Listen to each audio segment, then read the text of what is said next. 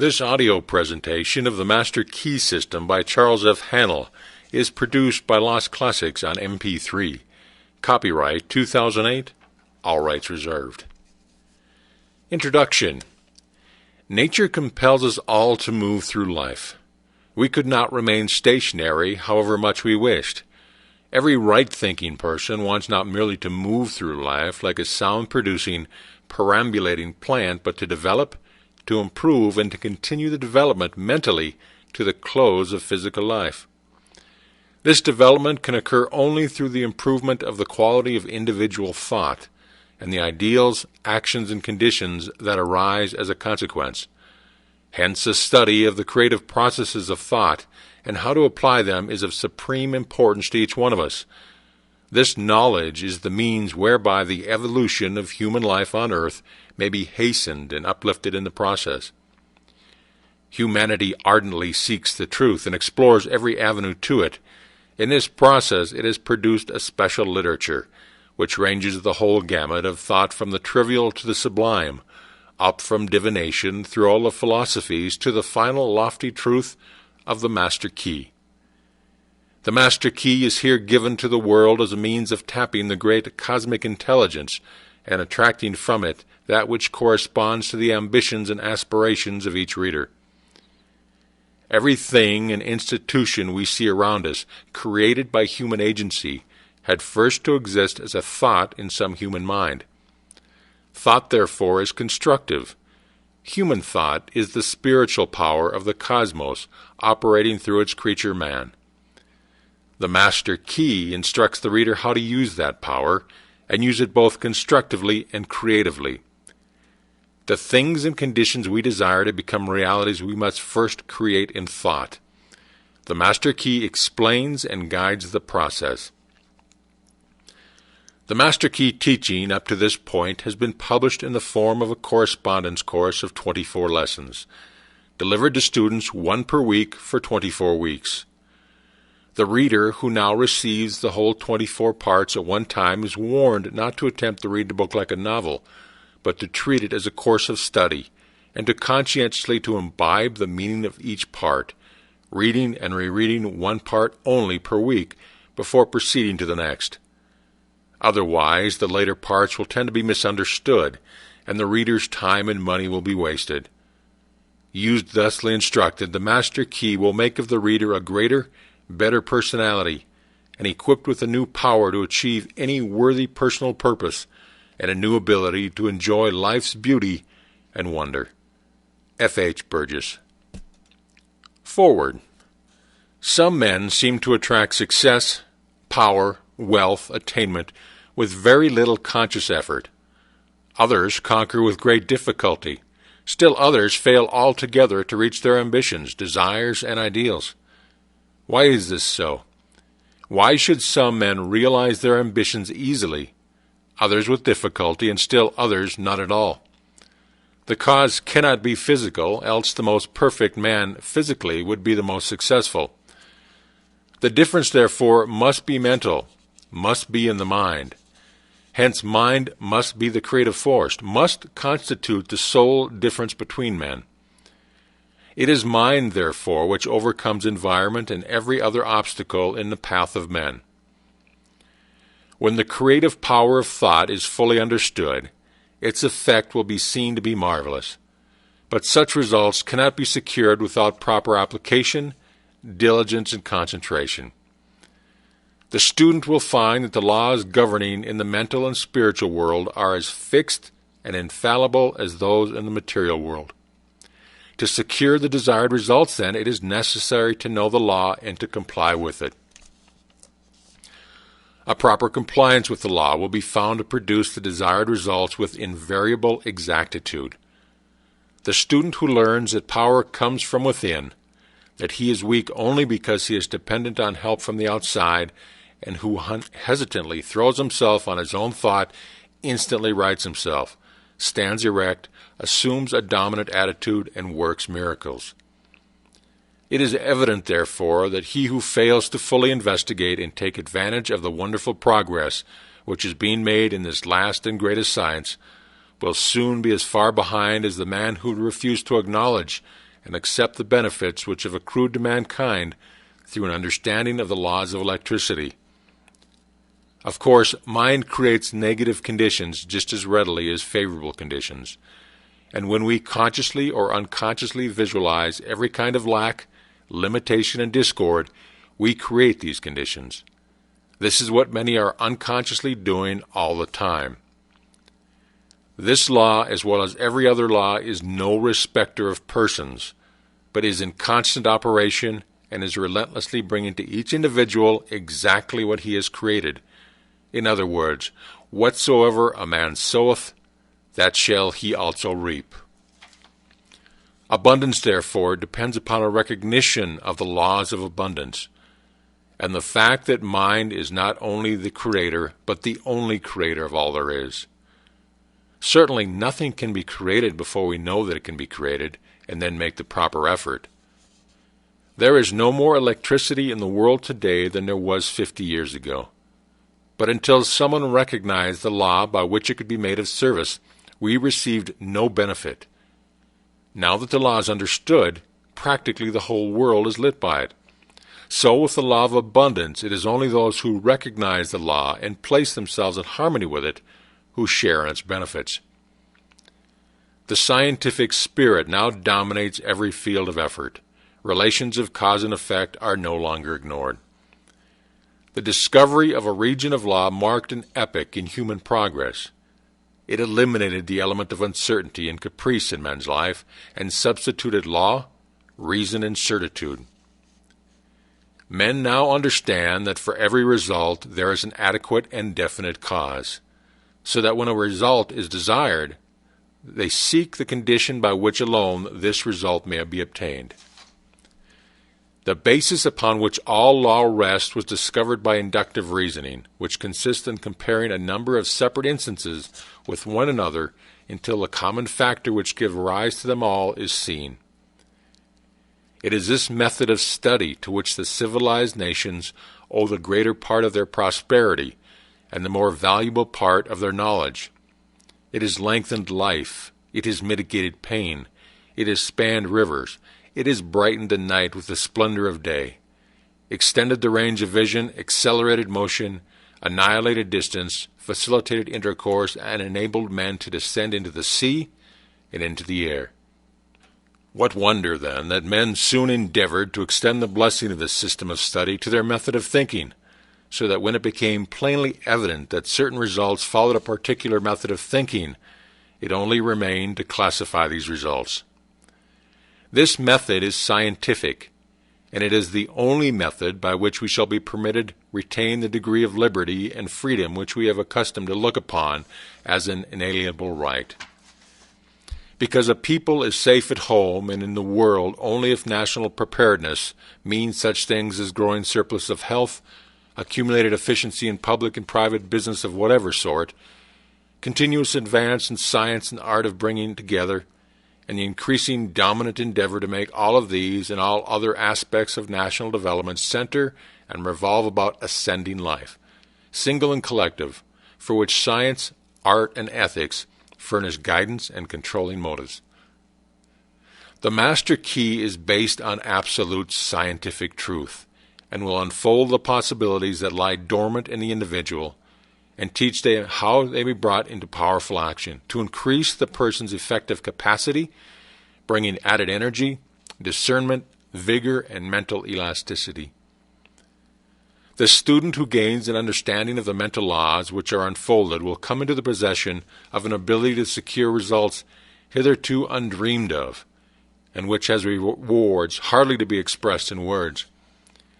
It explains the correct use of both the receptive and active elements of the mental nature, and instructs the students in the recognition of opportunity. It strengthens the will and reasoning powers, and teaches the cultivation and best use of imagination, desire, the emotions, and the intuitional faculty. It gives initiative, tenacity of purpose, wisdom of choice, intelligence, sympathy, and a thorough enjoyment of life on its higher planes. The master key teaches the use of mind power, true mind power, not only of the substitutes and perversions. It has nothing to do with hypnotism, magic, or any of the more or less fascinating deceptions by which many are led to think that something can be had for nothing. The Master Key cultivates and develops the understanding which will enable you to control the body and thereby the health. It improves and strengthens the memory. It develops insight, the kind of insight which is so rare, the kind which is a distinguishing characteristic of every successful businessman, the kind which enables men to see the possibilities as well as the difficulties in every situation, the kind which enables men to discern opportunity close at hand. For thousands fail to see opportunities almost within their grasp, while they are industriously working with situations which under no possibility can be made to realize any substantial return. The Master Key develops mental power, which means that others instinctively recognize that you are a person of force, of character, that they want to do what you want them to do. It means that you attract men and things to you, that you are what some people call lucky, that things come your way, that you have come into the understanding of the fundamental laws of nature and have put yourself in harmony with them, that you are in tune with the infinite, that you understand the law of attraction, the natural laws of growth, and the psychological laws of which all advantages in the social and business world rest. Mental power is creative power. It gives you the ability to create for yourself. It does not mean the ability to take something away from somewhere else. Nature never does things that way. Nature makes two blades of grass grow where one grew before, and mind power enables men to do the same thing. The Master Key develops insight and sagacity, increased independence, the ability and disposition to be helpful. It destroys distrust, depression, fear, melancholy, and every form of lack, limitation, and weakness, including pain and disease. It awakens buried talent, supplies initiative, force, energy, vitality. It awakens an appreciation of the beautiful in art, literature, and science. There is a change in the thought of the world. This change is silently transpiring in our midst, and is more important than any which the world has undergone since the downfall of paganism. The present revolution, in the opinion of all classes of men, the highest and most cultured of men, as well as those of the laboring class, stands unparalleled in the history of the world. Science has of late made such vast discoveries, has revealed such an infinity of resources, has unveiled such enormous possibilities and such unsuspected forces, that scientific men more and more hesitate to affirm certain theories as established and indubitable, or to deny certain other theories as absurd or impossible. And so a new civilization is being born. Customs, creeds, and cruelty are passing. Vision, faith, and service are taking their place. The fetters of tradition are being melted off from humanity, and as the dross of materialism is being consumed, thought is being liberated, and truth is rising full-orbed before an astonished multitude. The whole world is on the eve of a new consciousness, a new power, and a new consciousness, a new power, and a new realization of the resources within the self. It has changed the lives of thousands of men and women by substituting definite principles for uncertain and hazy methods, and principles for the foundation upon which every system of efficiency must rest. Albert Gary, the chairman of United States Steel Corporation, said, "The services of advisors, instructors, efficiency experts, and successful management are indispensable to most business enterprises. But I deem the recognition and adoption of right principles vastly more important." The Master Key teaches right principles and suggests methods for making a practical application of the principles. In that it differs from every other course of study, it teaches that the only possible value which can attach to any principle is in its application. Many read books, take home study courses, attend lectures all their lives without ever making any progress in demonstrating the value of the principles involved. The Master Key suggests methods by which the value of the principles taught may be demonstrated and put into actual practice in the daily experience. The last century saw the most magnificent material progress in history. The present century will produce the greatest progress in mental and spiritual power. Physical science has resolved matter into molecules, molecules into atoms, atoms into energy, and it has remained for Sir Ambrose Fleming in an address before the Royal Institution to resolve this energy into mind. He says, "In its ultimate essence, energy may be incomprehensible by us except as an exhibition of the direct operation by that which we call mind or will.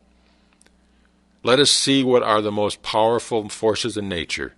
In the mineral world, everything is solid and fixed. In the animal and vegetable kingdom, it is in a state of flux, forever changing, always being created and recreated. In the atmosphere, we find heat, light, and energy. Each realm becomes finer and more spiritual as we pass from the visible to the invisible, from the coarse to the fine, from the low potentiality to high potentiality. When we reach the invisible, we find energy in its purest and most volatile state. And as the most powerful forces of nature are the invisible forces, so we find that the most powerful forces of man are his invisible force, his spiritual force. And the only way in which a spiritual force can manifest is through the process of thinking. Thinking is the only activity which the spirit possesses, and thought is the only product of thinking. Addition and subtraction are therefore spiritual transactions. Reasoning is a spiritual process. Ideas are spiritual conceptions. Questions are spiritual searchlights, and logic, argument, and philosophy is spiritual machinery. Every thought brings into action certain physical tissues, parts of the brain, nerve, or muscle. This produces an actual physical change in the construction of the tissue. Therefore, it is only necessary to have a certain number of thoughts on a given subject in order to bring about a complete change in the physical organization of a man. This is the process by which failure is changed into success. Thoughts of courage, power, inspiration, harmony are substituted for thoughts of failure, despair, lack, limitation, and discord. And as these thoughts take root, the physical tissue is changed, and the individual sees life in a new light. Old things have actually passed away. All things have become new. He is born again, this time born of the Spirit. Life has a new meaning for him. He is reconstructed and is filled with joy, confidence, hope, and energy. He sees opportunities for success to which he was heretofore blind. He recognizes possibilities which before had no meaning for him. The thoughts of success with which he was impregnated are radiated to those around him, and they in turn help him onward and upward. He attracts to him new and successful associates, and this in turn changes his environment, so that by this simple exercise of thought, a man changes not only himself, but his environment, circumstances, and conditions. You will see, you must see, that we are at the dawn of a new day, that the possibilities are so wonderful, so fascinating, so limitless as to be almost bewildering. A century ago, any man with a Gatling gun could have annihilated a whole army equipped with the implements of warfare then in use. So it is at present. Any man with the knowledge of the possibilities contained in the Master Key has an inconceivable advantage over the multitude. End of introduction. Introduction to Part 1. It is my privilege to enclose herewith Part 1 of the Master Key system. Would you like to bring into your life more power, obtain the power consciousness, manifest better health, get the health consciousness, more happiness, live the spirit of these things until they become yours by right? It will then become impossible to keep them from you. The things of the world are fluid to a power within man by which he rules them. You need not acquire this power, you already have it. But you want to understand it, and you want to use it. You want to control it. You want to impregnate yourself with it so that you can go forward and carry the world with you. Day by day as you go on, as you gain momentum, as your inspiration deepens, as your plans crystallize, as you gain understanding, you will come to realize that this world is no dead pile of stones and timber, but that it is a living thing. It is made up of the beating hearts of humanity. It is a thing of life and beauty. It is evident that it requires understanding to work with material of this description. But those who come into this understanding are inspired by a new light, a new force. They gain confidence and greater power each day. They realize their hopes and their dreams come true. Life has a deeper, fuller, clearer meaning than ever before. And now, Part 1. Part 1. That much gathers more is true on every plane of existence, and that loss leads to greater loss is equally true. Mind is creative, and conditions, environment, and all experiences in life are the result of our habitual or predominant mental attitude. The attitude of mind necessarily depends upon what we think. Therefore, the secret of all power, all achievement, and all possession depends upon our method of thinking. This is true because we must be before we can do, and we can do only to the extent which we are, and what we are depends upon what we think. We cannot express powers that we do not possess. The only way by which we may secure possession of power is to become conscious of power, and we can never become conscious of power until we learn that all power is from within. There is a world within, a world of thought and feeling and power, of light and life and beauty, and although invisible, its forces are mighty. The world within is governed by mind. When we discover this world, we shall find the solution for every problem, the cause for every effect. And since the world within is subject to our control, all laws of power and possession are also within our control.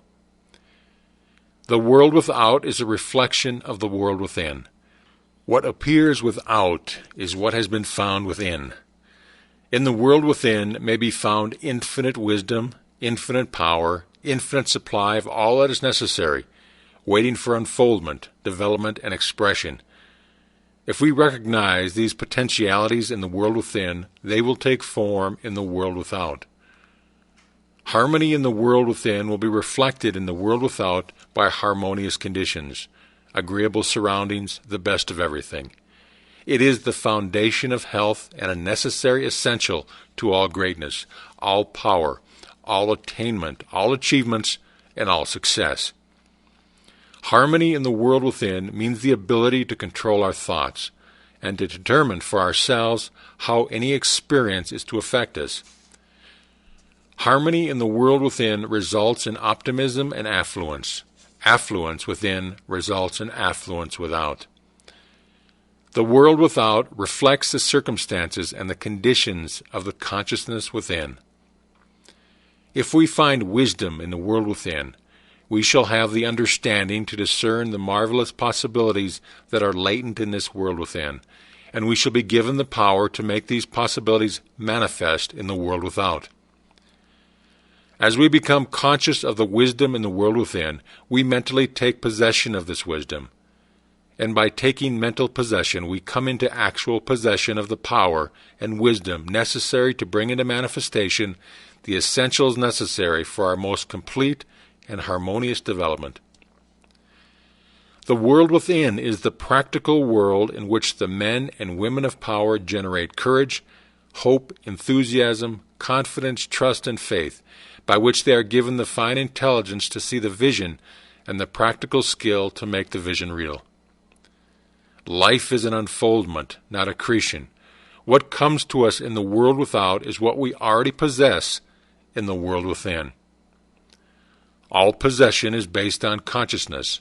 All gain is the result of an accumulated consciousness. All loss is the result of a scattering consciousness. Mental efficiency is contingent upon harmony. Discord means confusion. Therefore, he who would acquire power must be in harmony with natural law.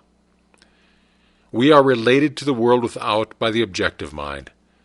The brain is the organ in this mind, and the cerebral spinal system of nerves puts us in conscious communication with every part of the body. The system of nerves responds to every sensation of light, heat, odor, sound, and taste. When this mind thinks correctly, when it understands the truth, when the thoughts sent through the cerebrospinal nervous system to the body are constructive, these sensations are pleasant and harmonious. The result is that we build strength, vitality, and all constructive forces into our body. But it is through this same objective mind that all distress, sickness, lack, limitation, and every form of discord and inharmony is admitted into our lives. It is therefore through the objective mind, by wrong thinking, that we are related to all destructive forces. We are related to the world within by the subconscious mind. The solar plexus is the organ of this mind.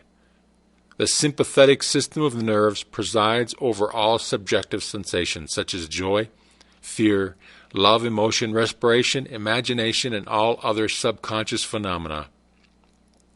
It is through the subconscious that we are connected with the universal mind and brought into relation with the infinite constructive forces of the universe.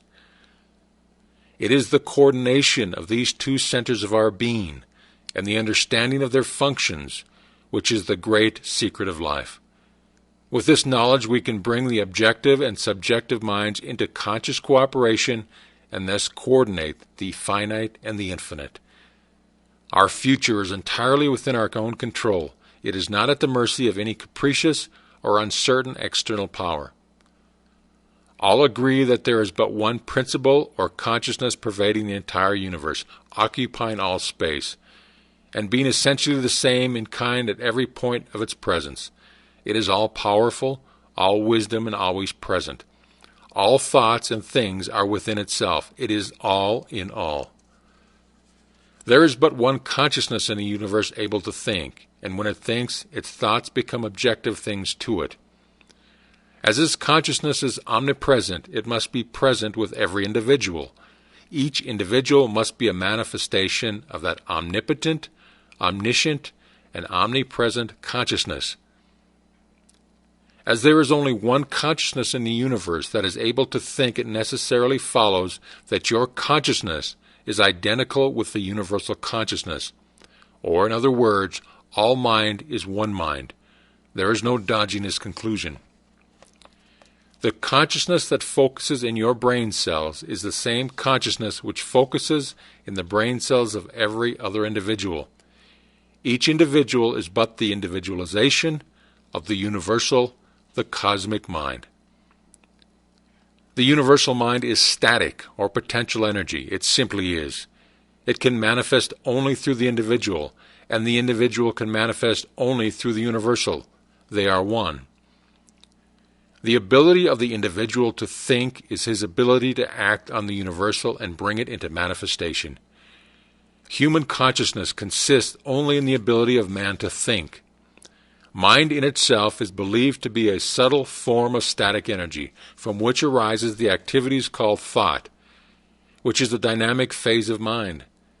Mind is static energy. Thought is dynamic energy. The two phases of the same thing. Thought is therefore the vibratory force formed by converting static mind into dynamic mind. As the sum of all attributes are contained in the universal mind, which is omnipotent, omniscient, and omnipresent, these attributes must be present at all times in their potential form in every individual. Therefore, when the individual thinks, the thought is compelled by its nature to embody itself in an objectivity or condition which will correspond with its origin. Every thought, therefore, is a cause, and every condition an effect. For this reason, it is absolutely essential that you control your thoughts so as to bring forth only desirable conditions. All power is from within and is absolutely under your control. It comes through exact knowledge and by the voluntary exercises of exact principles. It should be plain that when you acquire a thorough understanding of this law and are able to control your thought processes, you can apply it to any condition. In other words, you will have come into conscious cooperation with omnipotent law, which is the fundamental basis of all things. The universal mind is the life principle of every atom which is in existence. Every atom is continually striving to manifest more life. All are intelligent, and all are seeking to carry out the purpose for which they were created. A majority of mankind lives in the world without. Few have found the world within, and yet it is the world within that makes the world without. It is therefore creative, and everything which you find in your world without has been created by you in the world within. This system will bring you into a realization of power, which will be yours when you understand this relation between the world without and the world within. The world within is the cause, the world without the effect. To change the effect, you must change the cause. You will at once see that this is a radically new and different idea. Most men try to change effects by working with effects. They fail to see that this is simply changing one form of distress for another. To remove discord, we must remove the cause, and this cause can be found only in the world within. All growth is from within. This is evident in all nature. Every plant, every animal, every human is a living testimony to this great law, and the error of the ages is in looking for strength or power from without. The world within is the universal fountain of supply, and the world without is the outlet to the stream. Our ability to receive depends upon our recognition of this universal fountain, this infinite energy, of which each individual is an outlet, and so is one with every other individual. Recognition is a mental process. Mental action is therefore the interaction of the individual upon the universal mind. And as the universal mind is the intelligence which pervades all space and animates all living things, this mental action and reaction is the law of causation. But the principle of causation does not obtain in the individual but in the universal mind. It is not an objective faculty but a subjective process, and the results are seen in an infinite variety of conditions and experiences. In order to express life, there must be mind. Nothing can exist without mind. Everything which exists is some manifestation of this one basic substance from which and by all things have been created and are continually being recreated. We live in a fathomless sea of plastic mind substance. This substance is ever alive and active. It is sensitive to the highest degree. It takes form according to the mental demand. Thought forms the mold or matrix from which the substance expresses. Remember that it is in the application alone that the value consists, and that a practical understanding of this law will substitute abundance for poverty, wisdom for ignorance, harmony for discord, and freedom for tyranny. And certainly there can be no greater blessing than these from a material and social standpoint. Now make the application. Select a room where you can be alone and undisturbed. Sit erect, comfortably, but do not lounge. Let your thoughts roam where they'll be perfectly still from 15 minutes to a half an hour. Continue this for 3 or 4 days or for a week until you secure full control of your physical being.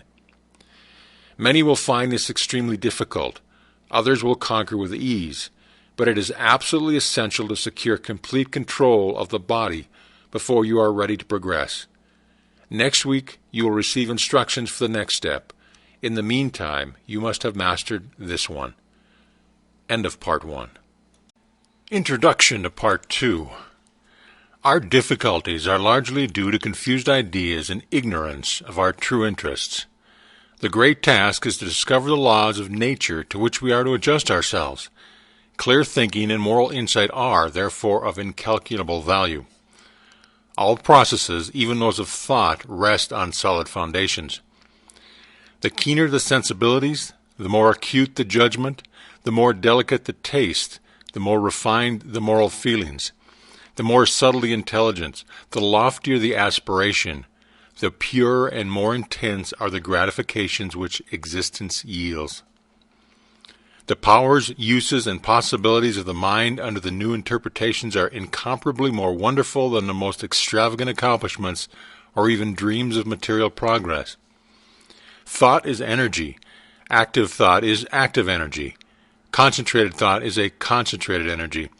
Thought concentrated on a definite purpose becomes power. This is the power which is being used by those who do not believe in the virtue of poverty or the beauty of self-denial.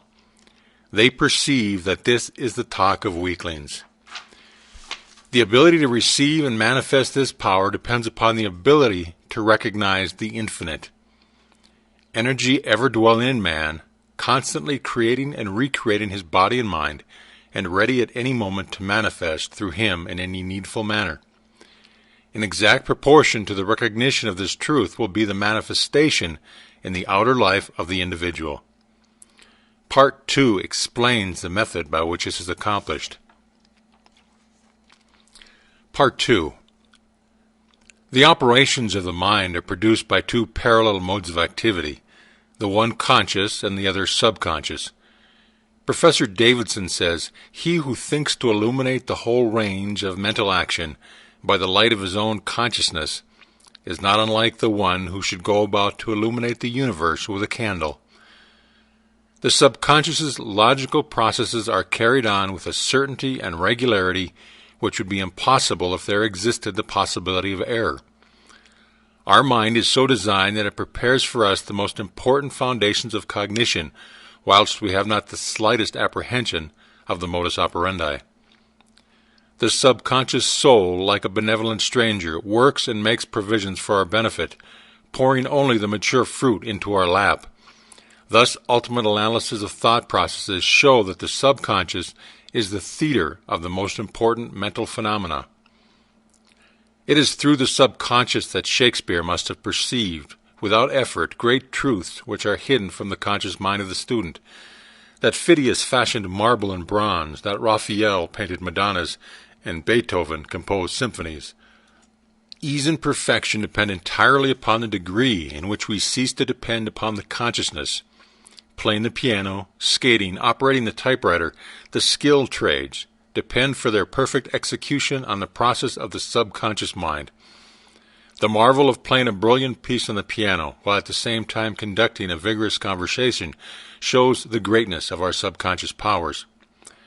We are all aware how dependent we are upon the subconscious, and the greater, the nobler, the more brilliant our thoughts are, the more it is obvious to ourselves that the origin lies beyond our ken. We find ourselves endowed with tact, instinct, sense of the beautiful in art, music, etc., or whose origin or dwelling place we are wholly unconscious. The value of the subconscious is enormous. It inspires us, it warns us, it furnishes us with names, facts, and scenes from the storehouse of memory. It directs our thoughts, tastes, and accomplishes tasks so intricate that no conscious mind, even if it had the power, has the capacity for. We can walk at will, we can raise the arm whenever we choose to do so. We can give our attention through eye or ear to any subject at pleasure. On the other hand, we cannot stop our heartbeats, nor the circulation of the blood, nor the growth of stature, nor the formation of nerve and muscle tissues, nor the building of the bones, nor many other important vital processes.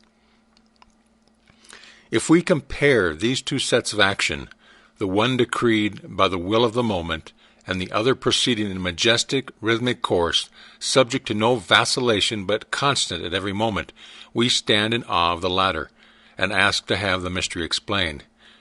We see at once that these are the vital processes of our physical life, and we cannot avoid the inference that these all-important functions are designedly withdrawn from the domain of our outward will with its variations and transitions, and placed under the direction of a permanent and dependable power within us.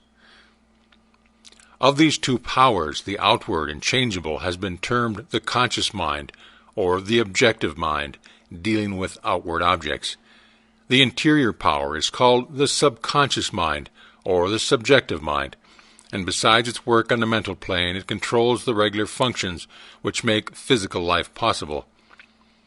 It is necessary to have a clear understanding of their respective functions on the mental plane, as well as on certain other basic principles. Perceiving and operating through the five physical senses, the conscious mind deals with the impressions and objects of the outward life. It has the faculty of discrimination, carrying with it the responsibilities of choice. It has the power of reasoning, whether inductive, deductive, analytical, or syllogistic, and this power may be developed to a high degree. It is the seat of the will with all the energies that flow therefrom. Not only can it impress other minds, but it can direct the subconscious mind. In this way, the conscious mind becomes the responsible ruler and guardian of the subconscious mind. It is this high function which can completely reverse conditions in your life. It is often true that conditions of fear, worry, poverty, disease, inharmony, and evils of all kinds dominate us by reason of false suggestions accepted by the unguarded subconscious mind. All this the trained conscious mind can entirely prevent by its vigilant protective action. It may properly be called the watchman at the gate of the great subconscious domain. One writer has expressed the chief distinction between the two phases of mind thusly: conscious mind is reasoning will. Subconscious mind is instinctive desire, the result of past reasoning will. The subconscious mind draws just and accurate inferences from premises furnished from outside sources. Where the premise is true, the subconscious mind reaches a faultless conclusion, but where the premise or suggestion is an error, the whole structure falls. The subconscious mind does not engage in the process of proving. It relies upon the conscious mind, the watchman at the gate, to guard it from mistaken impressions. Receiving any suggestions as true, the subconscious mind at once proceeds to act therein in the whole domain of its tremendous field of work. The conscious mind can suggest either truth or error. If the latter, it is at the cost of wide-reaching peril to the whole being. The conscious mind ought to be on duty during every waking hour. When the watchman is off guard, or when its calm judgment is suspended under a variety of conditions, then the subconscious mind is unguarded and left open to suggestion from all sources. During the wild excitement of panic, or during the height of anger or the impulse of the irresponsible mob, or at any other time of unrestrained passion, the conditions are most dangerous. The subconscious mind is then open to the suggestion of fear, hatred, selfishness, greed, self-deprecation, and other negative forces derived from surrounding persons or circumstances. The result is usually unwholesome in the extreme, with effects that may endure to distress it for a long time. Hence the great importance of guarding the subconscious mind from false impressions. The subconscious mind perceives by intuition, hence its processes are rapid. It does not wait for the slow methods of conscious reasoning. In fact, it cannot employ them. The subconscious mind never sleeps, never rests, any more than does your heart or your blood. It has been found that by plainly stating to the subconscious mind certain specific things to be accomplished, forces are set into operations that lead to the results desired. Here then is a source of power which places us in touch with omnipotence. Herein is a deep principle which is well worth our most earnest study. The operation of this law is interesting. Those who put it into operation find that when you go out to meet the person with whom they anticipate a difficult interview, something has been there before them and dissolved the supposed differences. Everything is changed. All is harmonious. They find that when some difficult business problem presents itself, they can afford to make delay, and something suggests the proper solution. Everything is properly arranged. In fact, those who have learned to trust the subconscious find that they have infinite resources at their command. The subconscious mind is the seat of our principles and our aspirations. It is the fount of our artistic and altruistic ideals. These instincts can only be overthrown by an elaborate and gradual process of undermining the innate principles. The subconscious mind cannot argue controversially. Hence, if it has accepted wrong suggestions, the sure method of overcoming them is by the use of a strong counter-suggestion, frequently repeated, which the mind must accept, thus eventually forming new and healthy habits of thought and life, for the subconscious mind is the seat of habit. That which we do over and over becomes mechanical. It is no longer an act of judgment, but has worn its deep grooves into the subconscious mind. This is favorable for us if the habit be wholesome and right. If it be harmful and wrong, the remedy is to recognize the omnipotence of the subconscious mind and suggest present actual freedom. The subconscious, being creative and one with our divine source, will at once create the freedom suggested. To sum up, the normal functions of the subconscious on the physical side have to do with the regular and vital processes, with the preservation of life and the restoration of health, with the care of offspring, which includes an instinctive desire to preserve all life and improve conditions generally. On the mental side, it is a storehouse of memory. It harbors the wonderful thought messengers who work unhampered by time or space.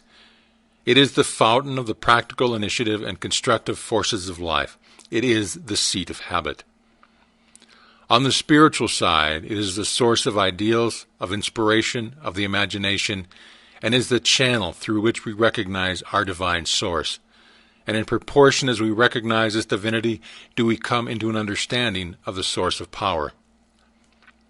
Some may ask, how can the subconscious change conditions? The reply is, because the subconscious is a part of the universal mind, and a part must be the same in kind and quality as a whole. The only difference is one of degree. The whole, as we know, is creative. In fact, it is the only creator there is.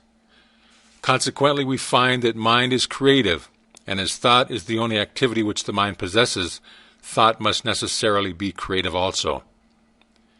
But we shall find that there is a vast difference between simply thinking and directing our thought consciously, systematically, and constructively. When we do this, we place our mind in harmony with the universal mind.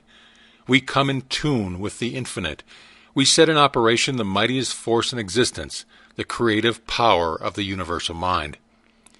This, as everything else, is governed by natural law, and this law is the law of attraction, which is what mind is creative and will automatically correlate with its object and bring it into its manifestation.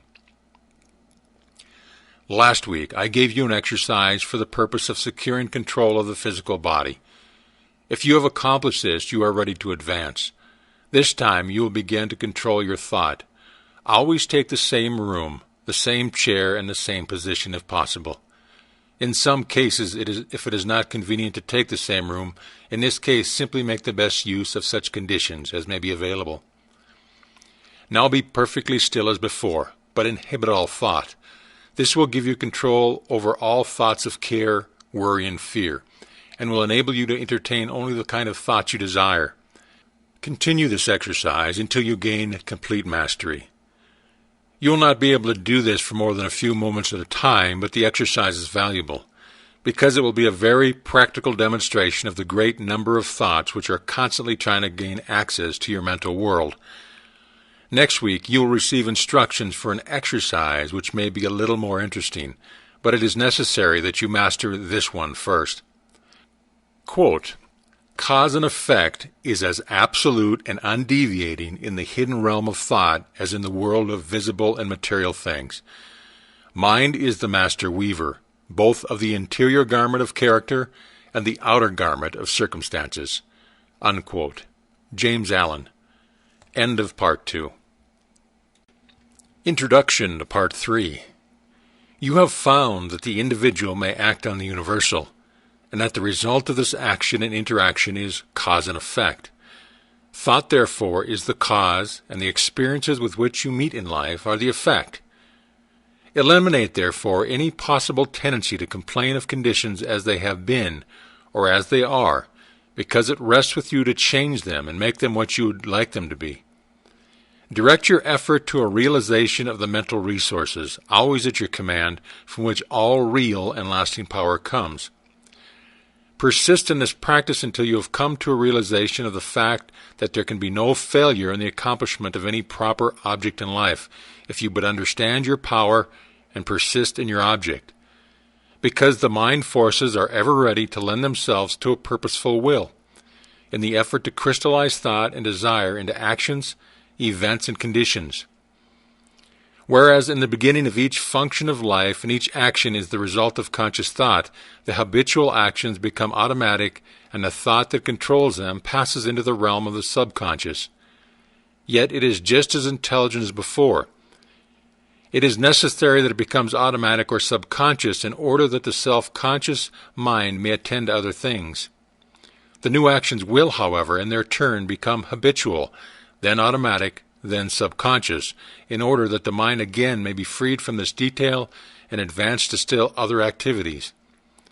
When you realize this, you will have found a source of power which will enable you to take care of any situation in life which may develop. Part 3. The necessary interaction of the conscious and subconscious mind requires a similar interaction between the corresponding system of nerves. Judge Troward indicates the very beautiful method in which this interaction is effected. He says, "The cerebrospinal system is the organ of the conscious mind, and the sympathetic is the organ of the subconscious. The cerebrospinal is the channel through which we receive conscious perceptions from the physical senses and exercise control over the movements of the body. This system of nerves has its center in the brain. The sympathetic system has its center in a ganglionic mass at the back of the stomach known as the solar plexus, and is the channel of that mental action which unconsciously supports the vital actions of the body. The connection between the two systems is made by the vagus nerve, which passes out of the cerebral region as the portion of the voluntary system to the thorax, sending out branches to the heart and lungs, and finally passing through the diaphragm. It loses its outer coating and becomes identified with the nerves of the sympathetic system, so forming a connected link between the two and making man physically a single entity. We have seen that every thought is received by the brain, which is the organ of the conscious. It is here subjected to our power of reasoning. When the objective mind has been satisfied that the thought is true, it is sent to the solar plexus, or the brain of the subjective mind, to be made into our flesh, to be brought forth into the world as a reality. It is then no longer susceptible to any argument whatever. The subconscious mind cannot argue, it only acts. It accepts the conclusions of the objective mind as final. The solar plexus has been likened to the sun of the body, because it is a central point of distribution for the energy which the body is constantly generating. This energy is very real energy, and the sun is a very real sun, and the energy is being distributed by very real nerves to all parts of the body, and is thrown off in an atmosphere which envelops the body. If this radiation is sufficiently strong, the person is called magnetic. He is said to be filled with personal magnetism. Such a person may wield an immense power for good. His presence alone will often bring comfort to the troubled minds with which he comes into contact. When the solar plexus is in active operation and is radiating life, energy, and vitality to every part of the body and to everyone whom he meets, the sensations are pleasant. The body is filled with health, and all with whom he comes in contact experience a pleasant sensation. If there is any interruption of this radiation, the sensations are unpleasant. The flow of life and energy to some part of the body is stopped, and this is the cause of every ill to the human race, physical, mental, or environmental. Physical, because the sun of the body is no longer generating sufficient energy to vitalize some part of the body. Mental, because the conscious mind is dependent upon the subconscious mind for the vitality necessary to support its thought. And environmental, because the connection between the subconscious mind and the universal mind is being interrupted. The solar plexus is the point at which the part meets with the whole, where the finite becomes infinite, where the uncreate becomes create, the universal becomes individualized, the invisible becomes visible. It is the point at which life appears, and there is no limit to the amount of life any individual may generate from this solar center.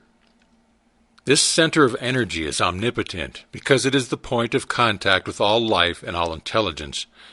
It can therefore accomplish whatever it is directed to accomplish, and herein lies the power of the conscious mind. The subconscious can and will carry out such plans and ideas as may be suggested to it by the conscious mind.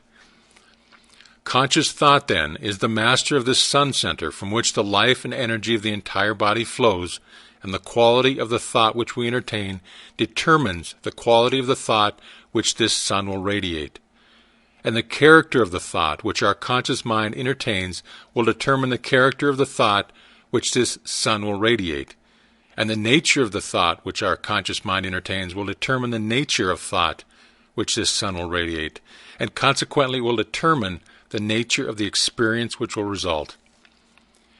It is evident, therefore, that all we have to do is to let our light shine. The more energy we can radiate, the more rapidly shall we be enabled to transmute undesirable conditions into sources of pleasure and profit. The important question, then, is how to let this light shine, how to generate this energy. Non-resistant thought expands the solar plexus. Resistant thought contracts it. Pleasant thought expands it. Unpleasant thought contracts it. Thoughts of courage, power, confidence, and hope all produce a corresponding state. But the one archenemy of the solar plexus which must be absolutely destroyed before there is any possibility of letting any light shine is fear. This enemy must be completely destroyed. He must be eliminated. He must be expelled forever. He is the cloud which hides the sun, which causes a perpetual gloom. It is this personal devil which makes men fear the past, the present, and the future, fear themselves, their friends, and their enemies, fear everything and everybody. When fear is effectually and completely destroyed, your light will shine. The clouds will disperse, and you will have found the source of power, energy, and life.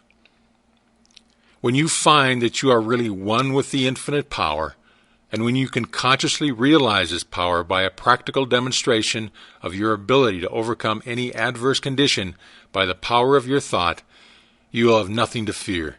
Fear will have been destroyed, and you will have come into possession of your birthright. It is our attitude of mind toward life which determines the experiences which we are to meet. If we expect nothing, we shall have nothing. If we demand much, we shall receive the greater portion. The world is harsh only as we fail to assert ourselves. The criticism of the world is bitter only to those who cannot compel room for their ideas. It is fear of this criticism that causes many ideas to fail to see the light of day. But the man who knows that he has a solar plexus will not fear criticism or anything else. He will be too busy radiating courage, confidence, and power. He will anticipate success by his mental attitude. He will pound barriers to pieces and leap over the chasm of doubt and hesitation which fear places in his path. A knowledge of our ability to consciously radiate health, strength, and harmony will bring us into a realization that there is nothing to fear because we are in touch with infinite strength. This knowledge can be gained only by making practical application of this information. We learn by doing. Through practice, the athlete becomes powerful. As the following statement is of considerable importance, I will put it in several ways, so that you cannot fail to get the full significance of it. If you are religiously inclined, I would say you can let your light shine. If your mind has a bias towards physical science, I would say you can wake the solar plexus. Or if you prefer the strictly scientific interpretation, I will say that you can impress your subconscious mind. I have already told you what the result of this impression will be. It is the method in which you are now interested. You have already learned that the subconscious is intelligent and that it is creative and responsive to the will of the conscious mind. What, then, is the most natural way of making the desired impression? Mentally concentrate on the object of your desire. When you are concentrating, you are impressing the subconscious. This is not the only way, but it is a simple and effective way and the most direct way, and consequently the way in which the best results are secured. It is the method which is producing such extraordinary results that many think that miracles are being accomplished. It is the method by which every great inventor, every great financier, every great statesman has been enabled to convert the subtle and invisible force of desire, faith, and confidence into actual, tangible, concrete facts in the objective world. The subconscious mind is a part of the universal mind. The universal is the creative principle of the universe. A part must be the same in kind and quality as the whole. This means that this creative power is absolutely unlimited. It is not bound by precedent of any kind, and consequently has no prior existing pattern by which to apply its constructive principle. We have found that the subconscious mind is responsive to our conscious will, which means that the unlimited creative power of the universal mind is within control of the conscious mind of the individual. When making a practical application of this principle, in accordance with the exercise given in the subsequent lessons, it is well to remember that it is not necessary to outline the method by which the subconscious will produce the results you desire. The finite cannot inform the infinite. You are simply to say what you desire, not how you are to obtain it. You are the channel by which the undifferentiated is being differentiated, and this differentiation is being accomplished by appropriation. It only requires recognition to set causes in motion which will bring about results in accordance with your desire. And this is accomplished because the universal can act only through the individual, and the individual can act only through the universal. They are one. For your exercise this week, I will ask you to go one step farther. I want you not only to be perfectly still and inhibit all thought as far as possible, but relax, let go. Let the muscles take their normal condition. This will remove all pressure from the nerves and eliminate that tension which so frequently produces physical exhaustion. Physical relaxation is a voluntary exercise of the will, and the exercise will be found to be of great value, as it enables the blood to circulate freely to and from the brain and the body. Tensions lead to mental unrest and abnormal mental activity of the mind. It produces worry, care, fear, and anxiety. Relaxation is therefore an absolute necessity in order to allow the mental faculties to exercise the greatest freedom. Make this exercise as thorough and complete as possible. Mentally determine that you will relax every muscle and nerve until you feel quiet and restful and at peace with yourself and the world. The solar plexus will then be ready to function, and you will be surprised at the result. End of Part 3. Introduction to Part 4. Enclosed herewith, I hand you Part 4. This part will show you why what you think or do or feel is an indication of what you are. Thought is energy, and energy is power, and it is because all the religions, sciences, and philosophies with which the world has heretofore been familiar have been based upon the manifestation of this energy instead of the energy itself, that the world has been limited to effects while causes have been ignored or misunderstood. For this reason we have God and the devil in religion, positive and negative in science, and good and bad in philosophy. The master key reverses the process. It is interested only in cause, and the letters received from students tell a marvelous story. They indicate conclusively that students are finding the cause whereby they may secure for themselves health, harmony, abundance, and whatever else may be necessary for their welfare and happiness. Life is expressive, and it is our business to express ourselves harmoniously and constructively. Sorrow, misery, unhappiness, disease, and poverty are not necessities, and we are constantly eliminating them. But this process of eliminating consists in rising above and beyond limitation of any kind. He who has strengthened and purified his thought need not concern himself about microbes, and he who has come into an understanding of the law of abundance will go at once to the source of supply. It is thus that fate, fortune, and destiny will be controlled as readily as a captain controls a ship, or an engineer his train. Part 4. The eye of you is not the physical body. That is simply an instrument with which the eye uses to carry out its purpose. The eye cannot be the mind, for the mind is simply another instrument which the eye uses with which to think, reason, and plan.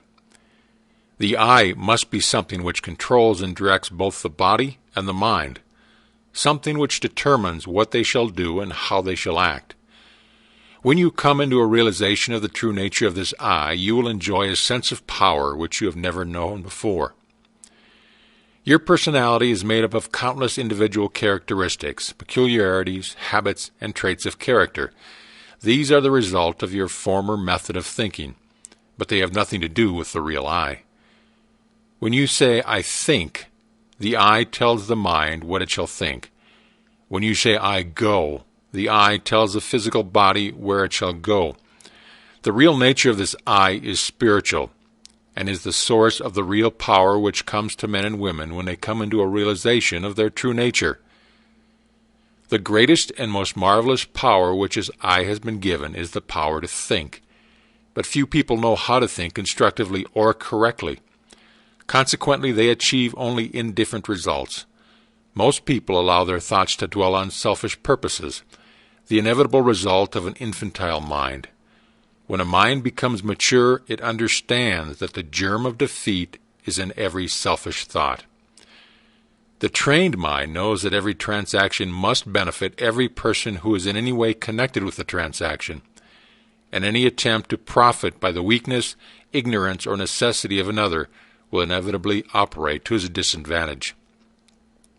This is because the individual is a part of the universal. A part cannot antagonize any other part, but, on the contrary, the welfare of each part depends upon a recognition of the interest of the whole. Those who recognize this principle have a great advantage in the affairs of life. They do not wear themselves out.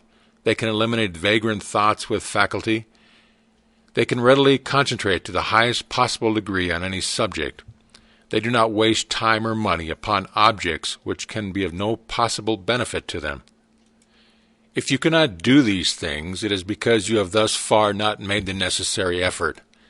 Now is the time to make the effort. The result will be exactly in proportion to the effort expended.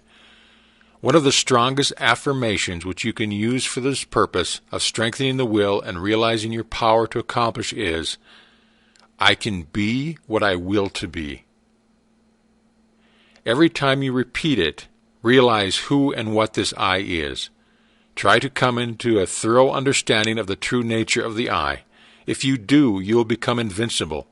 That is, provided that your objects and purposes are constructive and are therefore in harmony with the creative principle of the universe.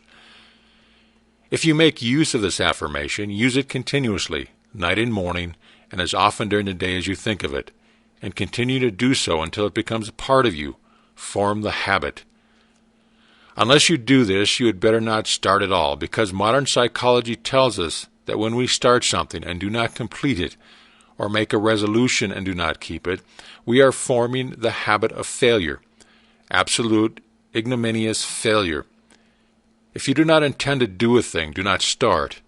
If you do start, see it through even if the heavens fall. If you make up your mind to do something, do it. Let nothing, no one interfere. The I in you has determined the thing is settled. The die is cast. There is no longer any argument. If you carry out this idea, beginning with small things which you know you can control and gradually increase the effort, but never under any circumstances allow your I to be overruled, you will find that you can eventually control yourself. And many men and women have found to their sorrow that it is easier to control a kingdom than to control themselves. But when you have learned to control yourself, you will have found the world within, which controls the world without. You will have become irresistible. Men and things will respond to your every wish without any apparent effort on your part. This is not so strange or impossible as it may appear when you remember that the world within is controlled by the I, and that this I is part or one with the infinite I, which is the universal energy or spirit, usually called God. This is not a mere statement or theory made for the purpose of confirming or establishing an idea, but it is a fact which has been accepted by the best religious thought as well as the best scientific thought. Herbert Spencer said, "Amid all the mysteries by which we are surrounded, nothing is more certain than we are ever in the presence of an infinite and eternal energy from which all things proceed." Lyman Abbott, in an address delivered before the alumni of Bangor Theological Seminary, said, "We are coming to think of God as dwelling in man, rather than as operating on men from without. Science goes a little way in its search and stops.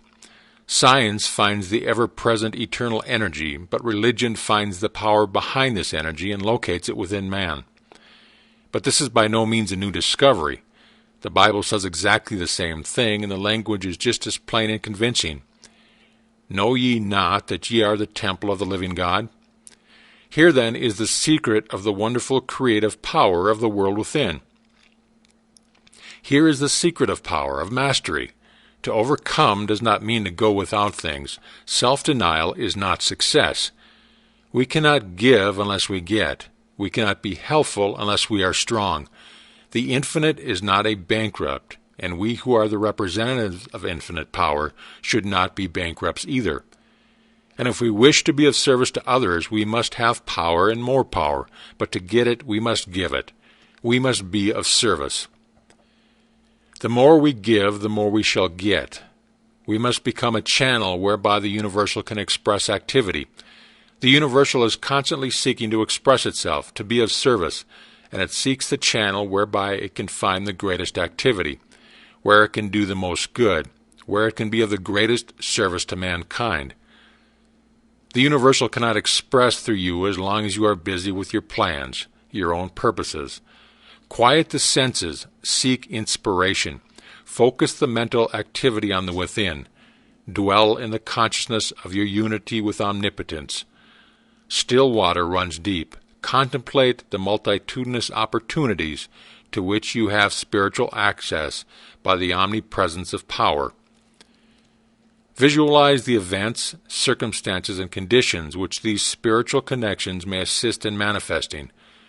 Realize the fact that the essence and soul of all things is spiritual, and that the spiritual is the real, because it is the life of all there is. When the spirit is gone, the life is gone. It is dead. It has ceased to exist. These mental activities pertain to the world within, to the world of cause and conditions and circumstances, which results are the effect. It is thus that you become a creator. This is important work, and the higher, loftier, grander, and more noble ideas which you can conceive, the more important the work will become. Overwork or overplay or over bodily activity of any kind produces conditions of mental apathy and stagnation, which makes it impossible to do the more important work, which results in a realization of conscious power. We should, therefore, seek the silence frequently. Power comes through repose. It is in the silence that we can be still, and when we are still we can think, and thought is the secret of all attainment. Thought is a mode of motion and is carried by the law of vibration, the same as light or electricity. It is given vitality by the emotions through the law of love. It takes form and expression by the law of growth. It is a product of the spiritual eye, hence its divine, spiritual, and creative nature. From this it is evident that in order to express power, abundance, or any other constructive purpose, the emotions must be called upon to give feeling to the thought so that it will take form. How may this purpose be accomplished? This is the vital point. How may we develop the faith, the courage, the feeling, which will result in accomplishment? The reply is by exercise. Mental strength is secured in exactly the same way that physical strength is secured, by exercise. We think something, perhaps with difficulty the first time. We think the same thing again, and it becomes easier this time. We think it again and again. It then becomes a mental habit.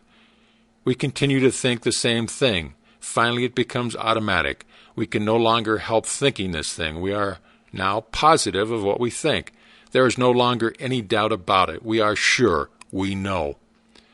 Last week, I asked you to relax, to let go physically. This week, I am going to ask you to let go mentally. If you practice the exercise given you last week, 15 or 20 minutes a day, in accordance with the instructions, you can no doubt relax physically. And anyone who cannot consciously do this quickly and completely is not a master of himself. He has not obtained freedom. He is still a slave to conditions. But I shall assume that you have mastered the exercise and are ready to take the next step, which is mental freedom. This week, after taking your usual position, remove all tension by completely relaxing. Then mentally let go of all adverse conditions, such as hatred, anger, worry, jealousy, envy, sorrow, trouble, or disappointment of any kind. You may say that you cannot let go of these things, but you can. You can do so by mentally determining to do so, by voluntary intention and persistence. The reason that some cannot do this is because they allow themselves to be controlled by the emotions instead of by their intellect. But those who will be guided by the intellect will gain the victory. You will not succeed the first time you try, but practice makes perfect. In this, as in everything else, and you must succeed in dismissing, eliminating, and completely destroying these negative and destructive thoughts, because they are the seed which is constantly germinating in discordant conditions of every conceivable kind and description. Quote, "There is nothing truer that the quality of thought which we entertain correlates certain externals in the outside world. This is the law from which there is no escape. And it is this law, this correlative of the thought with its object, that from time immemorial has led the people to believe in special providence." Williams. End of Part 4. Introduction to Part 5. Enclosed herewith you will find Part 5. After studying this part carefully, you will see that every conceivable force or object or fact is the result of mind in action. Mind in action is thought, and thought is creative. Men are thinking now as they have never thought before. Therefore, this is a creative age, and the world is awarding its richest prizes to the thinkers. Matter is powerless, passive, inert. Mind is force, energy, power. Mind shapes and controls matter. Every form which matter takes is but the expression of some pre-existing thought. But thought works no magic transformation. It obeys natural laws. It sets in motion natural forces. It releases natural energy. It manifests in your conduct and actions, and thus, in turn, react upon your friends and acquaintances, and eventually upon the whole of your environment. You can originate thought, and since thoughts are creative, you can create for yourself the things you desire. Part 5. At least 90% of our mental life is subconscious, so that those who fail to make use of this mental power live within very narrow limits. The subconscious can and will solve any problem for us if we know how to direct it. The subconscious processes are always at work. The only question is, are we to be simply passive recipients of this activity, or are we to consciously direct the work? Shall we have a vision of the destination to be reached, the dangers to be avoided, or shall we simply drift? We have found that mind pervades every part of the physical body and is always capable of being directed or impressed by authority coming from the objective or the more dominant portion of the mind. The mind which pervades the body is largely the result of heredity, which in turn is simply the result of all the environments of past generations on the responsive and ever-moving life force. An understanding of this fact will enable us to use our authority when we find some undesirable trait of character manifesting. We can consciously use all the desirable characteristics with which we have been provided, and we can repress and refuse to allow the undesirable ones to manifest. Again, this mind which pervades our physical body is not only the result of hereditary tendencies, but is the result of home, business, and social environment, where countless thousands of impressions, ideas, prejudices, and similar thoughts have been received. Much of this has been received from others, the result of opinions, suggestions, or statements. Much of it is the result of our own thinking, but nearly all of it has been accepted with little or no examination or consideration.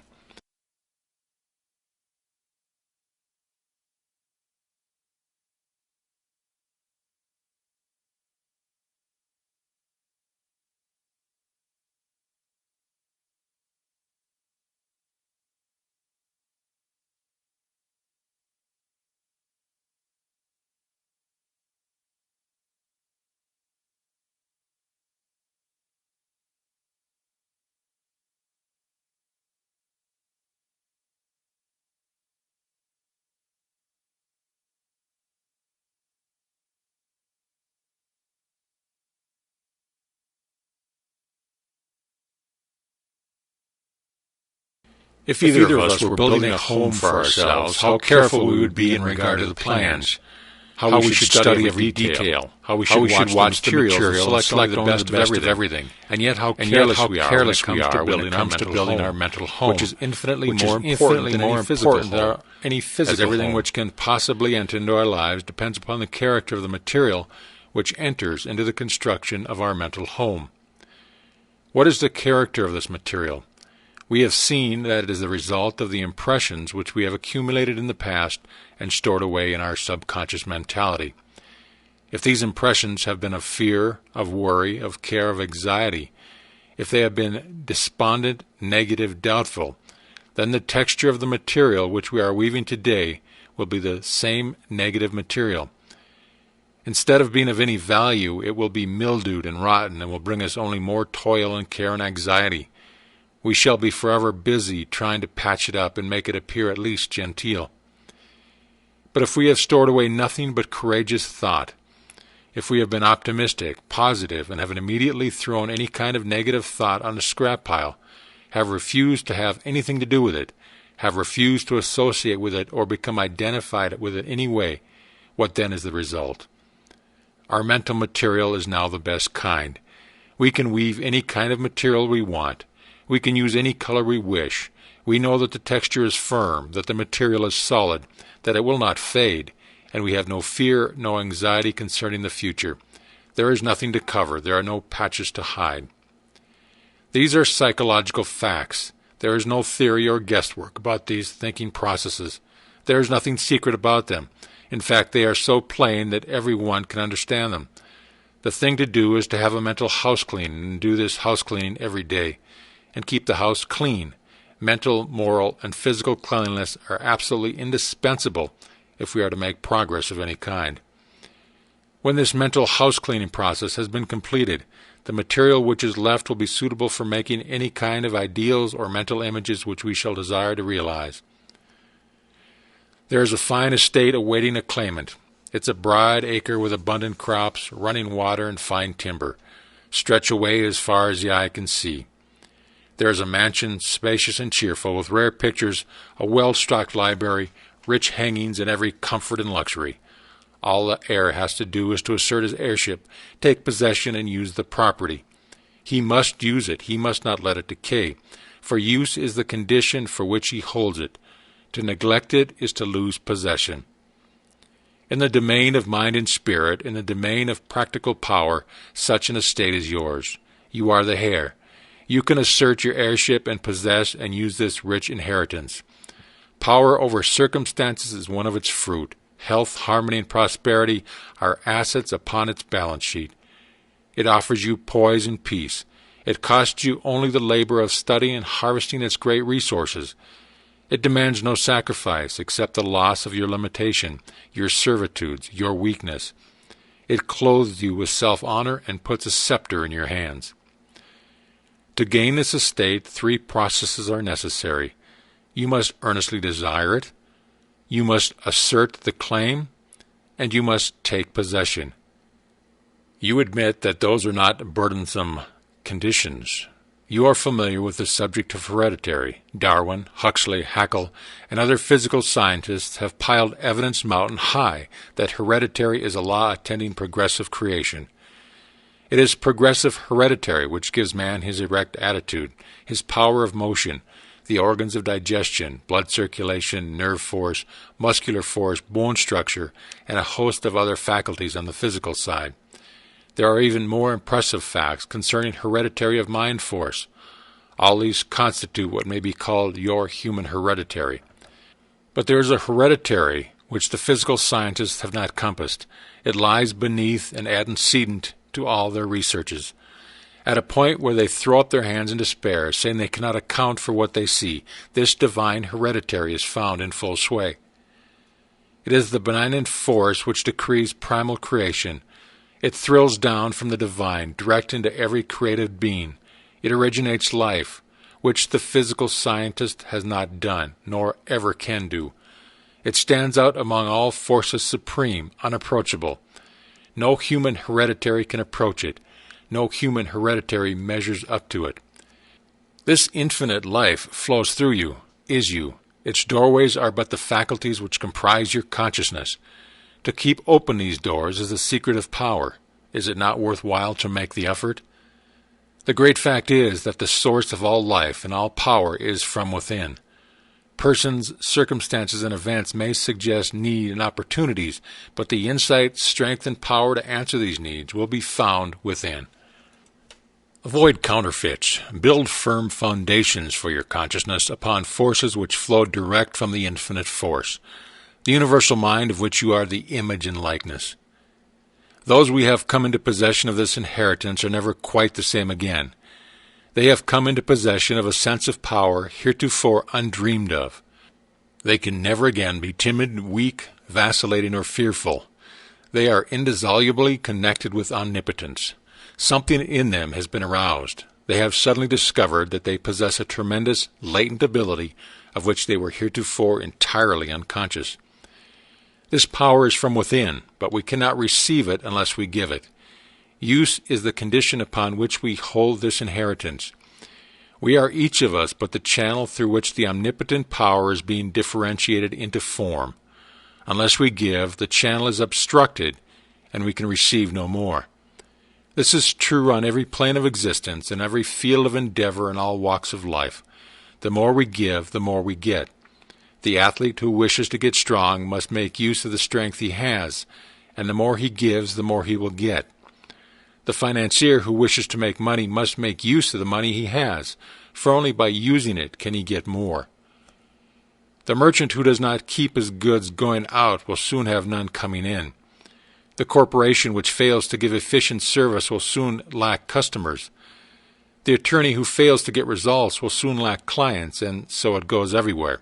Power is contingent upon a proper use of the power already in our possession. What is true in every field of endeavor, every experience in life, is true of the power from which every other power known among men is begotten, spiritual power. Take away the spirit, and what is left? Nothing. If then the spirit is all there is, upon the recognition of this fact must depend the ability to demonstrate all power, whether physical, mental, or spiritual. All possession is the result of the accumulated attitude of mind, or the money consciousness. This is the magic wand which will enable you to receive the idea, and it will formulate plans for you to execute. And you will find as much pleasure in the execution as in the satisfaction of attainment and achievement. Now, go to your room, take the same seat, the same position as before, and mentally select a place which has pleasant associations. Make a complete mental picture of it. See the buildings, the grounds, the trees, friends, associations, everything complete. At first you will find yourself thinking of everything under the sun, except the ideal upon which you desire to concentrate. But do not let that discourage you. Persistence will win, but persistence requires that you practice these exercises every day without fail. End of Part 5. Introduction to Part 6. It is my privilege to enclose Part 6. This part will give you an excellent understanding of the most wonderful piece of mechanism which has ever been created.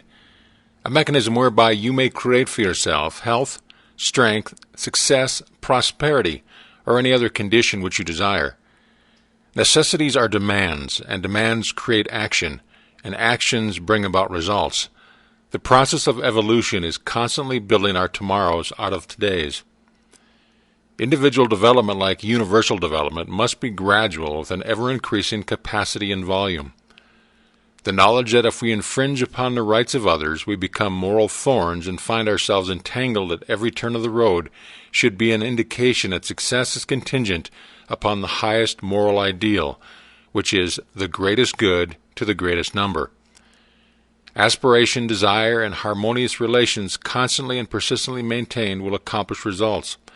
The greatest hindrance is erroneous and fixed ideas. To be in tune with eternal truth, we must possess poise and harmony within. In order to receive intelligence, the receiver must be in tune with the transmitter. Thought is a product of mind, and mind is creative. But this does not mean that the universal will change its modus operandi to suit us or our ideas, but it does mean that we can come into harmonious relationship with the universal, and when we have accomplished this, we may ask anything to which we are entitled, and the way will be made plain. Part 6. The universal mind is so wonderful that it is difficult to understand its utilitarian powers and possibilities and its unlimited producing effects. We have found that this mind is not only all intelligence, but all substance. How then is it to be differentiated in form? How are we to secure the effect which we desire? Ask any electrician what the effect of electricity will be, and he will reply that electricity is a form of motion, and its effect will depend upon the mechanism to which it is attached. Upon this mechanism will depend whether we shall have heat, light, power, music, or any of the other marvelous demonstrations of power to which this vital energy has been harnessed. What effect can be produced by thought? The reply is that thought is mind in motion, just as wind is air in motion, and its effect will depend entirely on the mechanism to which it is attached. Here, then, is the secret of all mental power. It depends entirely on the mechanism which we attach. What is this mechanism? You know something of the mechanism which has been invented by Edison, Bell, Marconi, and other electrical wizards, by which place and space and time have become only figures of speech. But did you ever stop to think that the mechanism which has been given you for transforming the universal, omnipresent potential power was invented by a greater inventor than Edison?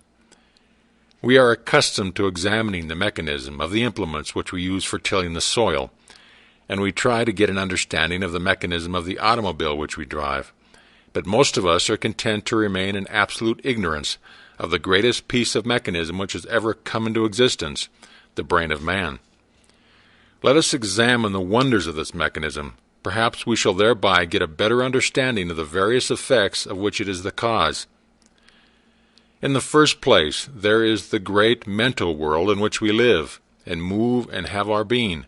This world is omnipotent, omniscient, and omnipresent. It will respond to our desire in direct ratio to our purpose and faith. The purpose must be in accordance with the law of our being, that it must be creative or constructive.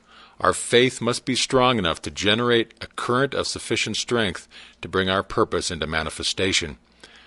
As thy faith is, so be it unto thee, bears that stamp of scientific test. The effects which are produced in the world without are the result of the action and reaction of the individual upon the universal.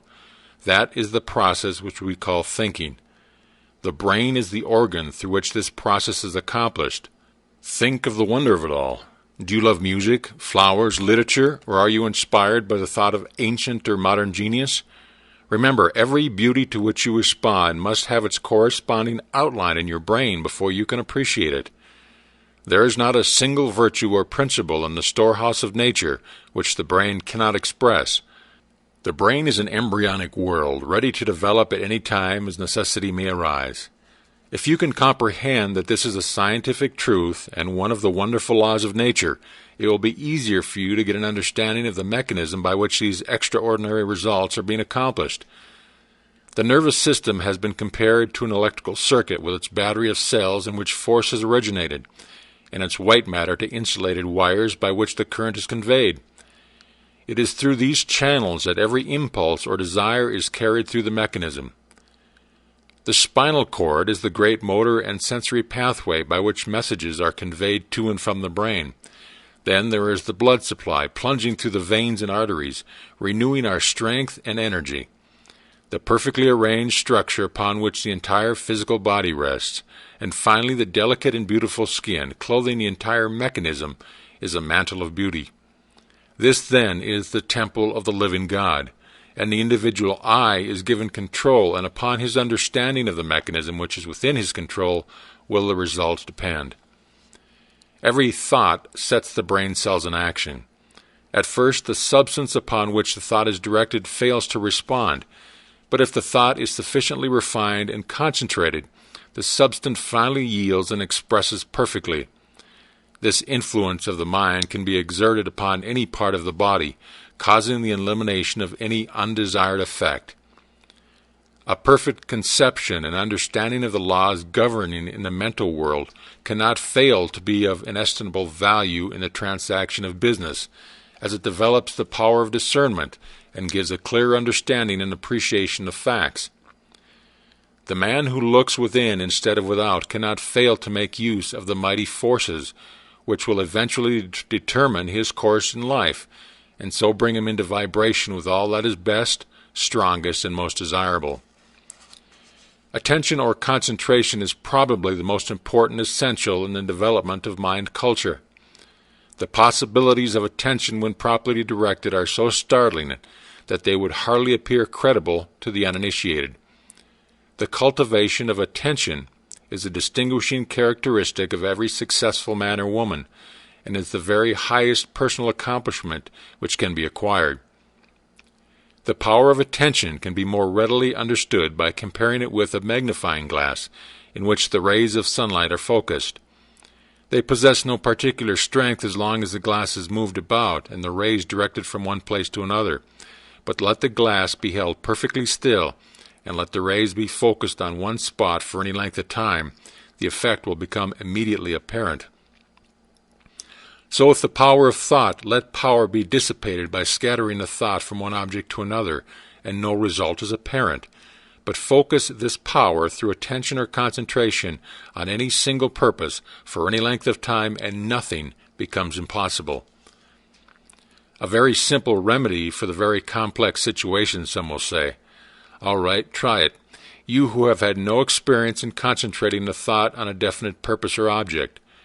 Choose any single object and concentrate your attention on it for a definite purpose for even 10 minutes. You cannot do it. The mind will wander a dozen times, and it will be necessary to bring it back to the original purpose. And each time the effect will have been lost, and at the end of the 10 minutes nothing will be gained, because you have not been able to hold your thought steadily to the purpose. It is, however, through attention that you will finally be able to overcome obstacles of any kind that appear in your path onward and upward. And the only way to acquire this wonderful power is by practice. Practice makes perfect, in this as in anything else. In order to cultivate the power of attention, bring a photograph with you to the same seat in the same room in the same position as heretofore. Examine it closely at least 10 minutes.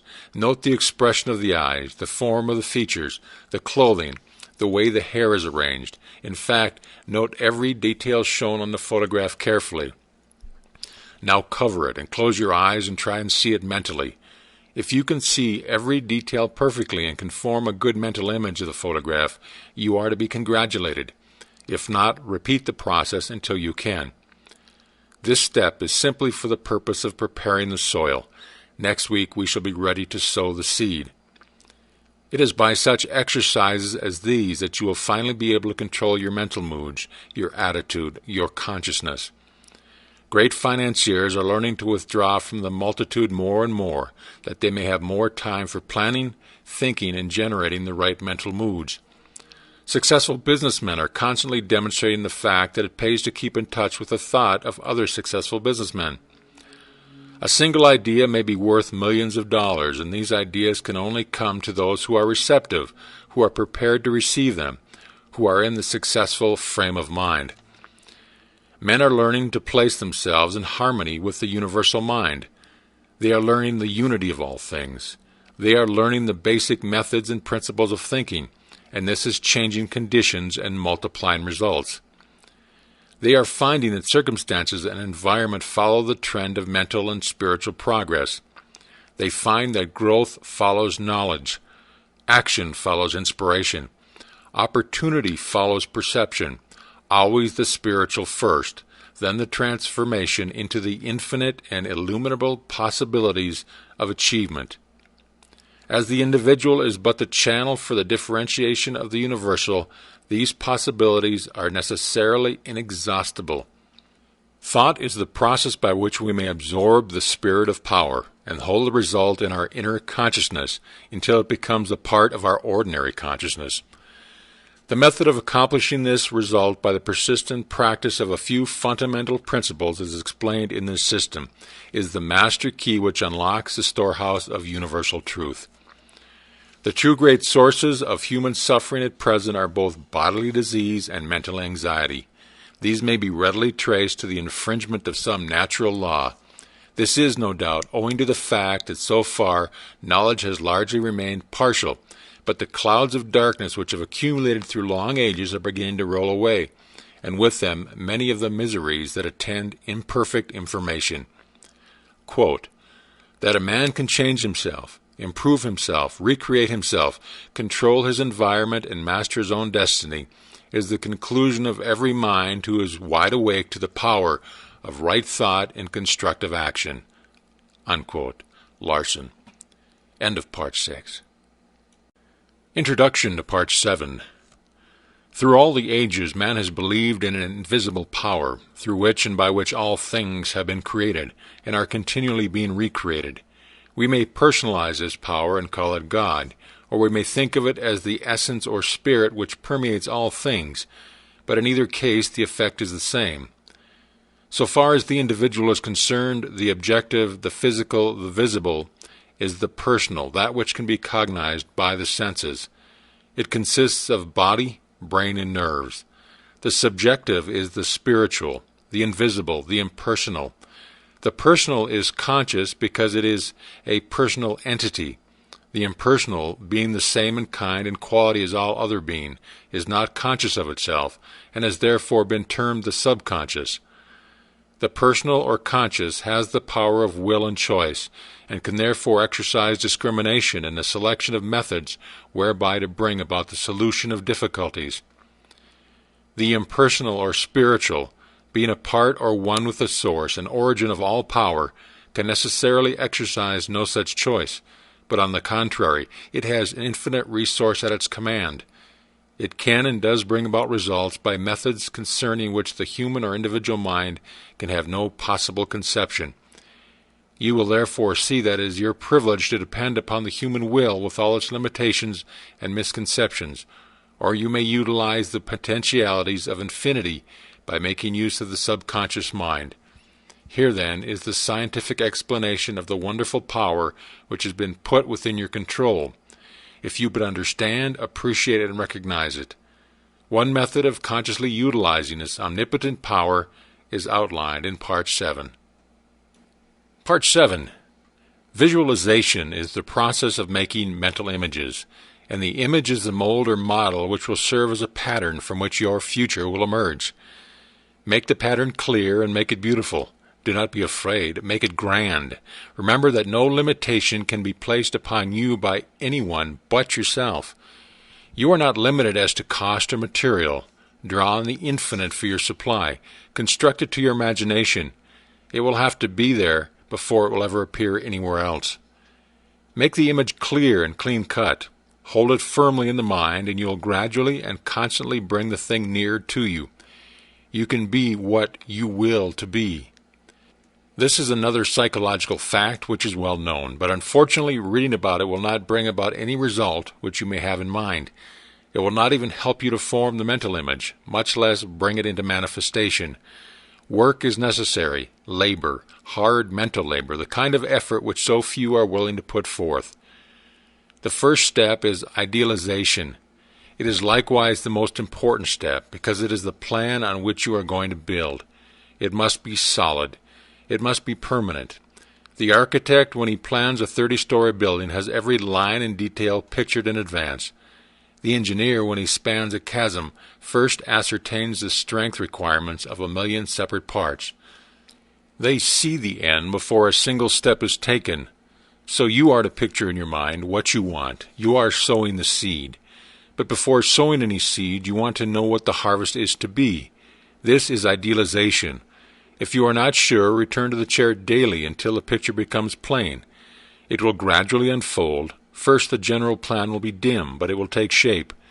The outline will take form, then the details, and you will gradually develop the power by which you will be enabled to formulate plans which will eventually materialize in the objective world. You will come to know what the future holds for you. Then comes the process of visualization. You must see the picture more and more complete. See the detail, and as the details begin to unfold, the ways and means for bringing it into manifestation will develop. One thing will lead to another. Thought will lead to action. Action will develop methods. Methods will develop friends, and friends will bring about circumstances, and finally the third step, or materialization, will have been accomplished. We all recognize the universe must have been thought into shape before it ever could have become a material fact. And if we are willing to follow along the lines of the great architect of the universe, we shall find our thoughts taking form, just as the universe took concrete form. It is the same mind operating through the individual. There is no difference in kind or quantity. The only difference is one of degree. The architect visualizes his building. He sees it as he wishes it to be. His thought becomes a plastic mold from which the building will eventually emerge, a high one or a low one, a beautiful one or a plain one. His vision takes form on paper, and eventually the necessary material is utilized, and the building stands complete.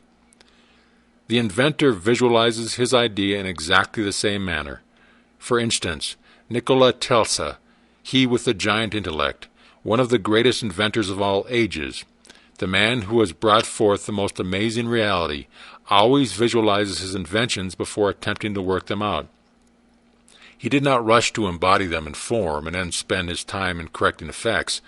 Having first built up the idea in his imagination, he held it there as a mental picture, to be reconstructed and improved by his thought. In this way, he writes in The Electrical Experimenter, I am enabled to rapidly develop and perfect a conception without touching anything. When I have gone so far as to embody in the invention every possible improvements I can think of, and see no fault anywhere, I put into concrete, the product of my brain. Invariably my device works as I conceived it should. In 20 years there has not been a single exception. If you can conscientiously follow these directions, you will develop faith, the kind of faith that is the substance of things hoped for, the evidence of things not seen. You will develop confidence, the kind of confidence that leads to endurance and courage. You will develop the power of concentration, which will enable you to exclude all thoughts except the ones which are associated with your purpose. The law is that thought will manifest in form, and only one who knows how to be the divine thinker of his own thoughts can ever take a master's place and speak with authority. Clearness and accuracy are obtained only by repeatedly having the image in mind. Each repeated action renders the image more clear and accurate than the preceding, and in proportion to the clearness and accuracy of the image will the outward manifestation be. You must build it firmly and securely in your mental world, the world within, before it can take form in the world without. And you can build nothing of value, even in the mental world, unless you have the proper material. When you have the material, you can build anything you wish, but make sure of your material. You cannot make broadcloth from shoddy. This material will be brought out by millions of silent mental workers and fashioned into the form of the image which you have in mind. Think of it. You have over 5 million of these mental workers, ready and in active use. Brain cells, they're called. Besides this, there is another reserve force of at least an equal number, ready to be called into action at the slightest need. Your power to think, then, is almost unlimited, and this means that your power to create the kind of material which is necessary to build for yourself any kind of environment which you desire is practically unlimited. In addition to these millions of mental workers, you have billions of mental workers in the body, every one of them which is endowed with sufficient intelligence to understand and act upon any message or suggestion given. These cells are all busy creating and recreating the body, but in addition to this, they are endowed with psychic activity whereby they can attract to themselves the substance necessary for perfect development. They do this by the same law and in the same manner that every form of life attracts to itself the necessary material for growth.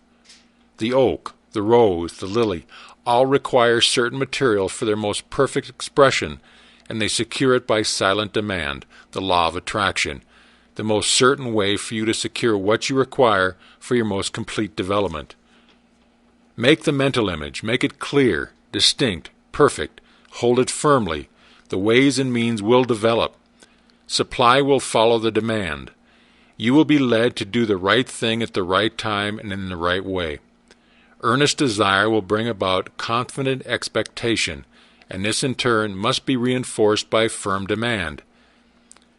These three cannot fail to bring about attainment because the earnest desire is the feeling, the confident expectation is the thought, and the firm demand is the will. And as we have seen, feeling gives vitality to thought, and the will holds it steady until the law of growth brings it into manifestation. Is it not wonderful that man has such tremendous power within himself, such that transcendental faculties concerning which he has had no conception? Is it not strange that we have always been taught to look for strength and power without? We have been taught to look everywhere but within, and whenever this power manifested in our lives, we were told that it was something supernatural. There are many who have come to an understanding of this wonderful power, and who make serious and conscientious efforts to realize health, power, and other conditions, and seem to fail. They do not seem able to bring the law into operation. The difficulty in nearly every case is that they are dealing with externals. They want money, power, health, and abundance, but they fail to realize that these are effects and can only come when the cause is found. Those who will give no attention to the world without, will seek only to ascertain the truth, will look only for wisdom, will find that this wisdom will unfold and disclose the source of all power, that it will manifest in thought and purpose which will create the external conditions desired. This truth will find expression in noble purposes and courageous action. Create ideals only. Give no thought to external conditions. Make the world within beautiful and opulent, and the world without will express and manifest the condition which you have within. You will come into a realization of your power to create ideals, and these ideals will be projected into the world of effect. For instance, a man is in debt. He will be continually thinking about the debt, concentrating on it, and his thoughts are causes. The result is that he not only fastens the debt closer to him, but actually creates more debt. He is putting the great law of attraction into operation with the usual and inevitable result. Loss leads to greater loss. What then is the correct principle? Concentrate on the things you want, not on the things you do not want. Think of abundance. Idealize the methods and plans for putting the laws of abundance into operation.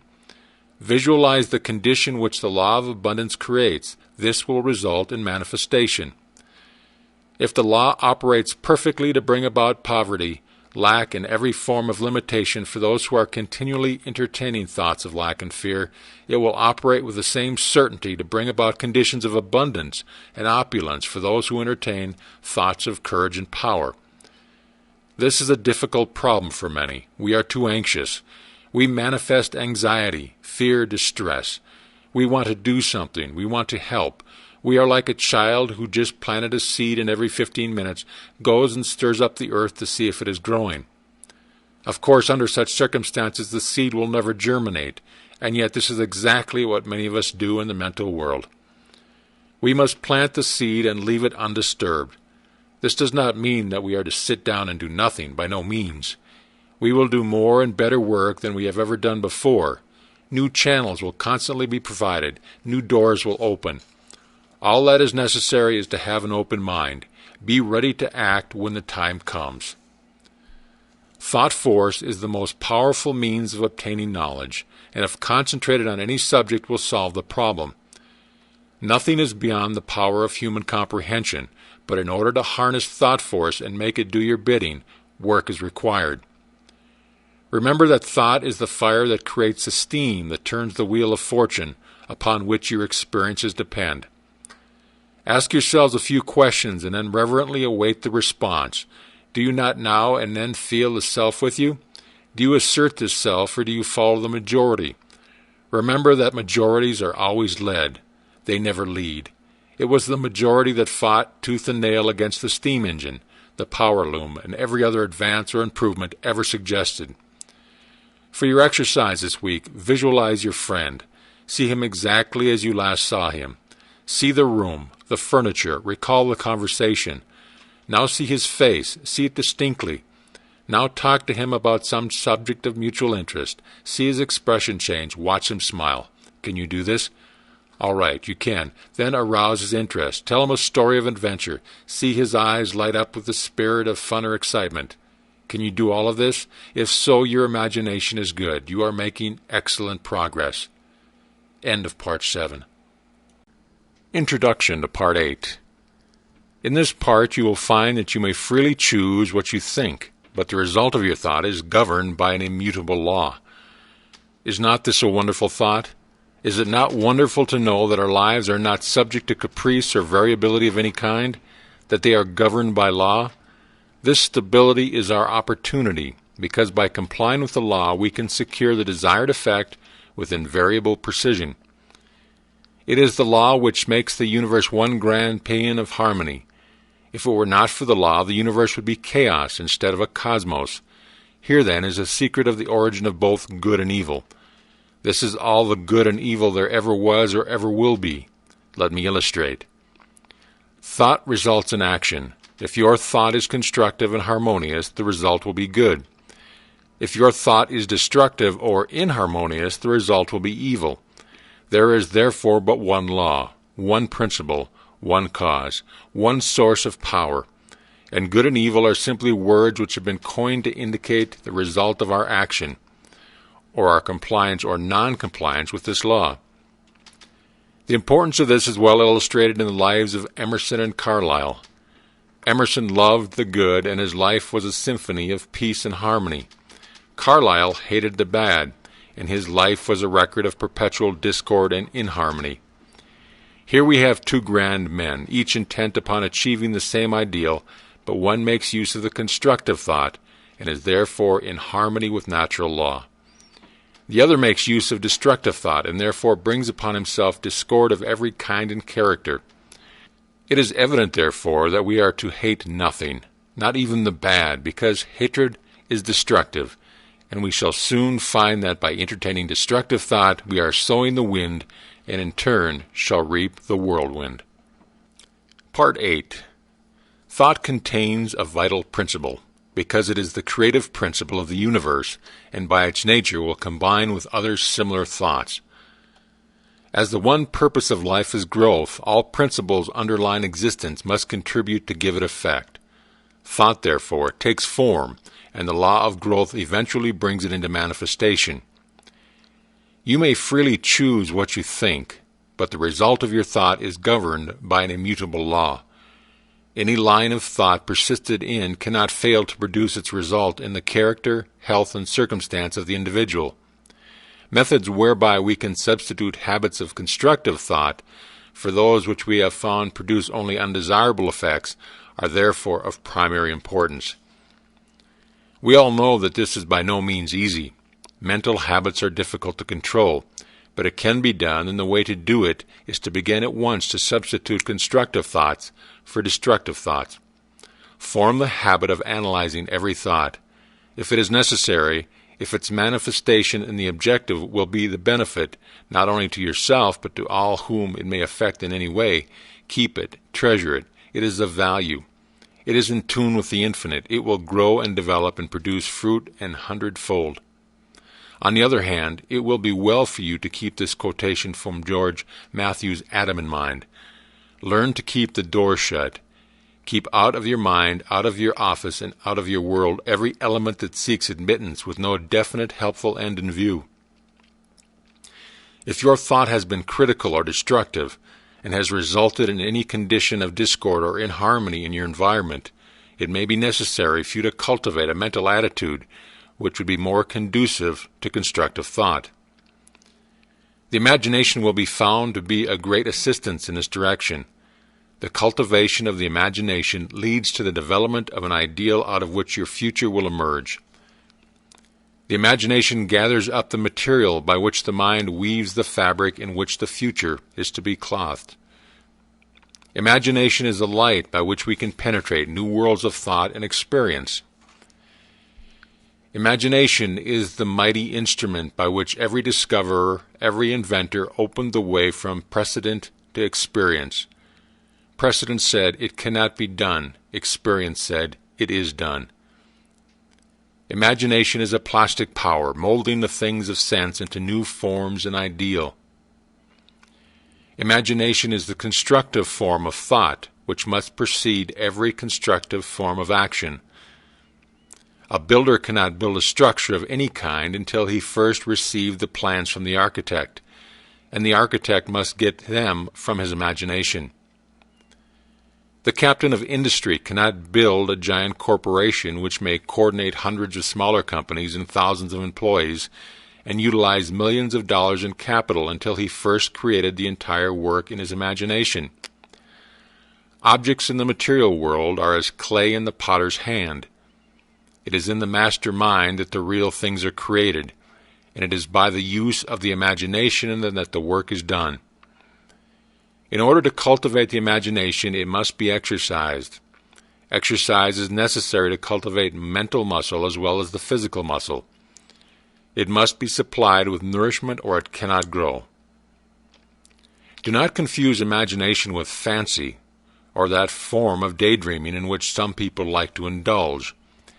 Daydreaming is a form of mental dissipation which may lead to mental disaster. Constructive imagination means mental labor, by some considered to be the hardest kind of labor, but if so, it yields the greatest returns. For all the great things in life have come to men and women who had the capacity to think, to imagine, and to make their dreams come true. When you have become thoroughly conscious of the fact that mind is the only creative principle, that it is omnipotent, omniscient, and omnipresent, and that you can consciously come into harmony with this omnipotence through your power of thought, you will have taken a long step in the right direction. The next step is to place yourself in position to receive this power. As it is omnipresent, it must be within you. We know that this is so because we know that all power is from within, but it must be developed, unfolded, cultivated. In order to do this, we must be receptive. And this receptivity is acquired just as physical strength is required, by exercise. The law of attraction will certainly and unerringly bring to you the conditions, environment, and experiences in life corresponding with your habitual, characteristic, predominant mental attitude. Not what you think once in a while when you are in church or you've just read a good book, but your predominant mental attitude is what counts. You cannot entertain weak, harmful, negative thoughts 10 hours a day and expect to bring about beautiful, strong, and harmonious conditions by 10 minutes of strong, positive, creative thought. Real power comes from within. All power that anyone can possibly use is within man, only waiting to be brought into visibility by his first recognizing it and then affirming it as his, working it into his consciousness until he becomes one with it. People say that they desire abundant life, and so they do. But so many interpret this to mean that if they will exercise their muscles or breathe scientifically, eat certain foods in certain ways, drink so many glasses of water every day or just a certain temperature, keep out the drafts, they will attain the abundant life they seek. The result of such methods is but indifferent. However, when man awakens to the truth and affirms his oneness with all life, he finds that he takes on the clear eye, the elastic step, the vigor of youth. He finds that he has discovered the source of all power. All mistakes are but the mistakes of ignorance. Knowledge gaining and consequent power is what determines growth and evolution. The recognition and demonstration of knowledge is what constitutes power, and this power is spiritual power. And this spiritual power is the power which lies at the heart of all things. It is the soul of the universe. This knowledge is the result of man's ability to think.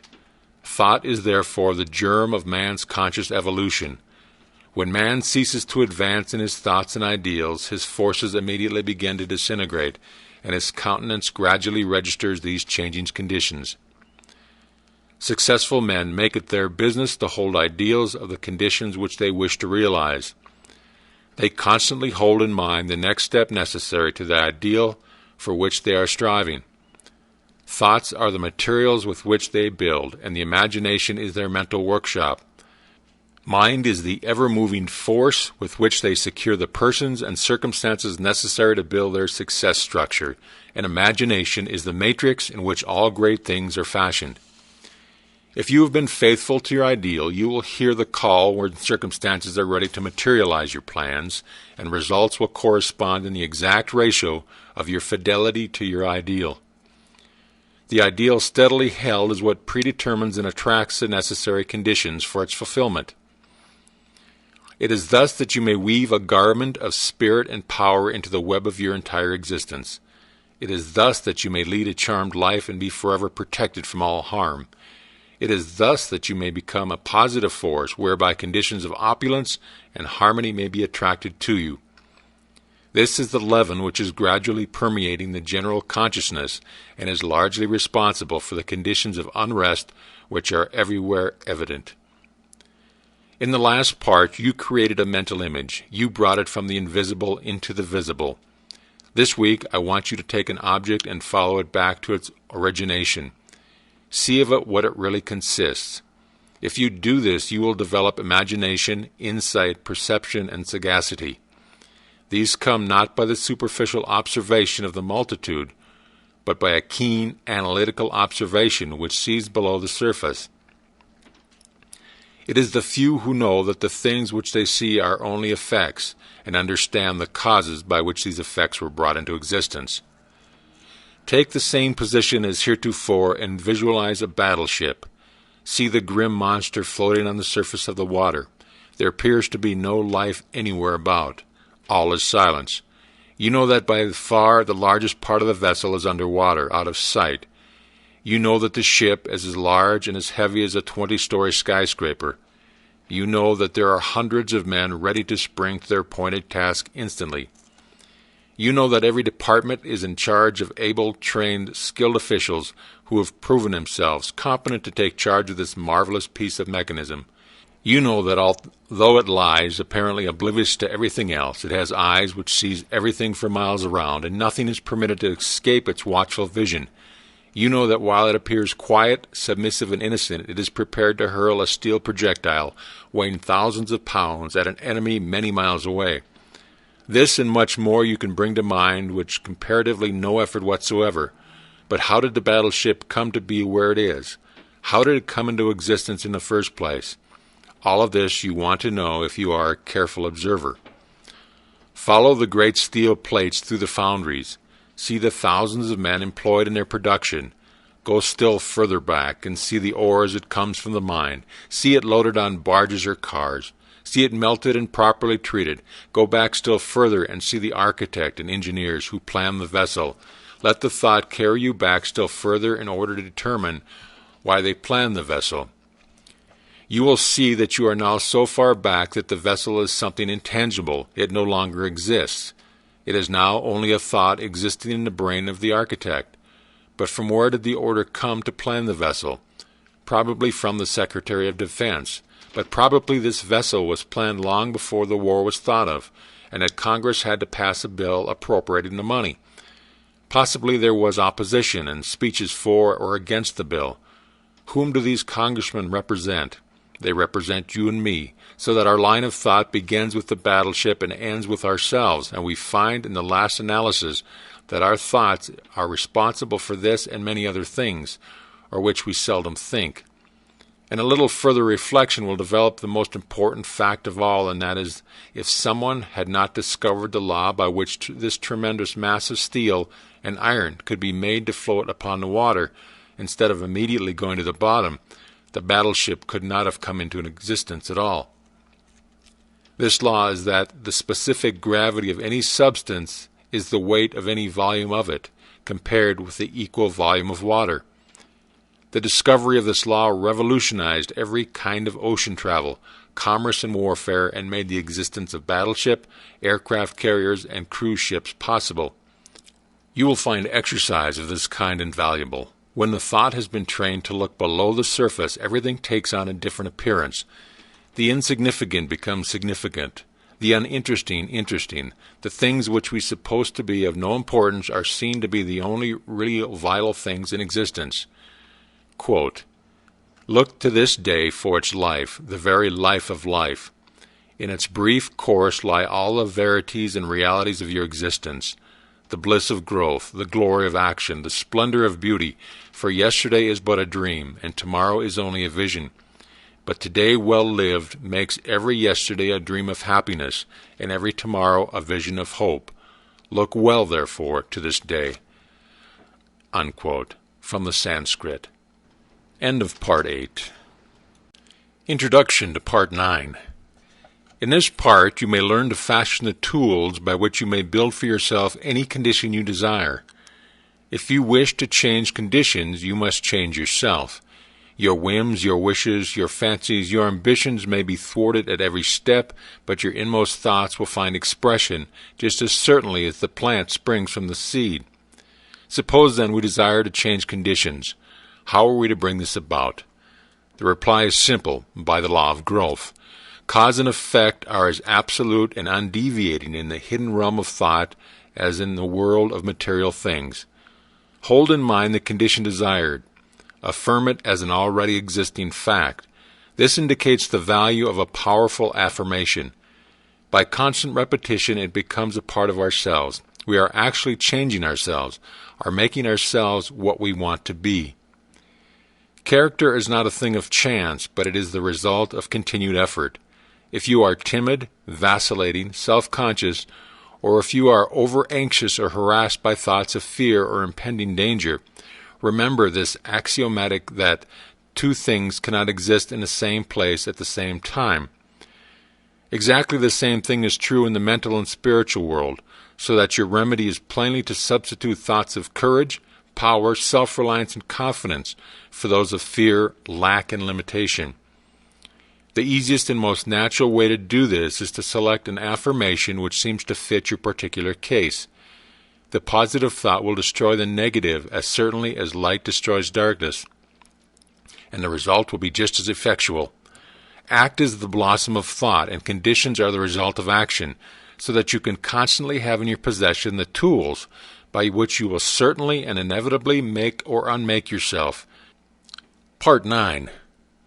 There are only three things which can possibly be desired in the world without, and each of them can be found in the world within. The secret of finding them is simply to apply the proper mechanism of attachment to the omnipotent power to which each individual has access. The three things which all mankind desires and which are necessary for its highest expression and complete development are health, wealth, and love. All will admit that health is absolutely essential. No one can be happy if the physical body is in pain.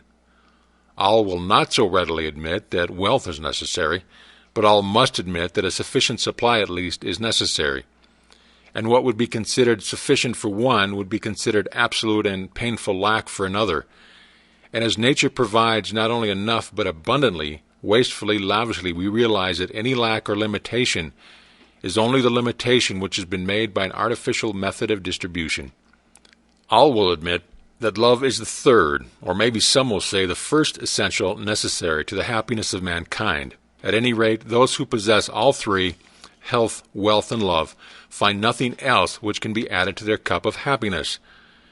We have found the universal substance is all health, all substance, and all love, and that the mechanism of attachment whereby we can consciously connect with this infinite supply is in our method of thinking. To think correctly is therefore to enter into the secret place of the Most High. What shall we think? If we know this, we shall have found the proper mechanism of attachment which will relate us to whatsoever things we desire. This mechanism may seem very simple when I give it to you, but read on. You will find that it is in reality the master key, the Aladdin's lamp, if you please. You will find that it is the foundation, the imperative condition, the absolute law of well-doing, which means well-being. To think correctly, accurately, we must know the truth. The truth, then, is the underlying principle in every business or social relation. It is a condition precedent to every right action. To know the truth, to be sure, to be confident affords a satisfaction besides which no other is at all comparable. It is the only solid ground in the world of doubt, conflict, and danger. To know the truth is to be in harmony with the infinite and omnipotent power. To know the truth is, therefore, to connect yourself with a power which is irresistible and which will sweep away every kind of discord, inharmony, doubt, or error of any kind, because the truth is mighty and will prevail. The humblest intellect can readily foretell the result of any action when he knows that it was based on truth. But the mightiest intellect, the most profound and penetrating mind, loses its way hopelessly and can form no conception of the result which may ensue when his hopes are based on a premise which he knows to be false. Every action which is not in harmony with truth, whether through ignorance or design, will result in discord, and an eventual loss in proportion to its extent and character. How then are we to know the truth in order to attach this mechanism which will relate us to the infinite? We can make no mistake about this if we realize that truth is the vital principle of the universal mind and is omnipresent.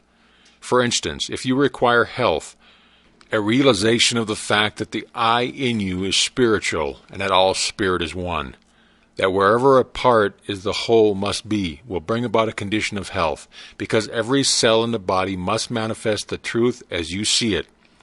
If you see sickness, they will manifest sickness. If you see perfection, they must manifest perfection. The affirmation, I am whole, perfect, strong, powerful, loving, harmonious, and happy, will bring about harmonious conditions. The reason for this is because the affirmation is in strict accordance with the truth, and when truth appears, every form of error or discord must necessarily disappear. You have found that the I is spiritual. It must necessarily then always be no less than perfect. The affirmation, I am whole, perfect, strong, powerful, loving, harmonious, and happy, is therefore an exact scientific statement.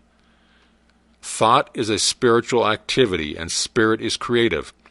Therefore, the result of holding this thought in mind must necessarily bring about conditions in harmony with the thought. If you require wealth, a realization of the fact that the I in you is one with the universal mind, which is all substance and is omnipotent, will assist you in bringing into operation the law of attraction, which will bring you into vibration with those forces which make for success and bring about conditions of power and affluence in direct proportion with the character and purpose of your affirmation. Visualization is the mechanism of the attachment which you require. Visualization is a very different process from seeing. Seeing is physical and is therefore related to the objective world, the world without. But visualization is a product of the imagination and is therefore a product of the subjective mind, the world within. It therefore possesses vitality. It will grow. The only visualized will manifest itself to form. The mechanism is perfect. It was created by the master architect, who doeth all things well. But unfortunately, sometimes the operator is inexperienced or inefficient. But practice and determination will overcome this defect. If you require love, try to realize that the only way to get love is by giving it. That the more you give, the more you will get. And the only way in which you can give it is to fill yourself with it until you become a magnet. The method was explained in another lesson. He who has learned to bring the greatest spiritual truths into touch with the so-called lesser things of life has discovered the secret of the solution of his problem. One is always quickened, made more thoughtful by his nearness of approach to great ideas, great events, great natural objects, and great men. Lincoln is said to have begotten in all who came near him the feeling awakened when one approaches a mountain, and this sense asserts itself most keenly when one comes to realize that he has laid hold upon things that are eternal, the power of truth. It is sometimes an inspiration to hear from someone who has actually put these principles to test, someone who has demonstrated them in their own life. A letter from Frederick Andrews offers the following insight. I was about 13 years old when Dr. T.W. Marseille, since passed over, said to my mother, "There is no possible chance, Mrs. Andrews. I lost my little boy the same way, after doing everything for him that it was possible to do. I have made a special study of these cases, and I know there is no possible chance for him to get well." She turned to him and said, "Doctor, what would you do if he were your boy?" And he answered, "I would fight as long as there is any breath of life to fight for." That was the beginning of a long, drawn-out battle with many ups and downs, the doctors all agreeing that there was no chance for a cure, though they encouraged and cheered us the best they could. But at last the victory came, and I have grown from a little, crooked, twisted cripple, going about on my hands and knees, to a strong, straight, well-formed man. Now I know you want the formula, and I will give it to you as briefly and quickly as I can. I built up an affirmation for myself, taking the qualities I most needed and affirming for myself over and over again. I am whole, perfect, strong, powerful, loving, harmonious, and happy. I kept this affirmation always the same, never varying till I could wake up in the night and find myself repeating, I am whole, perfect, strong, powerful, loving, harmonious, and happy. It was the last thing on my lips at night and the first thing in the morning. Not only did I affirm it for myself, but for others that I knew needed it. I want to emphasize this point. Whatever you desire for yourself, affirm it for others, and it will help you both. We reap what we sow. If we send out thoughts of love and health, they return to us like bread cast upon the waters. But if we send out thoughts of fear, worry, jealousy, anger, hate, etc., we will reap the results in our own lives. It used to be said that man is completely built over every 7 years, but some scientists now declare that we build ourselves over entirely every 11 months. So we are really only 11 months old. If we build the defects back into our bodies year after year, we have no one to blame but ourselves. Man is the sum total of his own thoughts. So the question is, how are we going to entertain only the good thoughts and reject the evil ones?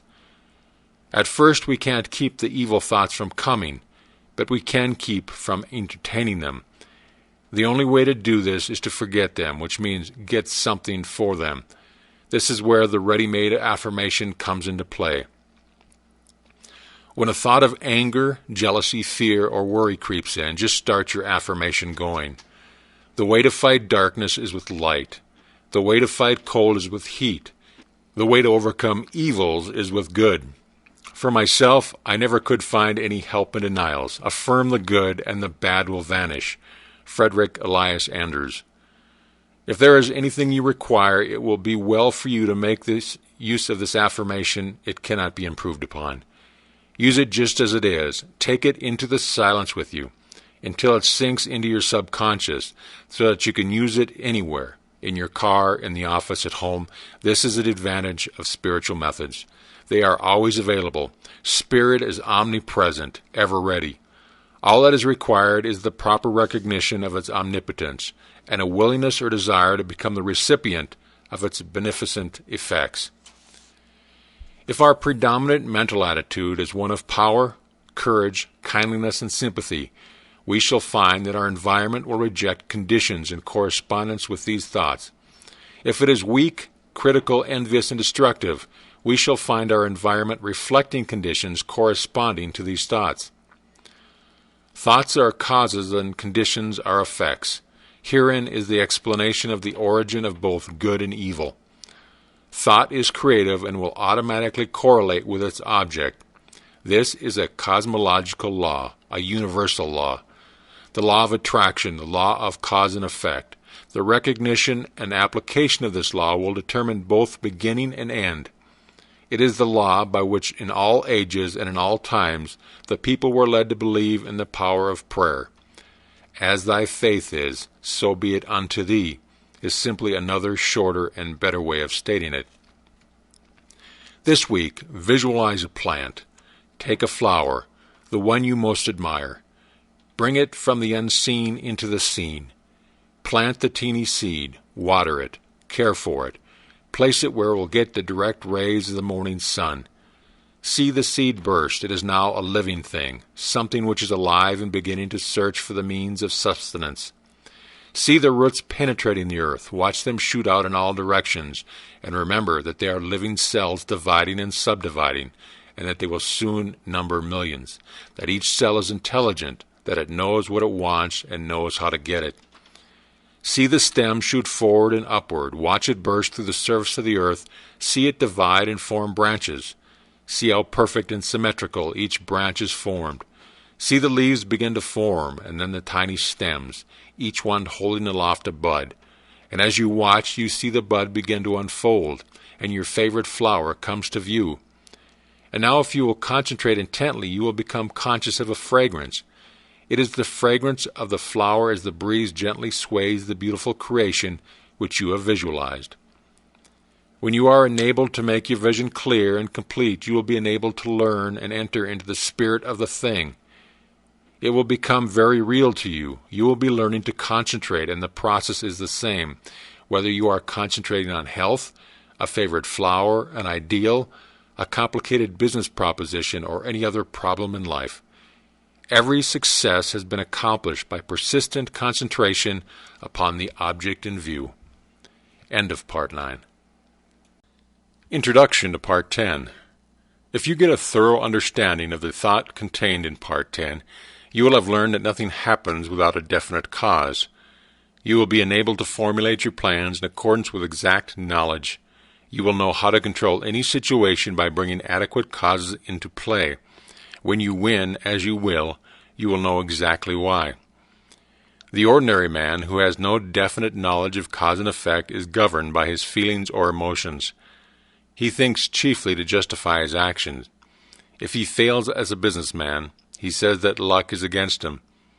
If he dislikes music, he says that music is an expensive luxury. If he is a poor office man, he says that he could have succeeded better at some outdoor work. If he lacks friends, he says his individuality is too fine to be appreciated. He never thinks his problem through to the end. In short, he does not know that every effect is the result of a certain definite cause, but he seeks to console himself with explanations and excuses. He thinks only in self-defense. On the contrary, the man who understands that there is no effect without an adequate cause thinks impersonally. He gets down to bedrock facts regardless of consequences. He is free to follow the trail of truth wherever it may lead.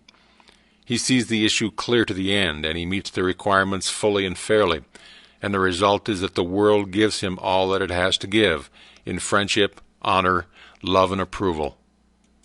Part 10. Abundance is a natural law of the universe. The evidence of this law is conclusive. We see it on every hand.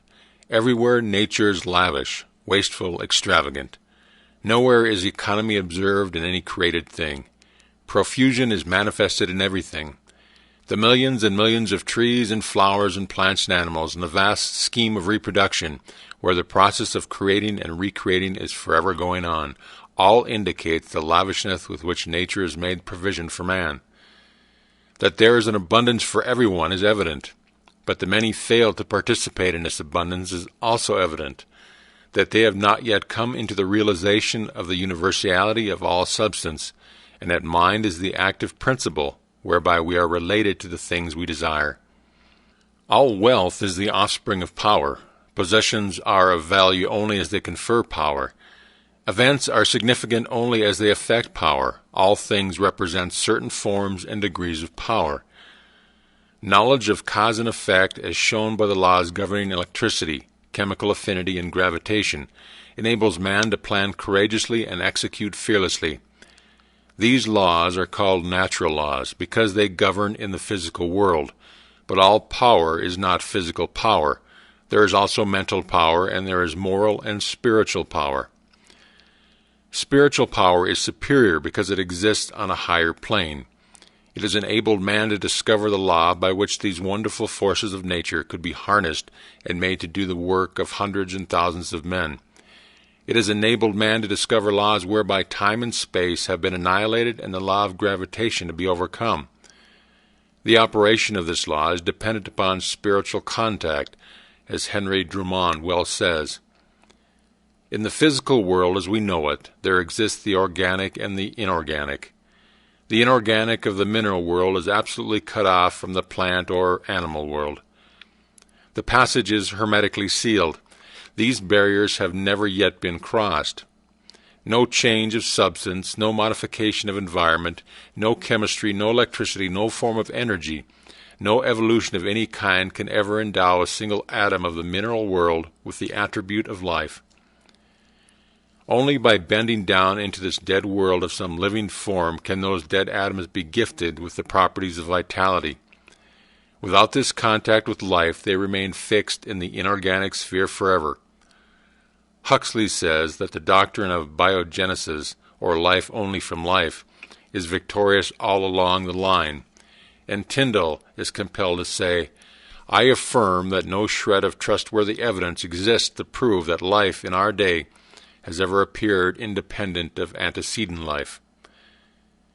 Physical laws may explain the inorganic. Biology explains and accounts for the development of the organic, but of the point of contact, science is silent. A similar passage exists between the natural world and the spiritual world. This passage is hermetically sealed on the natural side. The door is closed, no man can open it. No organic change, no mental activity, no moral effort, no progress of any kind can enable any human being to enter the spiritual world. But as the plant reaches down into the mineral world and touches it with the mystery of life, so the universal mind reaches down into the human mind and endows it with new, strange, wonderful, and even marvelous qualities. All men or women who have ever accomplished anything in the world of industry, commerce, or art have accomplished because of this process. Thought is the connecting link between the infinite and the finite, between the universal and the individual. We have seen that there is an impassable barrier between the organic and the inorganic, and that the only way that matter can unfold is to be impregnated with life, as a seed reaches down into the mineral world and begins to unfold and reach out. The dead matter begins to live. 1,000 invisible fingers begin to weave a suitable environment for the new arrival, and as the law of growth begins to take effect, we see the process continue until the lily finally appears, and even Solomon in all his glory was not arrayed like one of these. Even so, a thought is dropped into the invisible substance of the universal mind, that substance from which all things are created, and it takes root. The law of growth begins to take effect, and we find that conditions and environment are all but the objective form of our thought. The law is that thought is an active, vital form of dynamic energy, which has the power to correlate with its object and bring it out of the invisible substance from which all things are created into the visible or objective world. This is the law by which and through which all things come into manifestation. It is the master key by which you are admitted into the secret place of the Most High and are given dominion over all things. With an understanding of this law, you may decree a thing, and it shall be established unto thee. It could not be otherwise. If the soul of the universe as we know it is the universal spirit, then the universe is simply the condition which the universal spirit has made for itself. We are simply individualized spirit, and we are creating the conditions for our growth in exactly the same way. This creative power depends upon our recognition of the potential power of spirit or mind and must not be confused with evolution. Creation is the calling into existence of that which does not exist in the objective world. Evolution is simply the unfolding of potentialities involved in things which already exist. In taking advantage of the wonderful possibilities opened up to us through the operation of this law, we must remember that we ourselves contribute nothing to its efficacy. As the great teachers said, "It is not I that doeth the works, but the Father that dwelleth in me. He doeth the work." We must take exactly the same position. We can do nothing to assist in the manifestation. We simply comply with the law, and the all-originating mind will bring about the result. The great error of the present day is the idea that man has to originate the intelligence whereby the infinite can proceed to bring about a specific purpose or result. Nothing of this kind is necessary. The universal mind can be depended upon to find the ways and means for bringing about any necessary manifestation. We must, however, create the ideal, and this ideal should be perfect. We know that the laws governing electricity have been formulated in such a way that this invisible power can be controlled and used for our benefit and comfort in thousands of ways. We know that messages are carried around the world, that ponderous machinery does its bidding, that it now illuminates practically the whole world. But we know, too, that if we consciously or ignorantly violate its laws by touching a live wire, when it is not properly insulated, the result will be unpleasant and possibly disastrous. A lack of understanding of the laws governing in the invisible world has the same result, and many are suffering the consequences all the time. It has been explained that the law of causation depends upon polarity. A circuit must be formed. This circuit cannot be formed unless we operate in harmony with the law. How shall we operate in harmony with the law unless we know what the law is?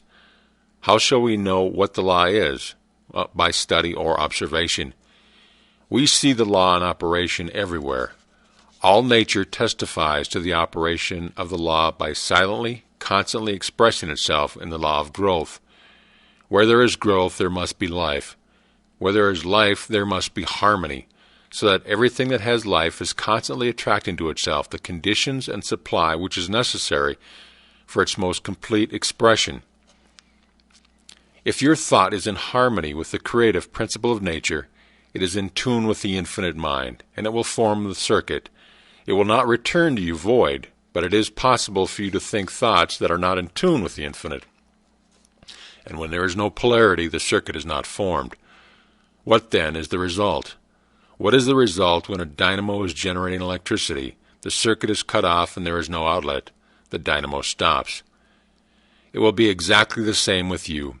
If you entertain thoughts which are not in accordance with the infinite and cannot therefore be polarized, there is no circuit. You are isolated. The thoughts cling to you, harass you, worry you, and finally bring about disease and possibly death. The physician may not diagnose the case exactly in this way. He may give it some fancy name which has been manufactured for the various ills which are a result of wrong thinking, but the cause is the same nevertheless. Constructive thought must necessarily be creative, but creative thought must be harmonious, and this eliminates all destructive or competitive thought. Wisdom, strength, courage, and all harmonious conditions are the lack of power, and when we have seen that all power is from within, likewise, every lack, limitation, or adverse circumstances is the result of weakness, and weakness is simply absence of power.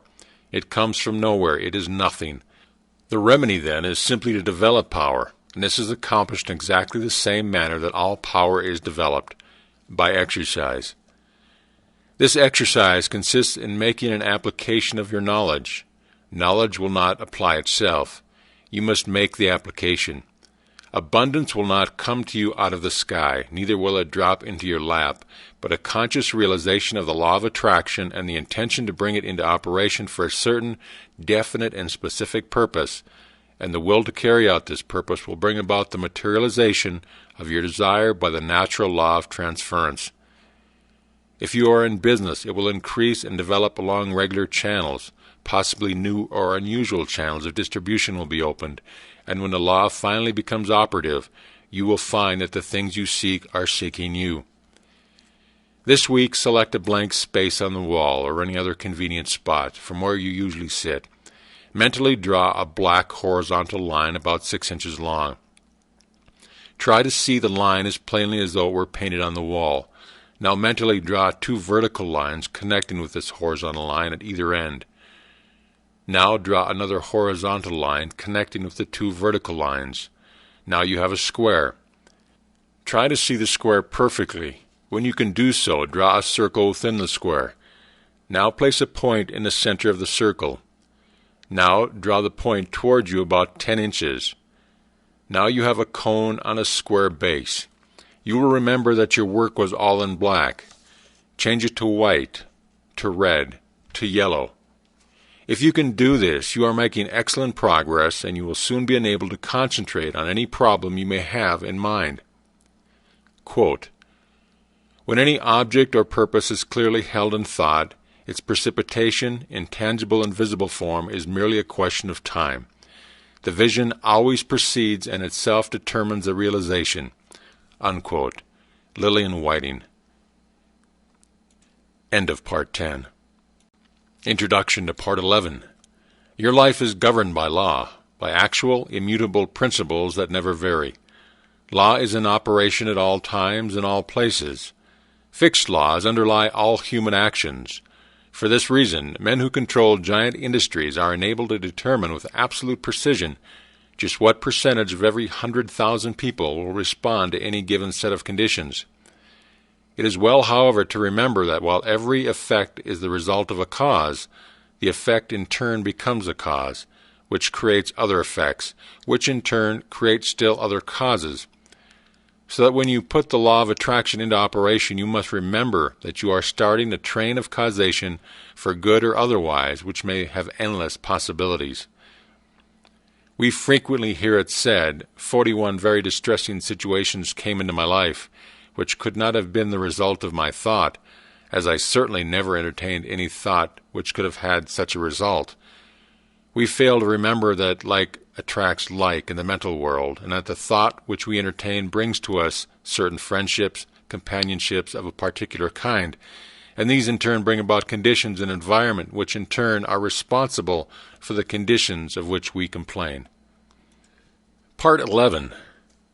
Inductive reasoning is the process of the objective mind by which we compare a number of separate instances with one another until we see the common factor that gives rise to them all. Induction proceeds by a comparison of facts. It is this method of studying nature which has resulted in the discovery of a reign of law which has marked an epoch in human progress. It is the dividing line between superstition and intelligence. It has eliminated the elements of uncertainty and caprice from men's lives and substituted law, reason, and certitude. It is the watchman at the gate mentioned in a former lesson.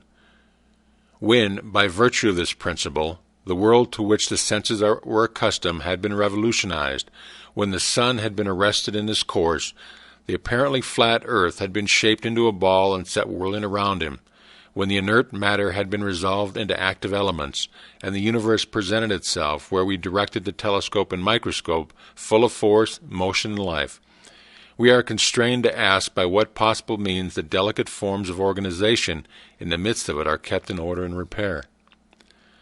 Like poles and like forces repel themselves or remain impenetrable to each other, and this cause seems in general sufficient to assign a proper place and distance to stars, men, and forces. As men of different virtues enter into partnership, so do opposite poles attract each other. Elements that have no property in common, like acids and gases, cling to each other in performance, and a general exchange is kept up between the surplus and the demand. As the eye seeks and receives satisfaction from colors complementary to those which are given, so does need, want, and desire, in the largest sense, induce, guide, and determine action. It is our privilege to become conscious of the principle and act in accordance with it. Cuvier sees a tooth belonging to an extinct race of animals. This tooth wants a body for the performance of its function, and it defines the peculiar body it stands in need of, with such precision that Cuvier is able to reconstruct the frame of this animal. Perturbations are observed in the motion of Uranus. Losier needs another star at a certain place to keep the solar system in order, and Neptune appears in the place and hour appointed. The instinctive wants of the animal and the intellectual wants of Cuvier, the wants of nature and of the mind of Losier were alike, and thus the results. Here the thoughts of an existence, there an existence. A well-defined lawful want, therefore, furnishes the reason for the more complex operations of nature.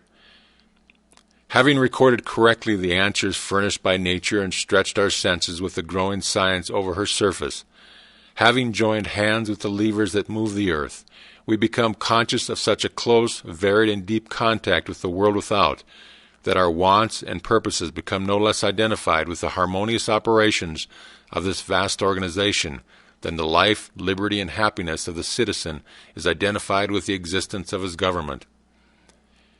As the interests of the individual are protected by the arms of the country, added to his own, and his needs may depend upon certain supply in the degree that they are felt more universally and steadily, in the same manner does conscious citizenship in the Republic of Nature secure us from the annoyance of subordinate agents by alliance with supreme powers, and by appeal to the fundamental laws of resistance or inducement offered to mechanical or chemical agents, distribute the labor to be performed between them and man to the best advantage of the inventor.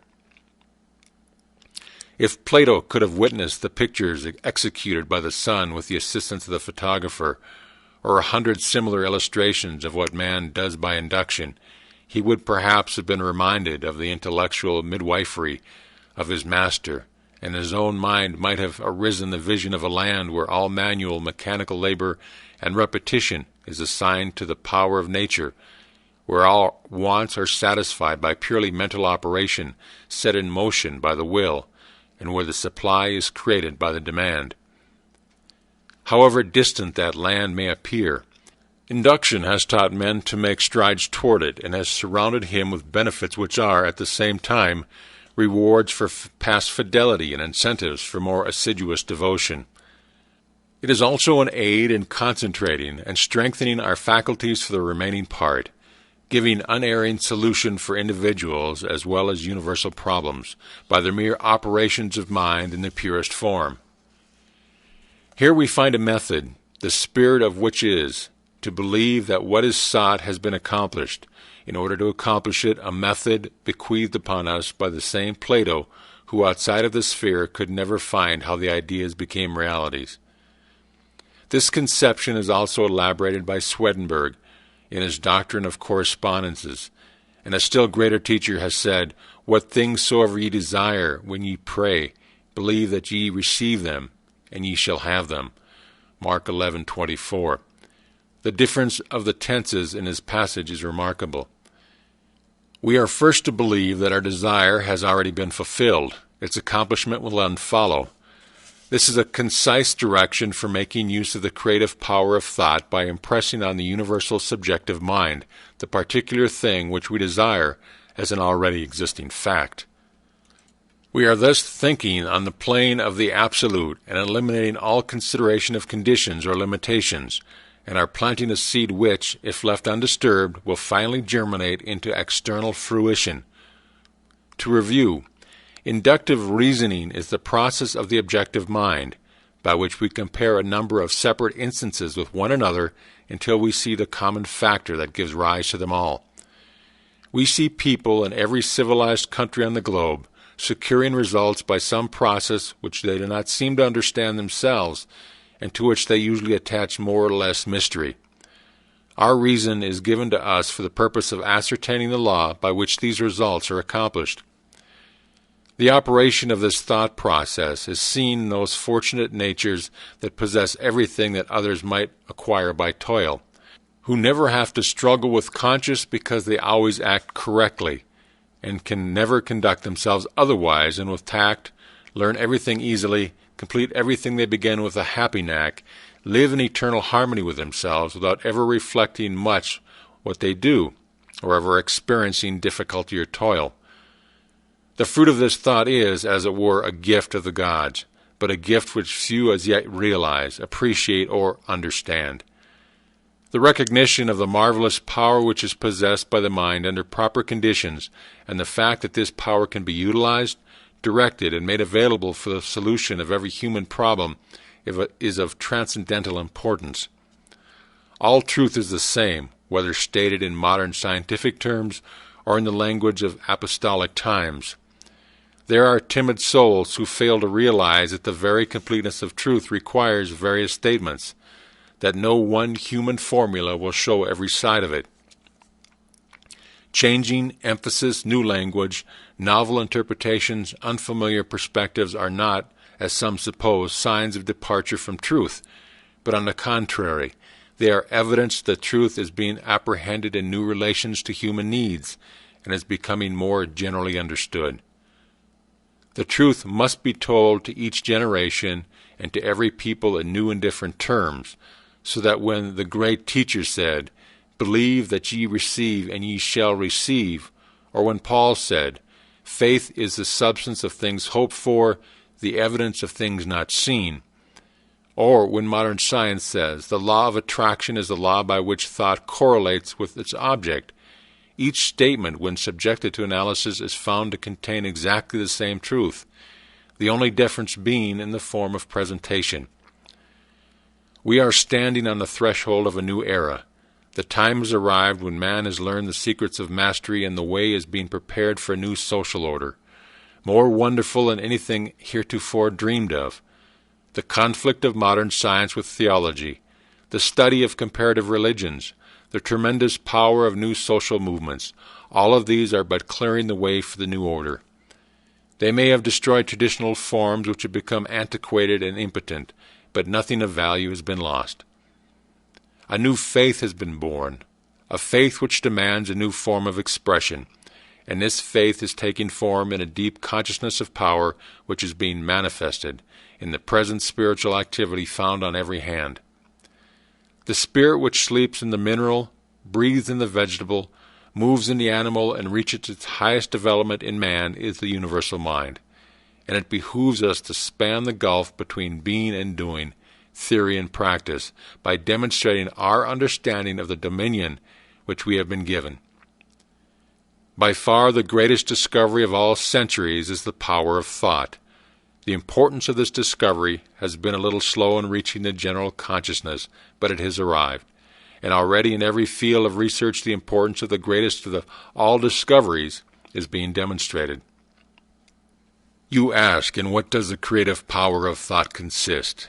It consists in creating ideas, and these in turn objectify themselves by appropriating, inventing, observing, discerning, discovering, analyzing, ruling, governing, combining, and applying matter and force.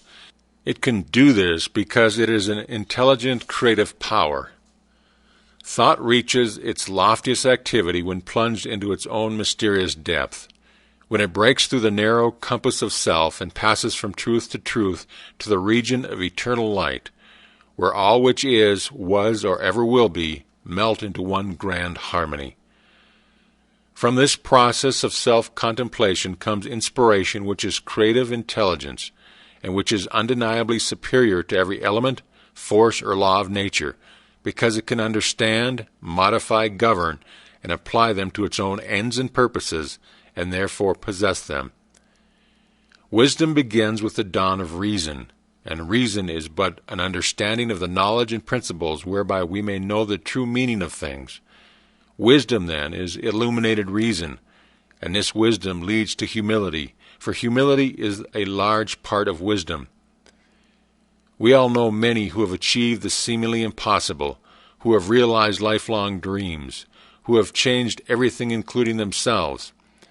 We have sometimes marveled at the demonstration of an apparently irresistible power, which seemed to be ever available just when it was most needed, but it is all clear now. All that is required is an understanding of certain definite fundamental principles and their proper application. For your exercise this week, concentrate on the quotation taken from the Bible. Whatsoever things ye desire, when ye pray, believe that ye receive them, and ye shall have them. Notice that there is no limitation. Whatsoever things is very definite and implies that the only limitation which is placed upon us is our own ability to think, to be equal to the occasion, to rise to the emergency, to remember that faith is not a shadow, but a substance, the substance of things hoped for, the evidence of things not seen. Quote, death is but the natural process whereby all material forms are thrown into the crucible for reproduction in fresh diversity. End quote. End of Part 11. Introduction to Part 12. Part 12 is enclosed herewith. In the fourth paragraph you will find the following statement. You must first have the knowledge of your power. Second, the courage to dare. Third, the faith to do. If you concentrate upon the thoughts given, if you give them your entire intention, you will find a world of meaning in each sentence, and will attract to yourself other thoughts in harmony with them, and you will soon grasp the full significance of the vital knowledge upon which you are concentrating. Knowledge does not apply itself. We as individuals must make the application, and the application consists in fertilizing the thought with a living purpose. The time and thought which most persons waste in aimless effort would accomplish wonders if properly directed with some special object in view. In order to do this, it is necessary to center your mental force upon a specific thought and hold it there, to the exclusion of all other thoughts. If you have ever looked through the viewfinder of a camera, you found that when the object was not in focus, the impression was indistinct and possibly blurred, but when the proper focus was obtained, the picture was clear and distinct. This illustrates the power of concentration. Unless you can concentrate upon the object with which you have in view, you will have but a hazy, indifferent, vague, indistinct and blurred outline of your ideal, and the result will be in accordance with your mental picture. Part 12. There is no purpose in life that cannot be accomplished through a scientific understanding of the creative power of thought. This power to think is common to all. Man is because he thinks. Man's power to think is infinite. Consequently, his creative power is unlimited. We know that thought is building for us the things we think of and actually bringing it near.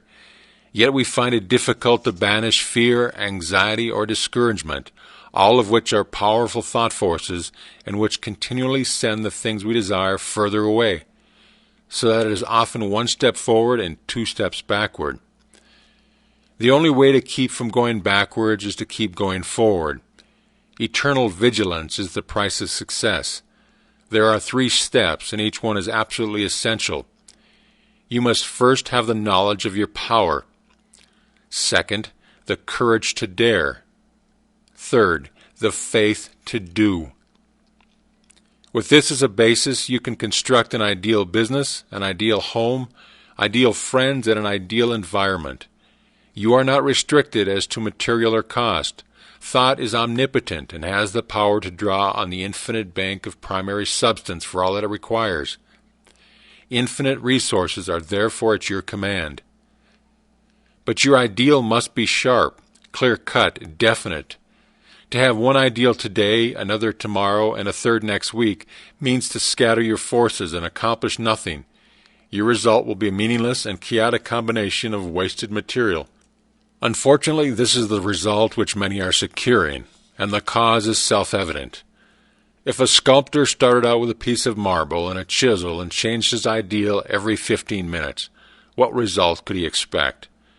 And why should you expect any different result in molding the greatest and most plastic of all substances, the only real substance? The result of this indecision and negative thought is often found in the loss of material wealth.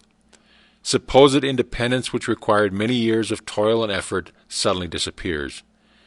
It is often found then that money and property are not independence at all. On the contrary, the only independence is found to be a practical working knowledge of the creative power of thought. This practical working method cannot come until you learn that the only real power which you have is the power to adjust yourself to divine and unchangeable principles. You cannot change the infinite, but you can come into an understanding of natural laws. The reward of this understanding is a conscious realization of your ability to adjust your thought faculties with the universal thought, which is omnipresent. Your ability to cooperate with this omnipotence will indicate the degree of success with which you meet. The power of thought has many counterfeits which are more or less fascinating, but the results are harmful instead of helpful. Of course, worry, fear, and all negative thoughts produce a crop after their kind. Those who harbor thoughts of this kind must inevitably reap what they have sown. Again, there are phenomena seekers who gormandize on the so-called proofs and demonstration obtained at materializing seances. They throw open their mental doors and soak themselves in the most poisonous currents which can be found in the psychic world. They do not seem to understand that it is the ability to become negative, receptive, and passive, and thus drain themselves of all their vital force, which enables them to bring about these vibratory thought forms. There are also the Hindu worshippers who see in the materializing phenomena which are performed by the so-called adepts a source of power, forgetting or never seeming to realize that as soon as the will is withdrawn, the form wither, and the vibratory forces of which they composed vanish. Telepathy, or thought transference, has received considerable attention, but as it requires a negative mental state on the part of the receiver, the practice is harmful. A thought may be sent with the intention of hearing or seeing, but it will bring the penalty attached to the inversion of the principle involved. In many instances, hypnotism is positively dangerous to the subject as well as the operator. No one familiar with the laws governing in the mental world would think of attempting to dominate the will of another, for by so doing he will gradually but surely divest himself of his own power. All of these perversions have their temporary satisfaction, and for some a keen fascination. but there is an infinitely greater fascination in a true understanding of the world of the power within, a power which increases with use, is permanent instead of fleeting, which not only is potent as a remedial agency to bring about the remedy for past error or results of wrong thinking, but as a prophylactic agency protecting us from all manner and form of danger, and finally is an actual creative force with which we can build new conditions and new environment. The law is that thought will correlate with its object and bring forth in the material world the correspondence of the thing thought or produced in the mental world.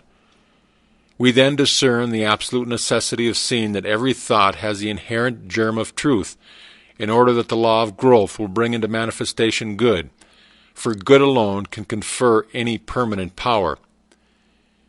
The principle which gives the thought the dynamic power to correlate with its object, and therefore to master every adverse human experience, is the law of attraction, which is another name for love.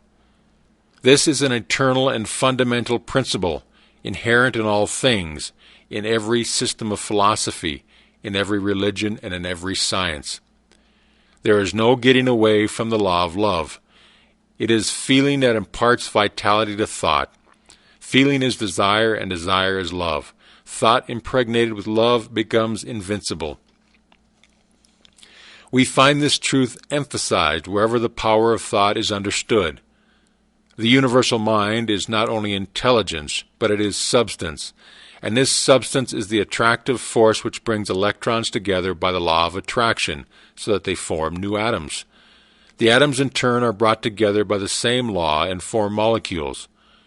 Molecules take objective forms, and so we find that the law of love is the creative force behind every manifestation, not only of atoms, but of worlds, of the universe, of everything of which the imagination can form any conception.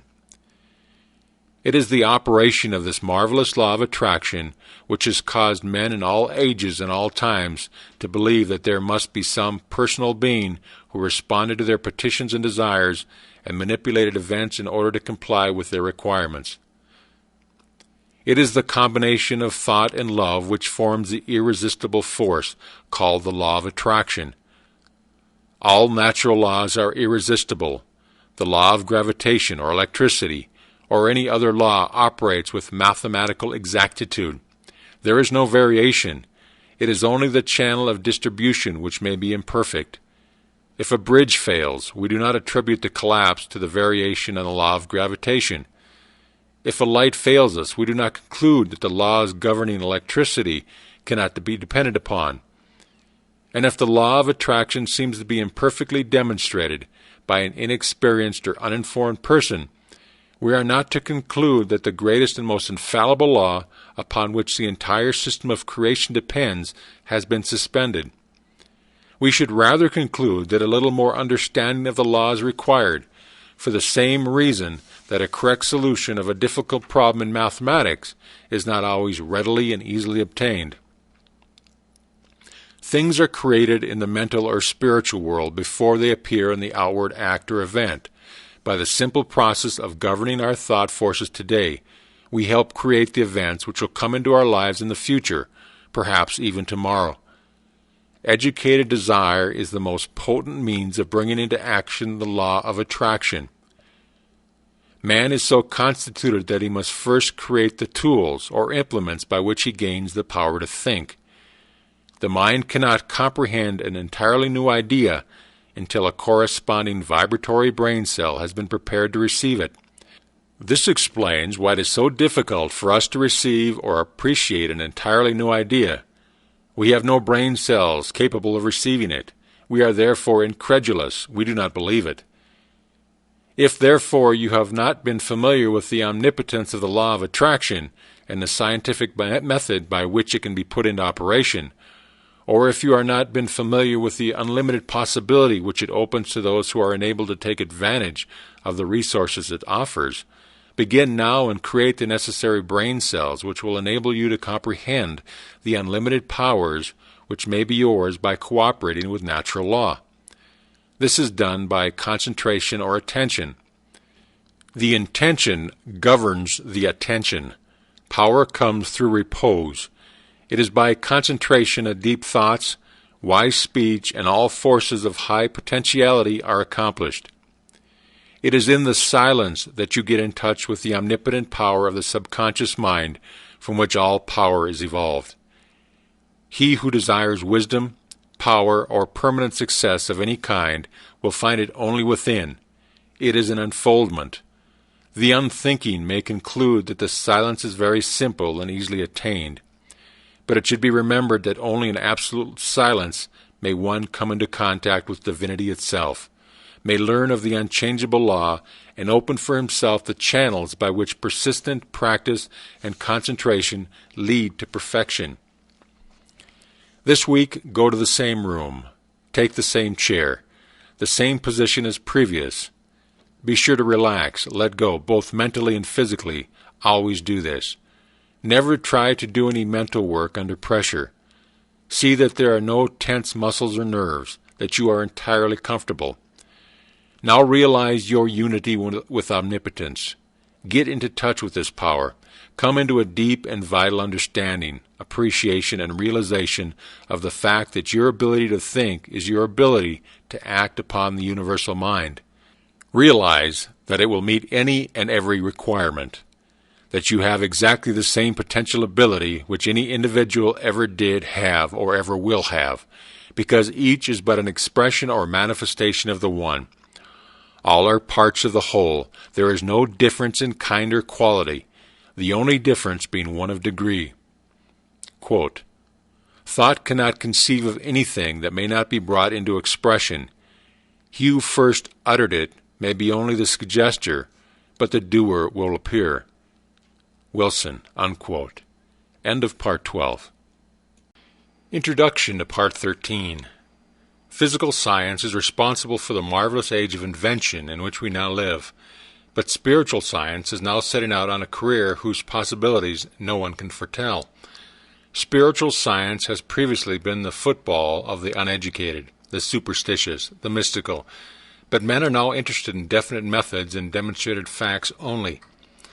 We have come to know that thinking is a spiritual process, that vision and imagination preceded action and event, that the day of the dreamer has come. The following lines by Mr. Herbert Kaufman are interesting in this connection.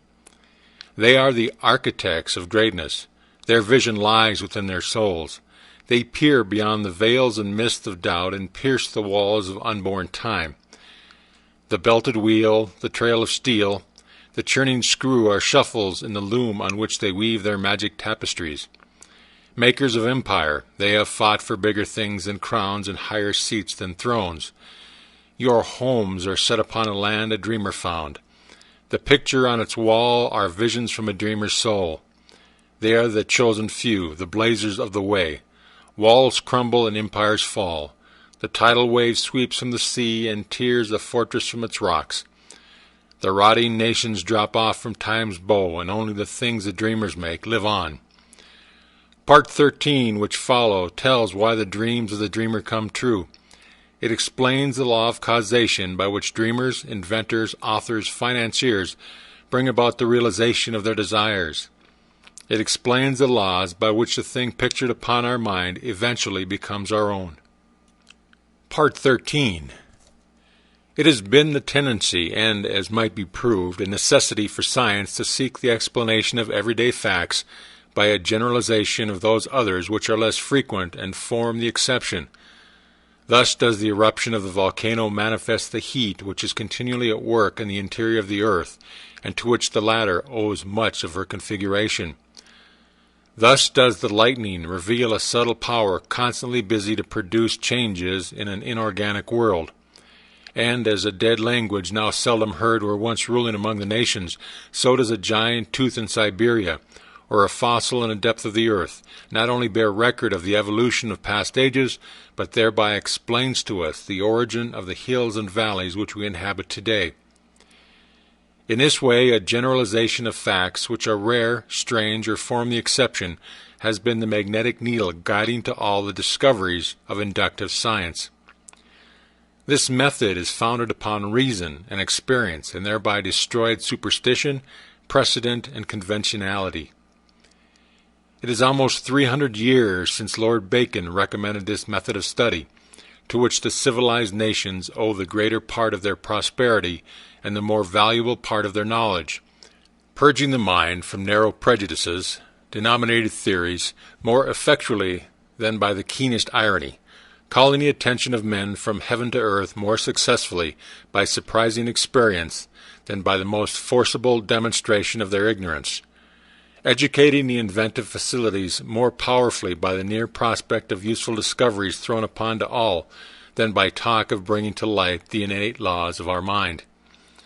The method of Bacon has seized the spirit and aim of the great philosophers of Greece, and carried them into effect by the new means of observation which another age offered, thus gradually revealing a wondrous field of knowledge in the infinite space of astronomy, in the microscopic egg of embryology, disclosing an order of the pulse which the logic of Aristotle could never have unveiled, and analyzing into formerly unknown elements the material combination which no dialectic of the scholastics could force apart.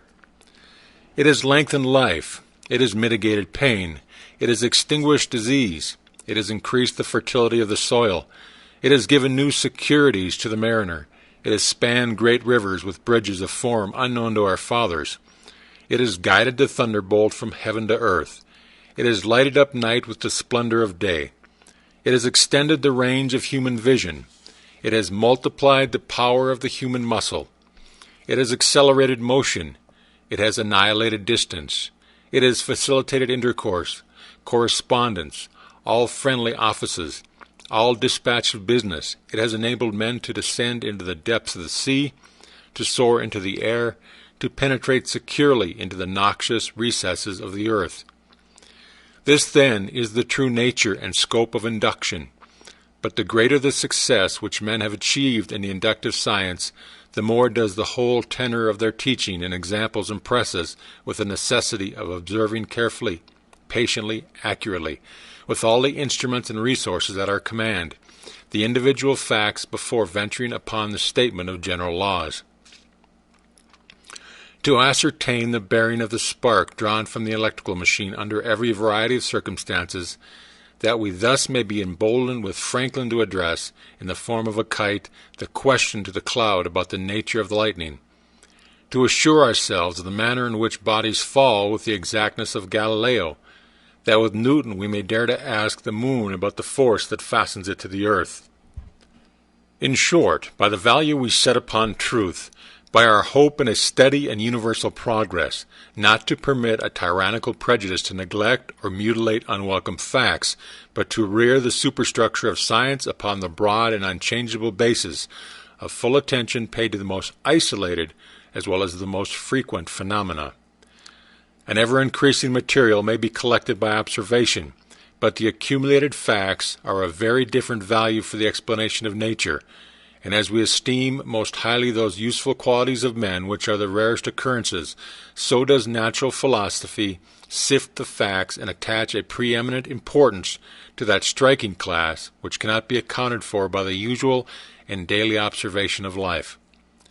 If then we find that certain persons seem to possess unusual power, what are we to conclude? First we may say, it is not so, which is simply an acknowledgment of our lack of information, because every honest investigator admits that there are many strange and previously unaccountable phenomena constantly taking place. Those, however, who become acquainted with the creative power of thought will no longer consider themselves unaccountable. Second, we may say that they are the result of supernatural interference, but a scientific understanding of natural laws will convince us that there is nothing supernatural. Every phenomena is the result of an accurate, definite cause, and the cause is an immutable law or principle, which operates with invariable precision, whether the law is put into operation consciously or unconsciously. Third, we may say that we are on forbidden ground, that there are some things that we should not know. This objection was used against every advance in human knowledge. Every individual who ever advanced a new idea, whether a Columbus, Darwin, Galileo, Fulton, or an Emerson, was subjected to ridicule or persecution, so that this objection should receive no serious consideration, but on the contrary, we should carefully consider every fact which is brought to our attention. By doing this, we will more readily ascertain the law upon which it is based. It will be found that the creative power of thought will explain every possible condition or experience, whether physical, mental, or spiritual. Thought will bring about conditions in correspondence with the predominant mental attitude. Therefore, if we fear disaster, as fear is a powerful form of thought, disaster will be the certain result of our thinking. It is this form of thought which frequently sweeps away the result of many years of toil and effort. If we think of some forms of material wealth, we may secure it. By concentrated thought, the required conditions will be brought about, and the proper effort put forth, which will result in bringing about the circumstances necessary to realize our desires. But we often find that when we secure the things we thought we wanted, they do not have the effect we expected. That is, the satisfaction is only temporary, or possibly in the reversal of what we expected. What then is the proper method of procedure? What are we to think in order to secure what we really desire? What you and I desire, what we all desire, what everyone is seeking, is happiness and harmony. If we can be truly happy, we shall have everything the world can give. If we are happy ourselves, we can make others happy. But we cannot be happy unless we have health, strength, congenial friends, pleasant environment, sufficient supply, not only to take care of our necessities, but to provide for those comforts and luxuries to which we are entitled. The old orthodox way of thinking was to be a worm, to be satisfied with our portion, whatever it is.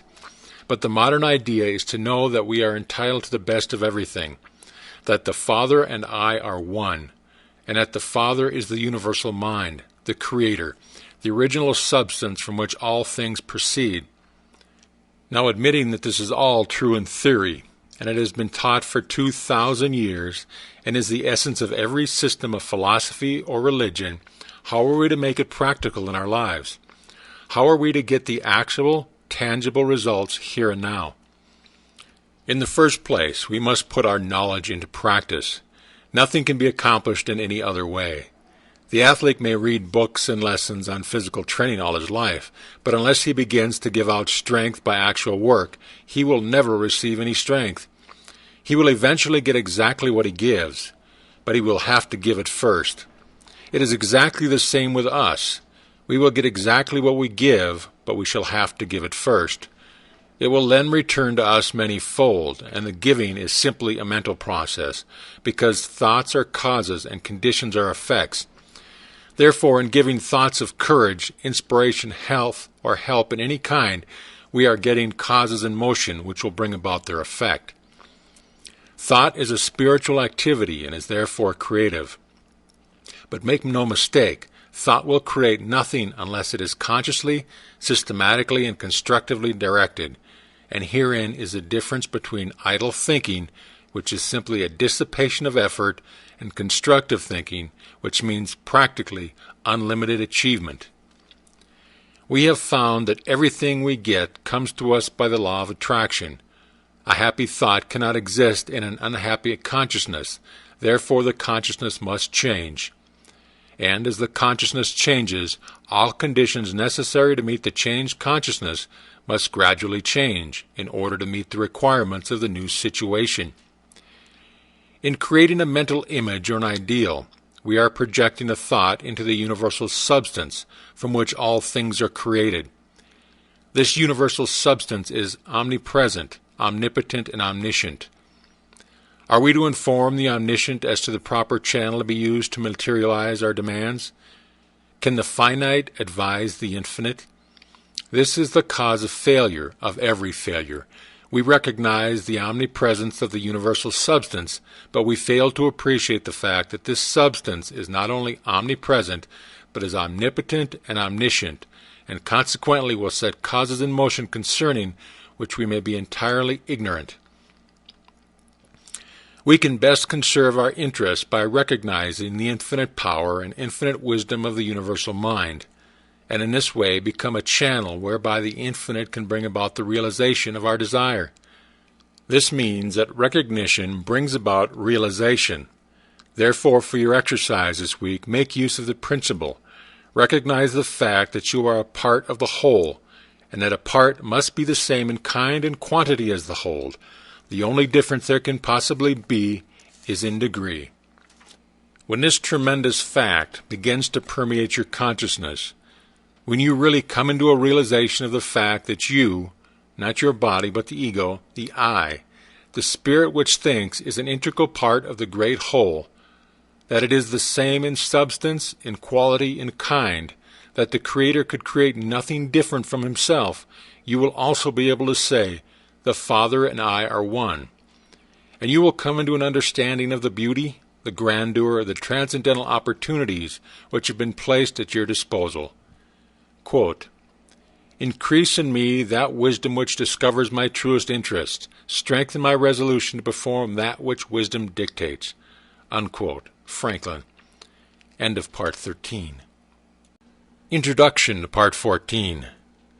You have found from your study thus far that thought is a spiritual activity and is therefore endowed with creative power. This does not mean that some thought is creative, but that all thought is creative. This same principle can be brought into operation in a negative way, through the process of denial. The conscious and subconscious are but two phases of action in connection with one mind. The relation of the subconscious to the conscious is quite analogous to existing between a weather vane and the atmosphere. Just as the least pressure of the atmosphere causes an action on the part of the weather vane, so does the least thought entertained by the conscious mind produce within your subconscious mind action in exact proportion to the depth of feeling, characterizing the thought and the intensity with which that thought is indulged. It follows that if you deny unsatisfactory conditions, you are withdrawing the creative power of your thought from these conditions. You are cutting them away at the root. You are sapping their vitality. Remember that the law of growth necessarily governs every manifestation in the objective, so that a denial of unsatisfactory conditions will not bring about instant change. A plant will remain visible for some time after its roots have been cut, but it will gradually fade away and eventually disappear. So the withdrawal of your thought from the contemplation of unsatisfactory conditions will gradually but surely terminate these conditions. You will see that this is an exactly opposite course from the one which we would naturally be inclined to adopt. It will therefore have an exactly opposite effect to the one usually secured. Most persons concentrate intently upon unsatisfactory conditions, thereby giving the condition that measures of energy and vitality which is necessary in order to supply a vigorous growth. Part 14.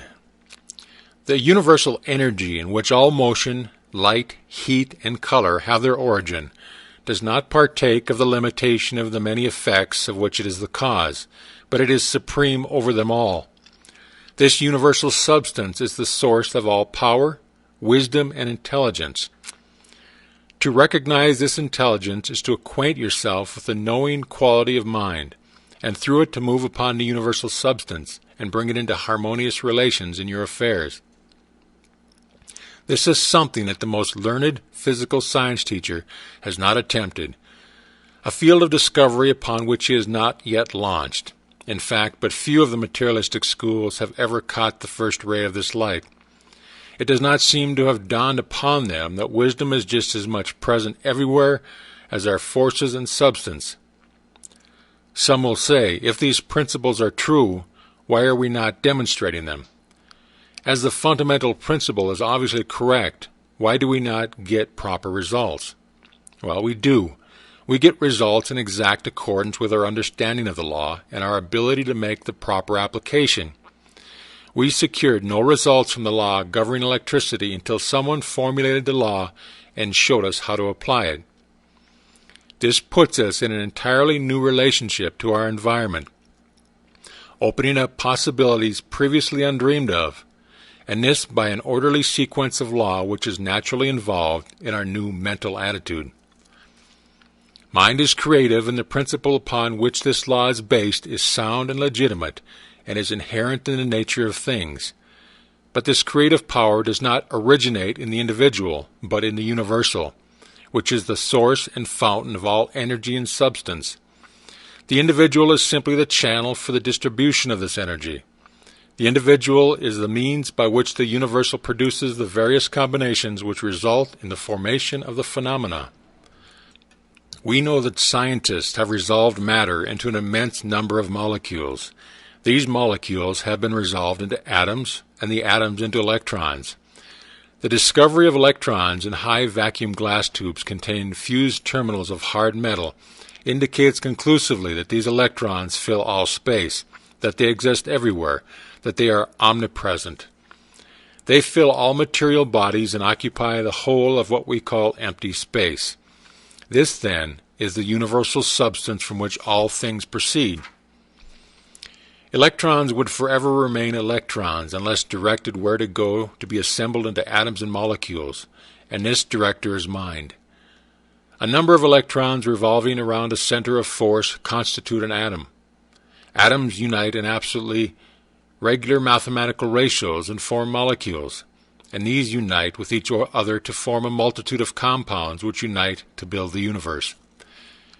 The lightest known atom is hydrogen, and this is 1,700 times heavier than an electron. An atom of mercury is 300,000 times heavier than an electron. Electrons are pure negative electricity, and as they have the same potential velocity as all other cosmic energy, such as heat, light, electricity, and thought, neither time nor space require consideration. The manner in which the velocity of light was ascertained is interesting. The velocity of light was obtained by the Danish astronomer Romer in 1676 by observing the eclipse of Jupiter's moons. When the Earth was nearest to Jupiter, the eclipse appeared about 8½ minutes too soon for the calculations, and when the Earth was most remote from Jupiter, they were about 8½ minutes too late. Romer concluded the reason to be that it required 17 minutes for light from the planet to traverse the diameter of the Earth's orbit, which measured the difference of the distance of the Earth from Jupiter.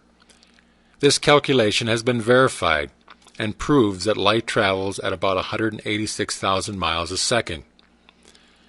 Electrons manifest in the body as cells and possess mind and intelligence sufficient for them to perform their functions in the human physical anatomy.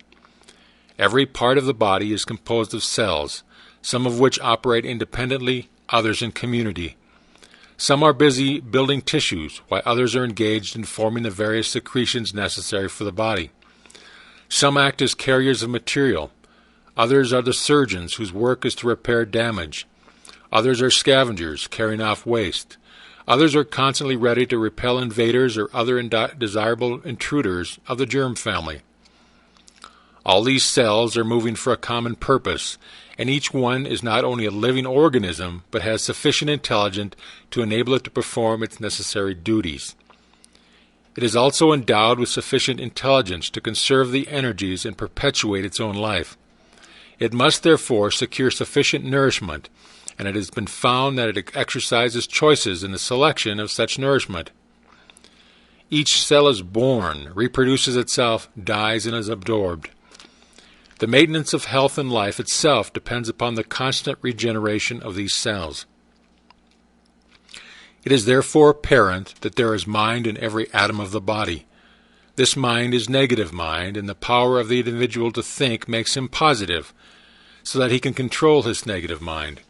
This is the scientific explanation for metaphysical healing, and will enable anyone to understand the principle upon which this remarkable phenomena rests. This negative mind, which is contained in every cell of the body, has been called the subconscious mind because it acts without our conscious knowledge. We have found that this subconscious mind is responsive to the will of the conscious mind. All things have their origin in mind, and appearances are the result of thought, so that we see that things in themselves have no origin, permanency, or reality. Since they are produced by thought, they can be erased by thought. In mental, as in natural science, experiments are being made, and each discovery lifts man one step higher toward his possible goal. we find that every man is the reflection of the thought he has entertained during his lifetime. This is stamped on his face, his form, his character, and his environment. Back of every effect there is a cause, and if we follow the trail to its starting point, we shall find the creative principle out of which it grew. Proofs of this are now so complete that this truth is generally accepted. The objective world is controlled by an unseen and heretofore unexplainable power. We have heretofore personalized this power and called it God. We have now, however, learned to look upon it as the permeating essence or principle of all that exists, the infinite or universal mind. The universal mind, being infinite and omnipotent, has unlimited resources at its command. And when we remember that it is also omnipresent, we cannot escape the conclusion that we must be an expression or manifestation of that mind. Our recognition and understanding of the resources of the subconscious mind will indicate that the only difference between the subconscious and the universal is one of degree. They differ only as a drop of water differs from the ocean. They are the same in kind and quality. The difference is only of degree. Can you appreciate the value of this all-important fact? Do you realize that a recognition of this tremendous fact places you in touch with omnipotence? The subconscious mind being the connecting link between the universal mind and the conscious mind, is it not evident that the conscious mind can consciously suggest thoughts which the subconscious mind will put into action? And as the subconscious is one with the universal, is it not evident that no limit can be placed upon its activities? A scientific understanding of this principle will explain the wonderful results which are secured through the power of prayer. The results which are secured in this way are not brought about by any special dispensation of providence, but on the contrary, they are the result of the operation of a perfectly natural law.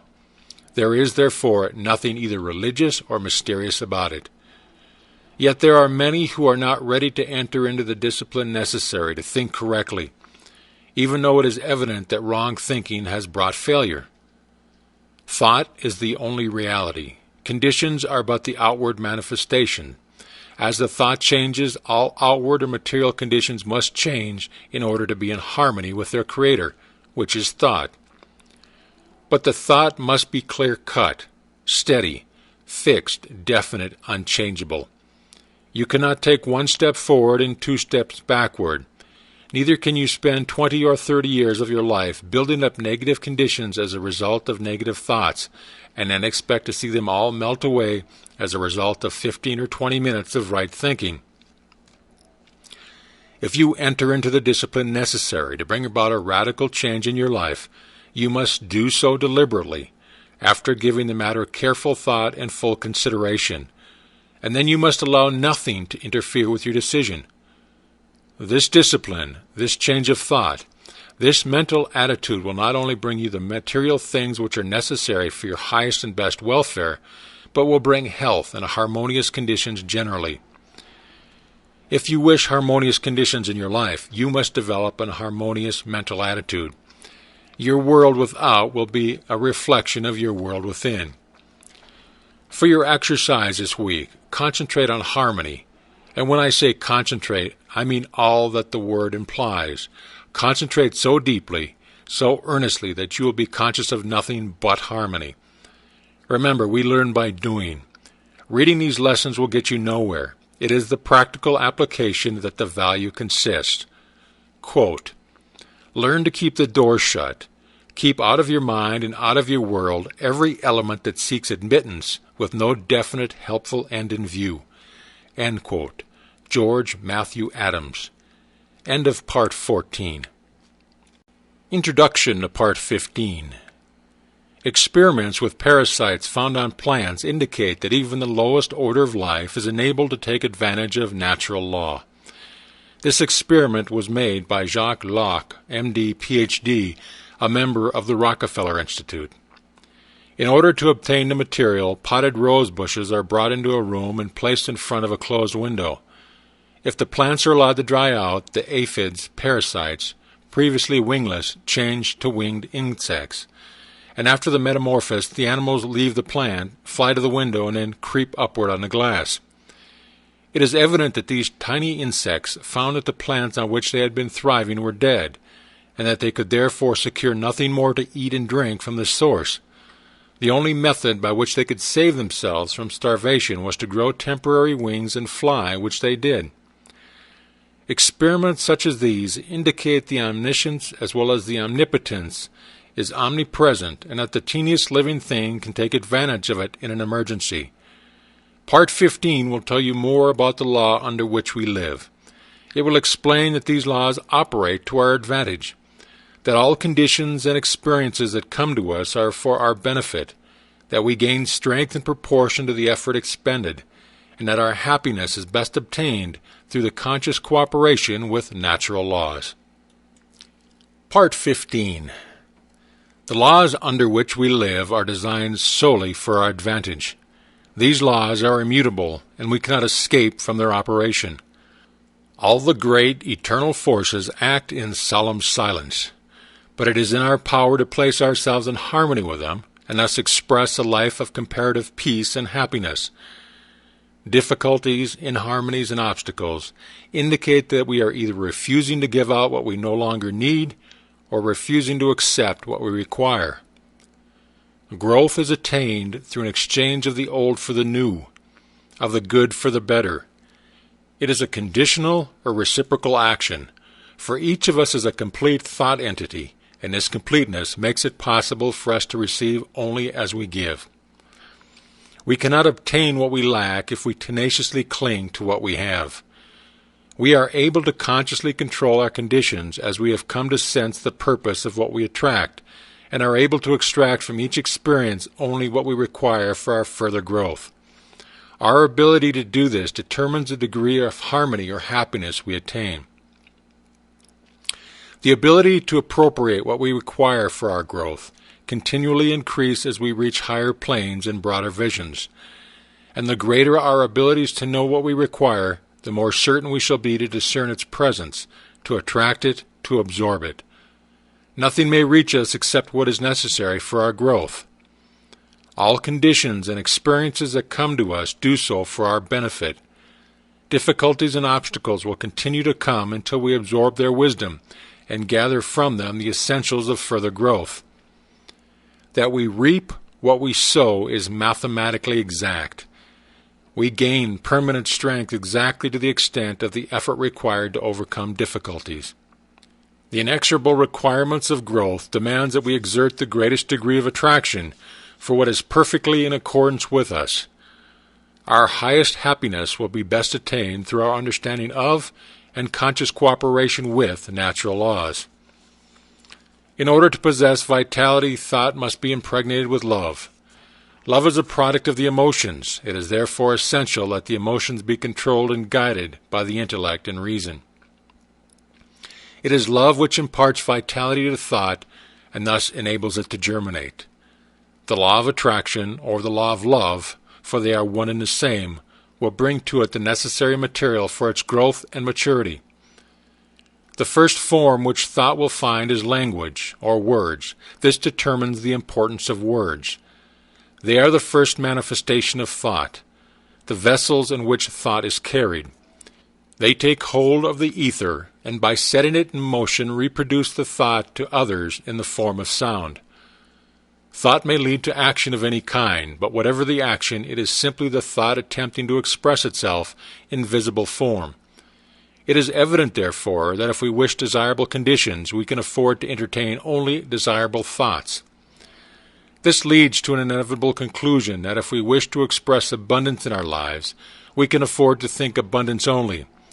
And as words are only the thoughts taking form, we must be especially careful to use nothing but constructive and harmonious language, which will then finally crystallize into objective form, will prove to our advantage.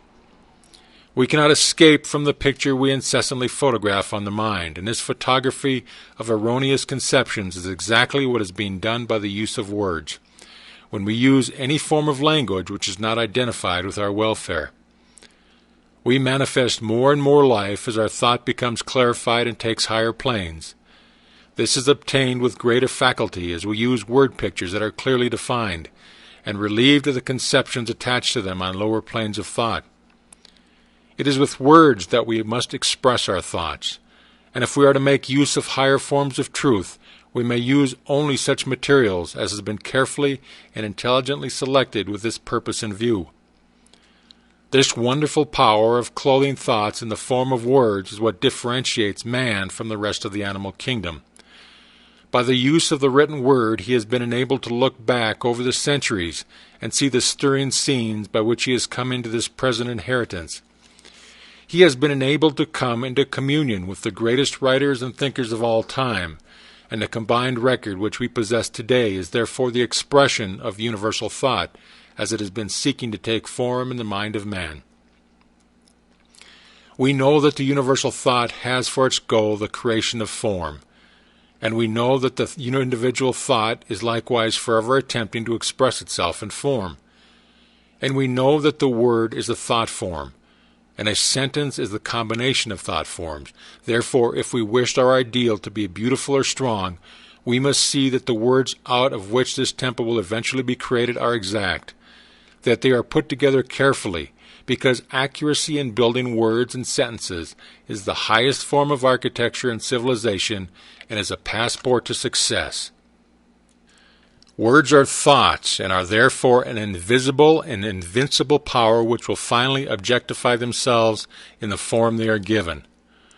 Words may become mental places that will live forever, or they may become shacks which the first breeze will carry away. They may delight the eye as well as the ear. They may contain all knowledge. In them we find the history of the past as well as the hope of the future. They are living messengers from which every human and superhuman activity is born. The beauty of the word consists in the beauty of the thought. The power of the word consists in the power of the thought, and the power of the thought consists in its vitality. How shall we identify a vital thought? What are its distinguishing characteristics? It must have principle. How shall we identify principle? There is a principle of mathematics, but none of error. There is a principle of health, but none of disease. There is a principle of truth, but none of dishonesty. There is a principle of light, but none of darkness. And there is a principle of abundance, but none of poverty. How shall we know that this is true? Because if we apply the principle of mathematics correctly, we shall be certain of our results.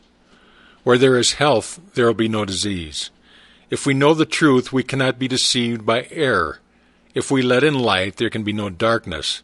And where there is abundance, there can be no poverty. These are self-evident facts, but the all-important truth that a thought containing principle is vital, and therefore contains life and consequently takes root, and eventually but surely and certainly displaces the negative thoughts, which by their very nature can contain no vitality, is one which seems to have been overlooked. But this is a fact which will enable you to destroy every manner of discord, lack, and limitation. There can be no question but that he who is wise enough to understand will readily recognize that the creative power of thought places an invincible weapon in his hand and makes him a master of destiny. In the physical world, there is a law of compensation, which is that the appearance of any given amount of energy anywhere means the disappearance of the same amount somewhere else.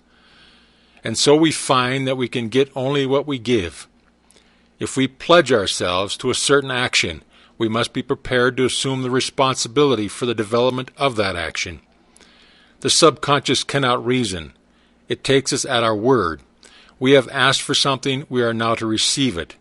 We have made our bed, we have now to lie in it. The die has been cast. The threads will carry out the pattern we have made. For this reason, insight must be exercised so that the thought which we entertain contains no mental, moral, or physical germ which we do not wish objectified into our lives.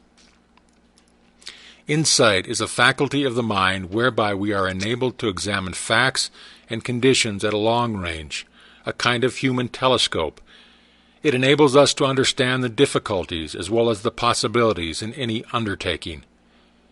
Insight enables us to be prepared for the obstacles which we shall meet. We can therefore overcome them before they have any opportunity of causing difficulty. Insight enables us to plan to advantage and turn our thought and attention in the right direction, instead of into channels which can yield no possible return. Insight is therefore absolutely essential for the development of any great achievement, but with it we may enter, explore, and possess any mental field. Insight is a product of the world within and is developed in the silence by concentration. For your exercise this week, concentrate on insight. Take your accustomed position and focus the thought on the fact that to have a knowledge of the creative power of thought does not mean to possess the art of thinking. Let the thought dwell on the fact that knowledge does not apply itself, that our actions are not governed by knowledge, but by custom, precedent, and habit, that the only way we can get ourselves to apply knowledge is by a determined, conscious effort. Call to mind the fact that knowledge unused passes from the mind, that the value of the information is in the application of the principle. Continue this line of thought until you gain sufficient insight to formulate a definite program for applying this principle to your own particular problem. Quote, "Think truly, and thy thoughts shall the world's famine feed. Speak truly, and each word of thine shall be a fruitful seed. Live truly, and thy shall be a great and noble creed." Unquote. Horatio Bonar. End of Part 15. Introduction to Part 16. The vibratory activities of the planetary universe are governed by the law of periodicity. Everything that lives has periods of birth, growth, fruitage, and decline. These periods are governed by the septimal law. The law of sevens governs the days of the week, the phases of the moon, the harmonies of sound, light, heat, electricity, magnetism, atomic structure. It governs the life of individuals and of nations, and it dominates the activities of the commercial world. Life is growth, and growth is change. Each 7 years period takes us into a new cycle. The first 7 years is the period of infancy. The next 7, the period of childhood, representing the beginning of individual responsibility. The next 7 represents the period of adolescence. The 4th period marks the attainment of full growth. The 5th period is the constructive period when men begin to acquire property, possessions, a home and family. The next, from 35 to 42, is a period of reactions and change, and this in turn is followed by a period of reconstruction, adjustment, and recuperation, so as to be ready for a new cycle of sevens, beginning with the 50th year. There are many who think that the world is just about to pass out of the 6th period, that it will soon enter into the 7th period, the period of readjustment, reconstruction, and harmony, the period which is frequently referred to as the millennium. Those familiar with these cycles will not be disturbed when things seem to go wrong, but can apply the principles outlined in these lessons with the full assurance that a higher law will invariably control all other laws, and that through an understanding and conscious operation of spiritual laws we can convert every seeming difficulty into a blessing. Part 16. Wealth is a product of labor. Capital is an effect, not a cause, a servant, not a master, a means, not an end. The most commonly accepted definition of wealth is that it consists of all useful and agreeable things which possess exchange value. It is this exchange value which is the predominant characteristic of wealth. When we consider the small addition made by wealth to the happiness of the possessor, we find that the true value consists not in its utility, but in its exchange. This exchange value makes it a medium for securing the things of real value whereby our ideals may be realized. Wealth should then never be desired as an end, but simply as a means of accomplishing an end. Success is contingent upon a higher ideal than the mere accumulation of riches, and he who aspires to such success must formulate an ideal for which he is willing to strive. With such an ideal in mind, the ways and means can and will be provided, but the mistake must not be made of substituting the means for the end. There must be a definite fixed purpose, an ideal. Prentice Mulford said, The man of success is the man possessed of the greatest spiritual understanding, and every great fortune comes of superior and truly great spiritual power. Unfortunately, there are those who fail to recognize this power. They forgot that Andrew Carnegie's mother had to help support the family when they came to America, that Harriman's father was a poor clergyman with a salary of only $200 a year, that Sir Thomas Lipton started with only 25 cents. These men had no other power to depend upon, but it did not fail them. The power to create depends entirely upon spiritual power. There are 3 steps: idealization, visualization, and materialization. Every captain of industry depends upon this power exclusively. In an article in Everybody's Magazine, Henry Flagler, the Standard Oil multimillionaire, admitted that the secret of his success was his power to see a thing in its completeness. The following conversation with the reporter shows his power of idealization, concentration, and visualization, all spiritual powers. Did you actually vision to yourself the whole thing?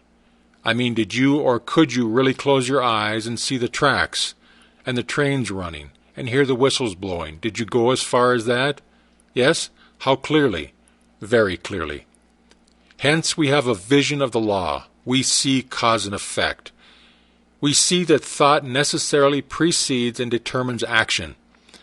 If we are wise, we shall come into a realization of the tremendous fact that no arbitrary condition can exist for a moment, and that human experience is a result of an orderly and harmonious sequence. The successful businessman is more often than not an idealist, and is ever striving for higher and higher standards. The subtle forces of thought as they crystallize in our daily moods is what constitutes life. Thought is the plastic material with which we build images of our growing conception of life. Use determines its existence.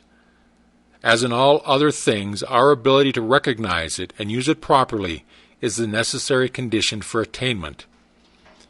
Premature wealth is but the forerunner of humiliation and disaster, because we cannot permanently retain anything which we do not merit or which we have not earned. The conditions with which we met in the world without correspond to the conditions which we find in the world within. This is brought about by the law of attraction. How then shall we determine what is to enter into the world within? Whatever enters the mind through the senses or the objective mind will impress the mind and result in a mental image, which will become a pattern for the creative energies. These experiences are largely the result of environment, chance, past thinking, and other forms of negative thought, and must be subjected to careful analysis before being entertained. On the other hand, we can form our own mental images through our own interior processes of thought, regardless of the thoughts of others, regardless of exterior conditions, regardless of environment of every kind. And it is by the exercise of this power that we can control our own destiny, body, mind, and soul. It is by the exercise of this power that we take our fate out of the hands of chance, and consciously make for ourselves the experiences which we desire, because when we consciously realize condition, that condition will eventually manifest in our lives. It is therefore evident that in the last analysis, thinking is the one great cause in life. Therefore, to control thought is to control circumstances, conditions, environment, and destiny. How then are we to control thought? What is the process? To think is to create a thought, but the result of the thought will depend upon its form, its quality, and its vitality. The form will depend upon the mental image from which it emanates. This will depend upon the depth of the impression, the predominance of the idea, the clarity of the vision, the boldness of the image. The quality depends upon its substance, and this depends upon the material on which the mind is composed.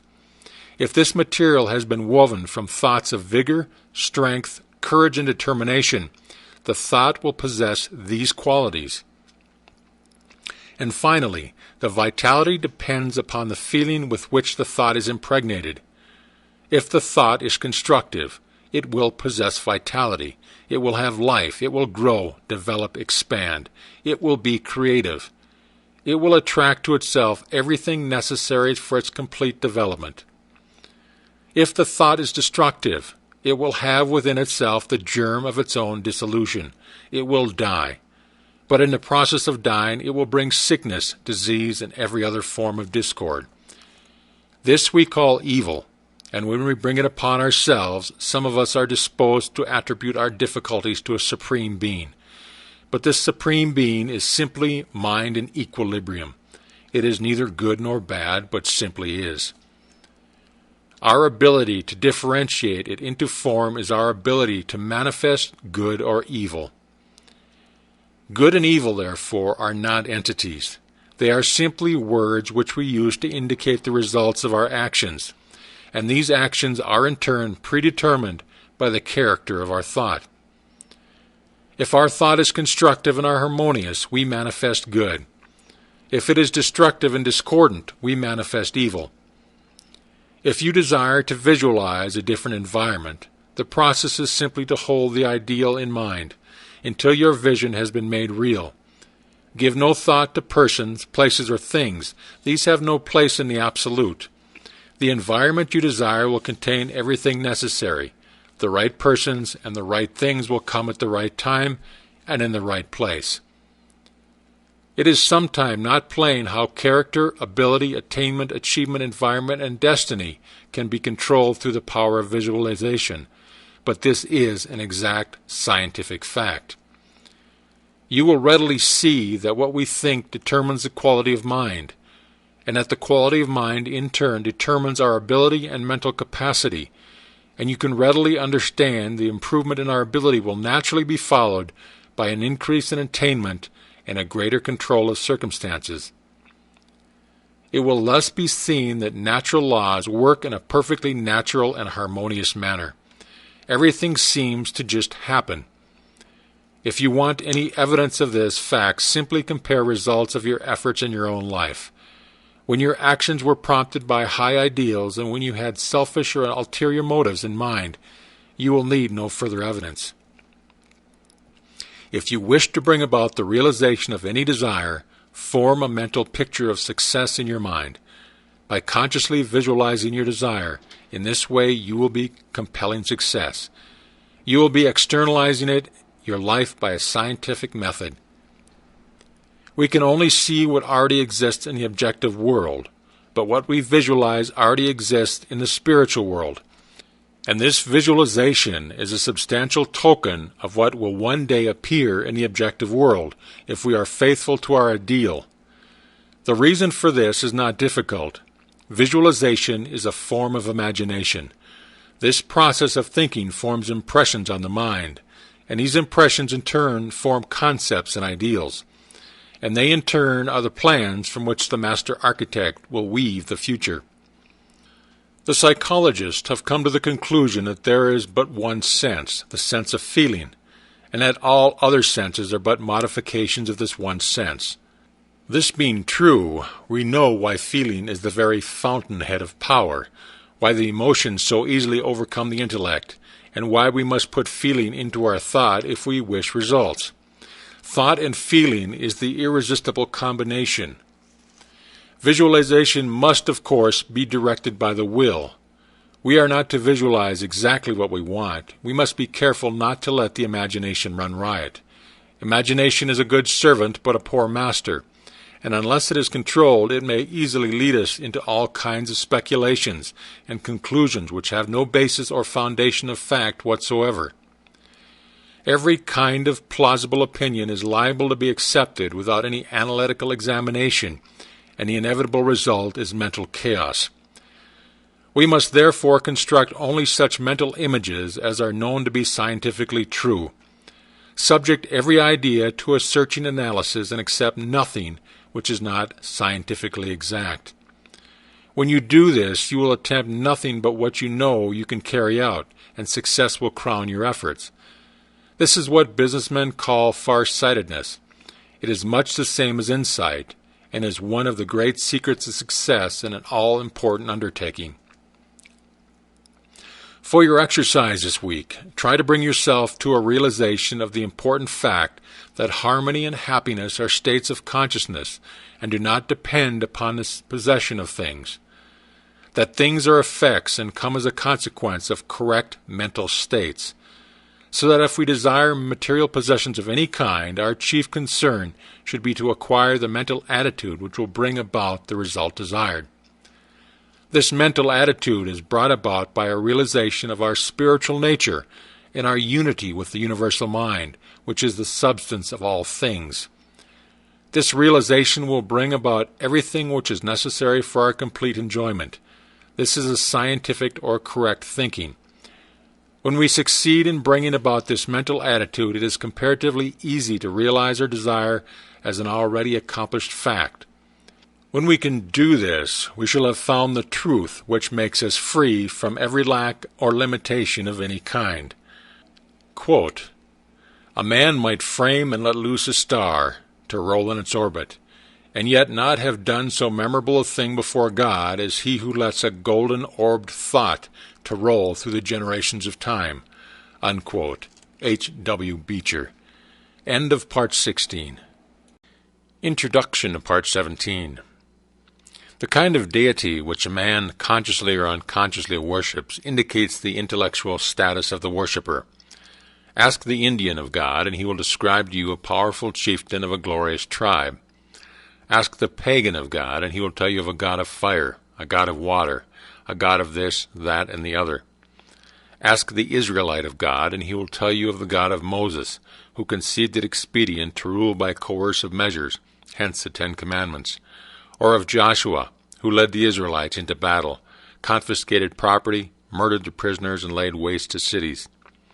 The so-called heathen made graven images of their gods, whom they were accustomed to worship, but among the most intelligent at least, these images were but the visible fulcrums with which they were enabled to mentally concentrate on the qualities which they desired to externalize in their lives. We of the 20th century worship a God of love in theory, but in practice we make for ourselves graven images of wealth, power, fashion, custom, and conventionality. We fall down before them and worship them.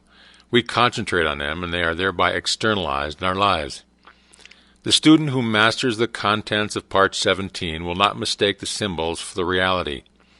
He will be interested in causes rather than effects. He will concentrate on the realities of life, and will not be disappointed in the results. Part 17. We are told that man has dominion over all things. This dominion is established through mind. Thought is the activity which controls every principle beneath it. The highest principle, by reason of its superior essence and qualities, necessarily determines the circumstances, aspects, and relation of everything with which it comes in contact. The vibrations of mental forces are the finest and consequently the most powerful in existence. To those who perceive the nature and transcendency of mental force, all physical power sinks into insignificance. We are accustomed to look upon the universe with the lens of 5 senses, and from these experiences our anthropomorphic conceptions originate, but true conceptions are only secured by spiritual insight. This insight requires a quickening of the vibrations of the mind, and is only secured when the mind is continuously concentrated in a given direction. Continuous concentration means an even, unbroken flow of thought, and is the result of patient, persistent, persevering, and well-regulated system. Great discoveries are the result of long-continued investigation.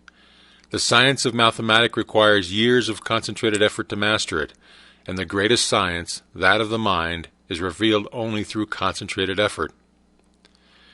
Concentration is much misunderstood.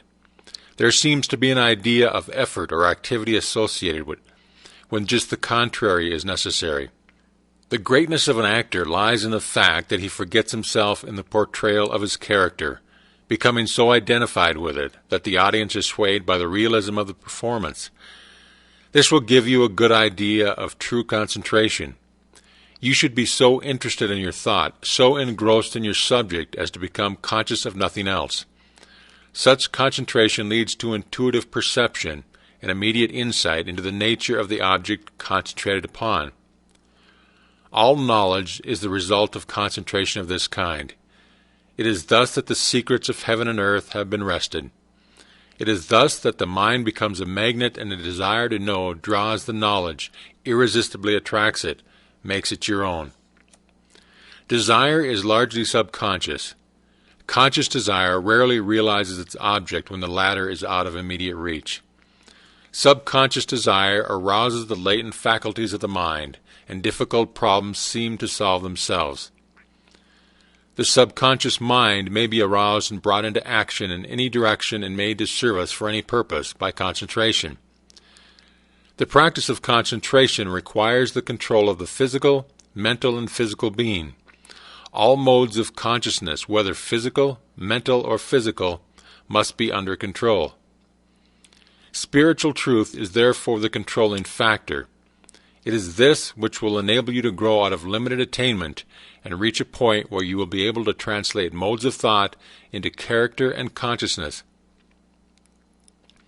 Concentration does not mean thinking of thoughts, but the transmutation of these thoughts into practical values. The average person has no conception of the meaning of concentration. There is always the cry to have, but never the cry to be. They fail to understand that they cannot have one without the other, that they must first find the kingdom before they can have the things added. Momentary enthusiasm is of no value. It is only with unbounded self-confidence that the goal is reached. The mind may place the ideal a little too high and fall short of the mark. It may attempt to soar on untrained wings and instead of flying, fall to earth, but that is no reason for not making another attempt. Weakness is the only barrier to mental attainment. Attribute your weakness to physical limitations or mental uncertainties and try again. Ease and perfection are gained by repetition. The astronomer centers his mind on the stars, and they give forth their secrets. The geologist centers his mind on the construction of the earth, and we have geology. So with all things. Men center their minds on the problems of life, and the result is apparent in the vast and complex social order of the day. All mental discovery and attainment are the result of desire plus concentration. Desire is the strongest mode of action. The more persistent the desire, the more authoritative the revelation. Desire added to concentration will wrench any secret from nature. In realizing great thoughts and experiencing great emotion that correspond with great thoughts, the mind is in a state where it appreciates the value of higher things. The intensity of one moment's earnest concentration and the intense longing to become and to attain may take you further than years of slow and normal forced effort. It will unfasten the prison bars of unbelief, weakness, impotence, and self-belittlement, and you will come into a realization of the joy of overcoming. The spirit of initiative and originality is developed through persistence and continuity of mental effort. Business teaches the value of concentration and encourages decision of character. It develops practical insight and quickness of conclusion. The mental element in every commercial pursuit is dominant as the controlling factor, and desire is the predominating force. All commercial relations are the externalization of desire. Many of the sturdy and substantial virtues are developed in commercial employment. The mind is steadied and directed. It becomes efficient. The principal necessity is the strengthening of the mind so that it rises superior to the distractions and wayward impulses of instinctive life and thus successfully overcomes in the conflict between the higher and lower self. All of us are dynamos, but the dynamo of itself is nothing. The mind must work the dynamo. Then it is useful and its energy can be definitely concentrated. The mind is an engine whose power is undreamed. Thought is an omni-working power. It is the ruler and creator of all form and all events occurring in form. Physical energy is nothing in comparison with the omnipotence of thought, because thought enables man to harness all other natural power. Vibration is the action of thought. It is vibration which reaches out and attracts the material necessary to construct and build. There is nothing mysterious concerning the power of thought. Concentration simply implies that consciousness can be focalized to a point where it becomes identified with the object of its attention. As food absorbed is the essence of the body, So the mind absorbs the object of its attention, gives it life and being. If you concentrate on some matter of importance, the intuitive power will be set in operation, and help will come in the nature of information which will lead to success. Intuition arrives at conclusions without the aid of experience or memory.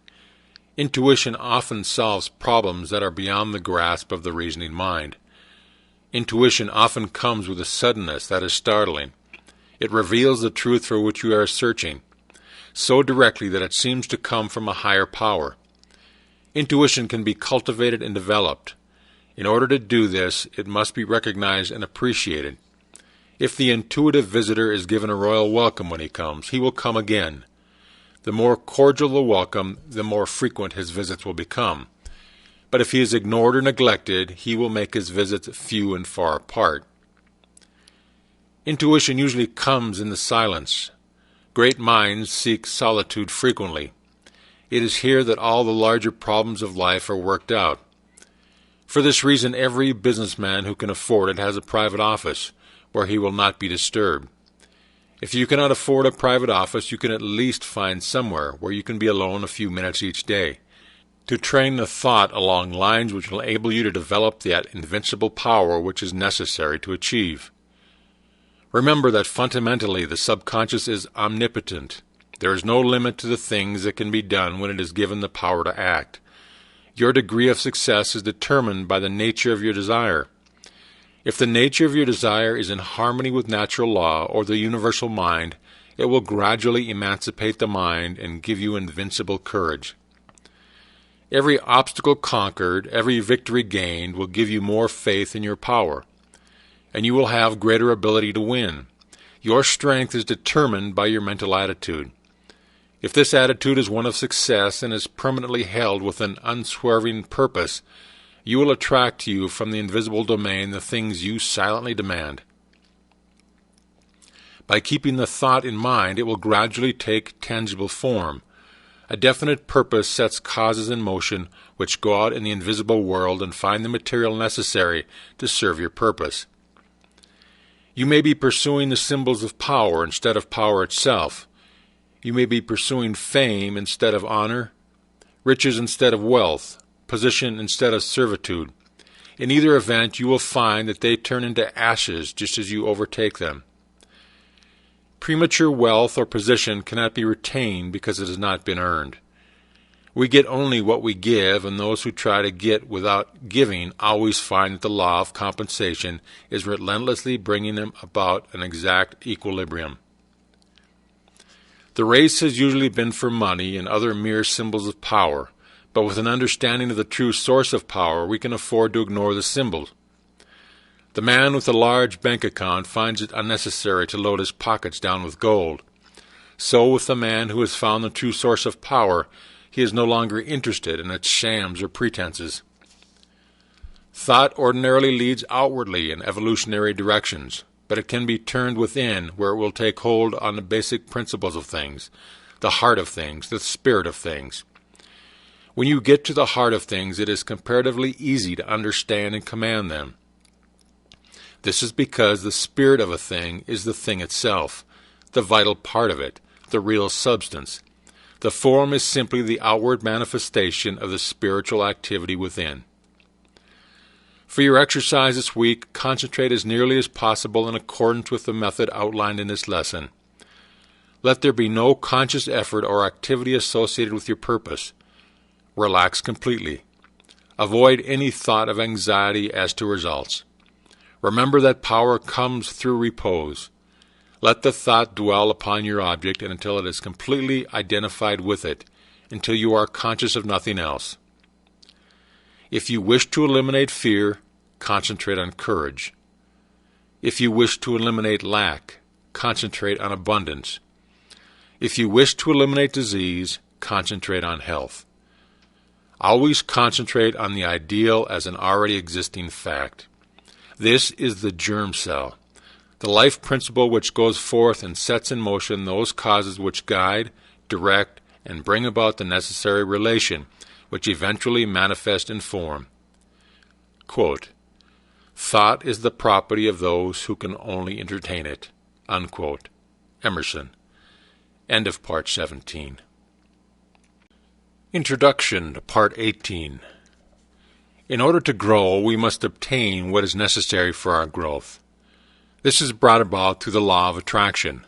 This principle is the sole means by which the individual is differentiated from the universal. Think for a moment.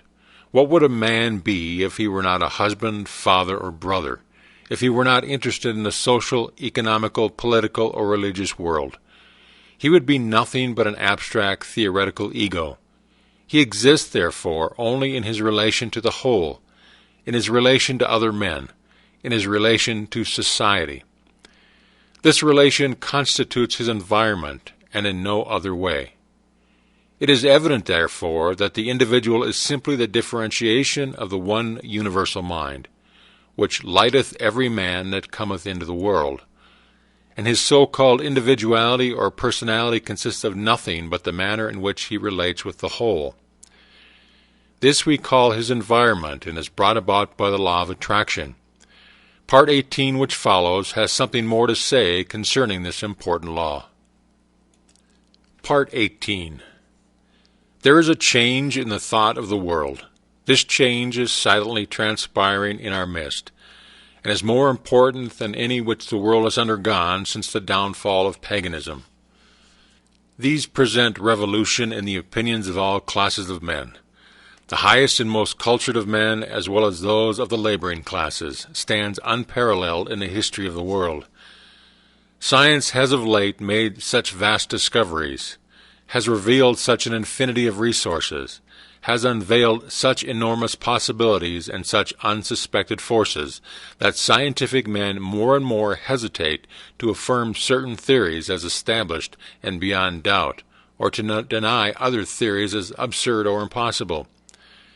A new civilization is being born. Customs, creeds, and precedents are passing.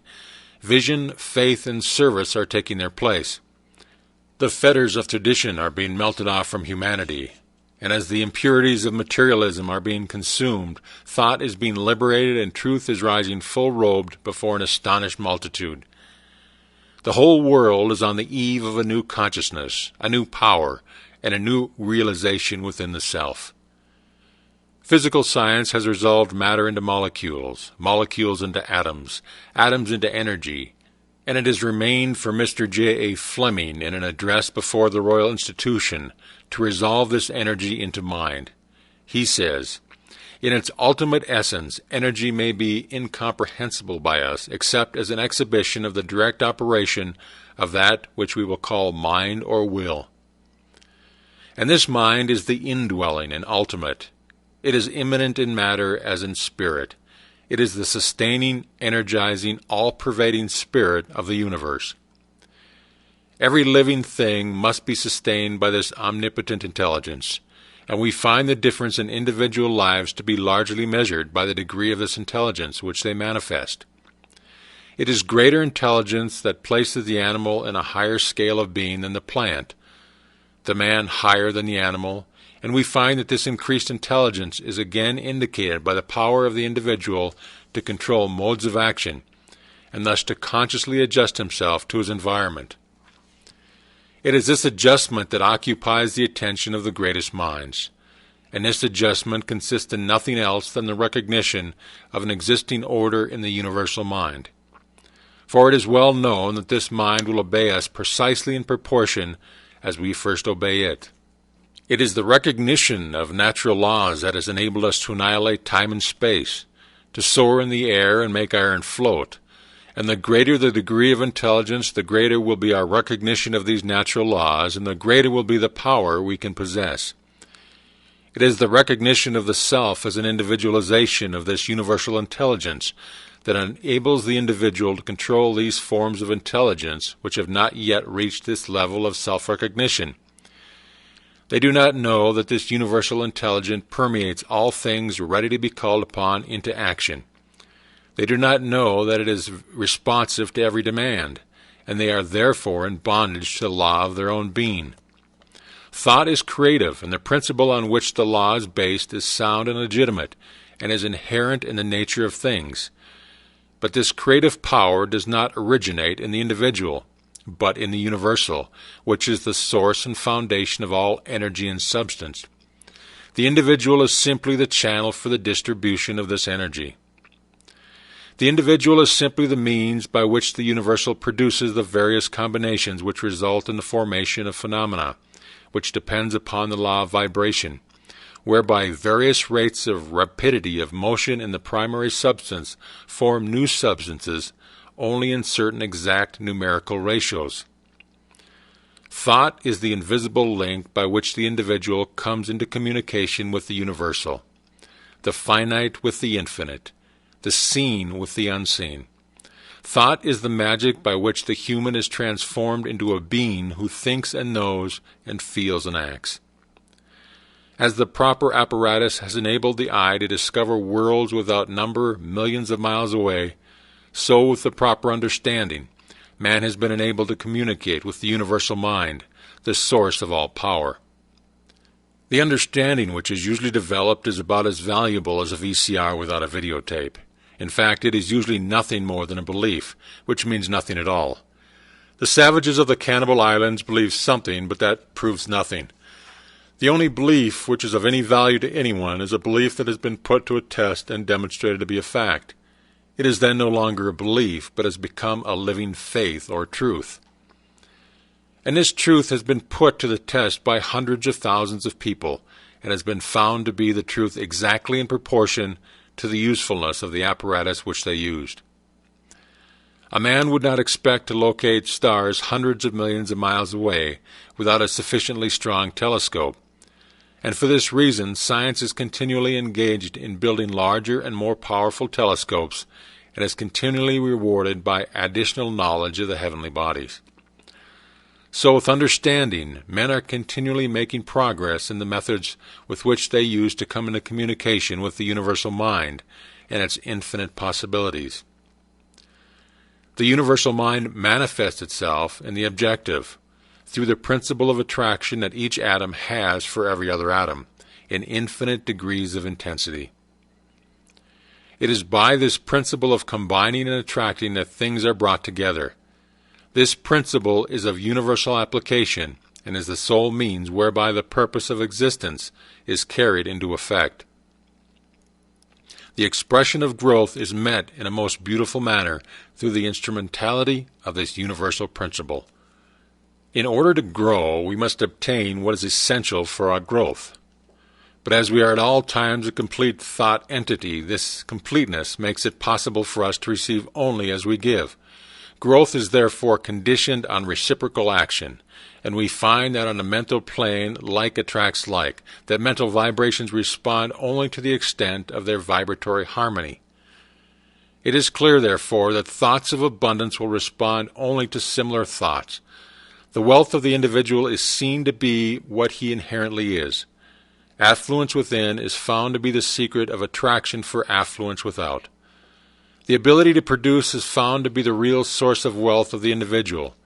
It is for this reason that he who has his heart in his work is certain to meet with unbounded success. He will give and continually give, and the more he gives, the more he will receive. What do the great financiers of Wall Street, the captains of industry, the statesmen, the great corporation attorneys, the inventors, the physicians, the authors, what do each of these contribute to the sum of human happiness but the power of their thought? Thought is the energy which the law of abundance has brought into operation, which eventually manifests in abundance. The universal mind is static mind, or substance in equilibrium. It is differentiated into form by our power to think. Thought is the dynamic phase of mind. Power depends upon consciousness of power. Unless we use it, we shall lose it, and unless we are conscious of it, we cannot use it. The use of this power depends upon attention. The degree of attention determines our capacity for the acquirement of knowledge, which is another name for power. Attention has been held to be the distinguishing mark of genius. The cultivation of attention depends upon practice. The incentive of attention is interest. The greater the interest, the greater the attention. The greater the attention, the greater the interest, action and reaction. Begin by paying attention. Before long, you will have aroused interest. This interest will attract more attention, and this attention will produce more interest, and so on. This practice will enable you to cultivate the power of attention. This week, concentrate upon your power to create. Seek insight, perception. Try to find a logical basis for the faith which is in you. Let the thought dwell on the fact that the physical man lives and moves and has his being in the sustainer of all organic life air, that he must breathe to live. Then let the thought rest on the fact that the spiritual man also lives and moves and has his being in a similar but subtler energy upon which he must depend for life, and that as in the physical world no life assumes form until after a seed is sown, and no higher fruit than that of the parent stock can be produced. So in the spiritual world no effect can be produced until the seed is sown, and the fruit will depend upon the nature of the seed, so that the result which you secure depend upon your perception of law in the mighty domain of causation, the highest evolution of human consciousness. Quote, "There is no thought in my mind, but it quickly tends to convert itself into a power and organizes a huge instrumentality of means." Unquote. Emerson. End of Part 18. Introduction to Part 19. Fear is a powerful form of thought. It paralyzes the nerve centers, thus affecting the circulation of the blood. This, in turn, paralyzes the muscular system, so that fear affects the entire being, body, brain, and nerve, physical, mental, and muscular.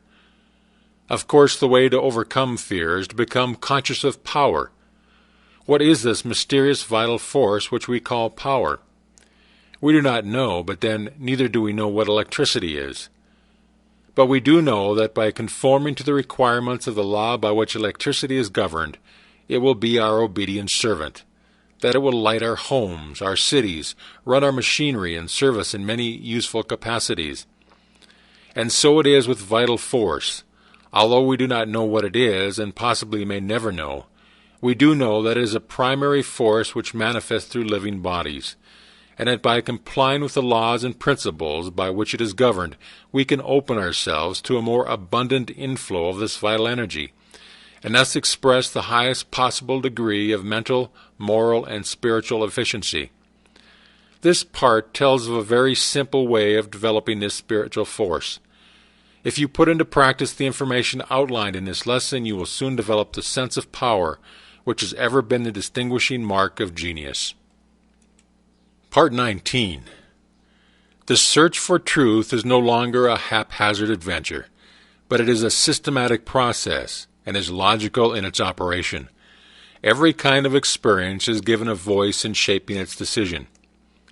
In seeking the truth, we are seeking ultimate cause. We know that every human experience is an effect. Then, if we may ascertain the cause, and if we shall find that this cause is one which we can consciously control, the effect or the experience will be within our control also. Human experience will then no longer be the football of fate. A man will not be the child of fortune, but destiny. Fate and fortune will be controlled as readily as a captain controls a ship, or an engineer his train. All things are finally resolvable into the same element, and as they are thus translatable one into the other, they must ever be in relation and may never be in opposition to one another. In the physical world there are innumerable contrasts, and these may be for convenience sake be designated by distinctive names. There are sizes, colors, shades, or ends to all things. There is a North Pole and a South Pole, an inside and an outside, a seen and an unseen. But these expressions merely serve to place extremes in contrast. They are names given to two separate parts of one quantity. The two extremes are relative. They are not separate entities. They are two parts or aspects of the whole. In the mental world we find the same law.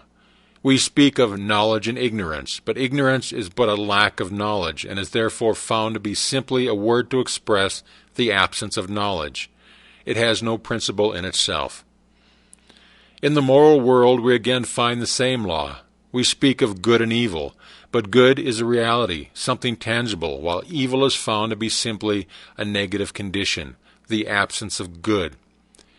Evil is sometimes thought to be a very real condition, but it has no principle, no vitality, no life.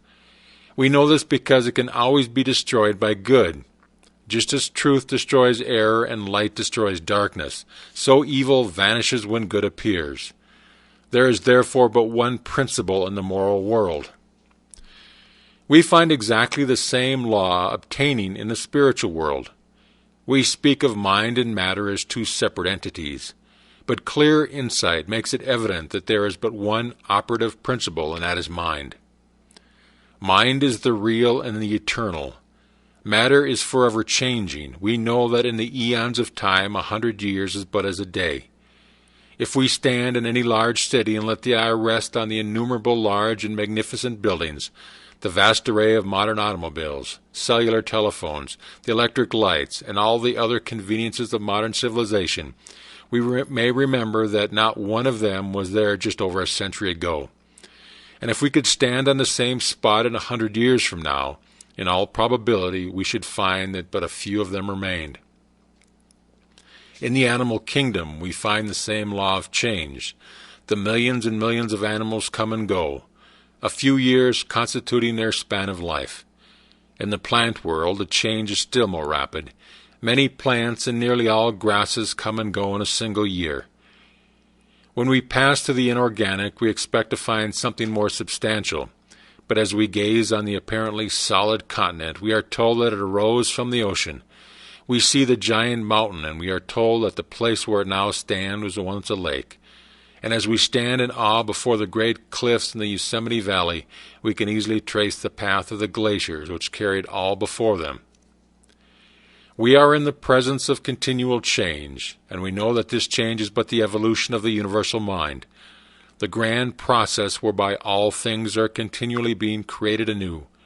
And we come to know that matter is but a form which mind takes, and is therefore simply a condition.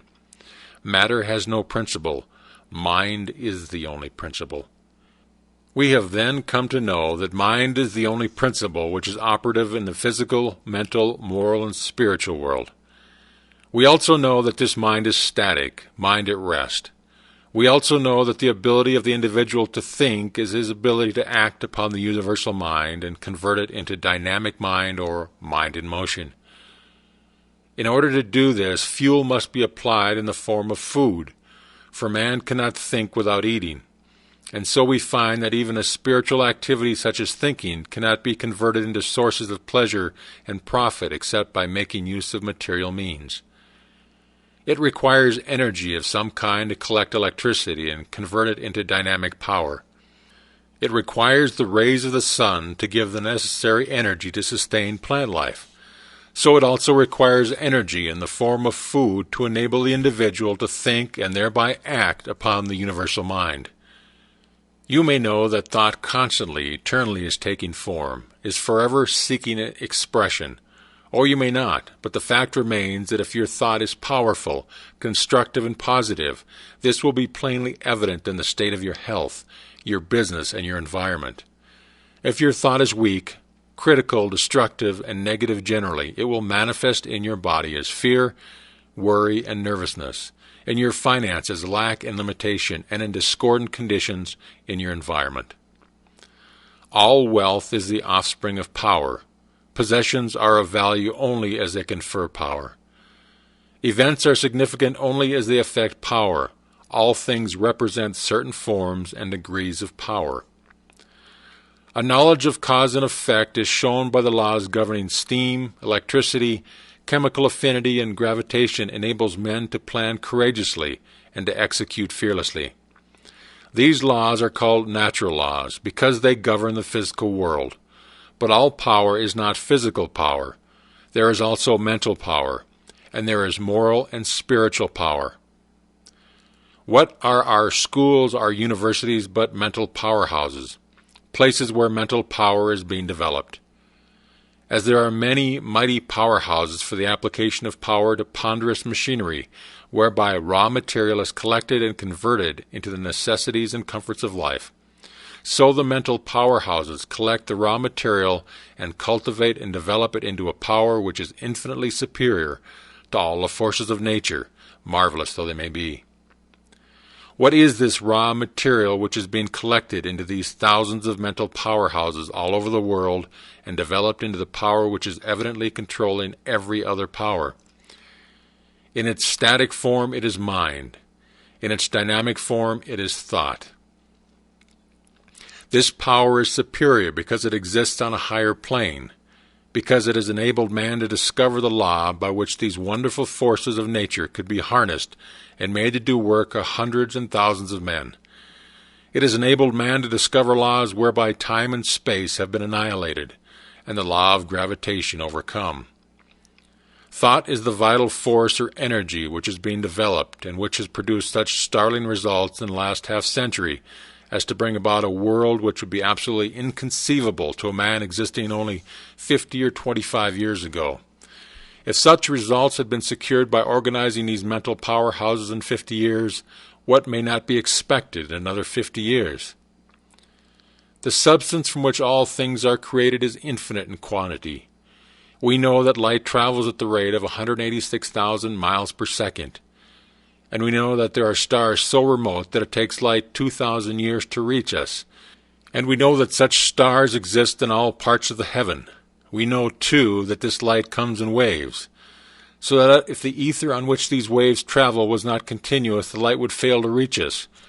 We can then only come to the conclusion that this substance, or ether, or raw material is universally present. How, then, does it manifest in form? In electrical science, a battery is formed by connecting the opposite poles of zinc and copper, which causes the current to flow from one to the other and so provides energy. This same process is repeated in respect to every polarity, and as all form simply depends upon the rate of vibration and consequent relations of atoms to each other. If we wish to change the form of manifestation, we must change the polarity. This is the principle of causation. For your exercise this week, concentrate. And when I use the word concentrate, I mean all that the word implies. Become so absorbed in the object of your thought that you are conscious of nothing else. And do this a few minutes every day. You take the necessary time to eat in order that your body may be nourished. Why not take the time to assimilate your mental food? Let the thought rest on the fact that appearances are deceptive. The earth is not flat, neither is it stationary. The sky is not a dome, the sun does not move, the stars are not small specks of light, and matter which was once supposed to be fixed has been found to be in a state of perpetual flux. Try to realize that the day is fast approaching, its dawn is now at hand, when modes of thought and action must be adjusted to rapidly increasing knowledge of the operation of eternal principles. Quote, "Silent thought is, after all, the mightiest agent in human affairs." Unquote. Channing. End of Part 19. Introduction to Part 20. For many years there has been an endless discussion as to the origin of evil. Theologians have told us that God is love, and that God is omnipresent. If this be true, there is no place where God is not. Where then is evil, Satan, and hell? Let us see. God is spirit. Spirit is the creative principle of the universe. Man is made in the image and likeness of God. Man is therefore a spiritual being. The only activity which spirit possesses is the power to think. Thinking is therefore a creative process. All form is therefore the result of the thinking process. The destruction of form must also be the result of the thinking process. Fictitious representations of form are the result of the creative power of thought, as in hypnotism. Apparent representation of form are the result of the creative power of thought, as in spiritualism. Invention, organization, and the constructive work of all kinds are the result of the creative power of thought, as in concentration. When the creative power of thought is manifested for the benefit of humanity, we call the result good. When the creative power of thought is manifested in a destructive or evil manner, we call the result evil. This indicates the origin of both good and evil. They are simply words which have been coined in order to indicate the nature of the result of the thinking or creative process. Thought necessarily precedes and predetermines action. Action precedes and predetermines condition. Part 20 will throw more light upon this important subject. Part 20. The spirit of a thing is that thing. It is necessarily fixed, changeless, and eternal. The spirit of you is you. Without the spirit, you would be nothing. It becomes active through your recognition of it and its possibilities. You may have all the wealth in Christendom, but unless you recognize it and make use of it, it will have no value. So with your spiritual wealth, unless you recognize it and use it, it will have no value. The one and only condition of spiritual power is use or recognition. All great things come through recognition. The scepter of power is consciousness, and thought is its messenger.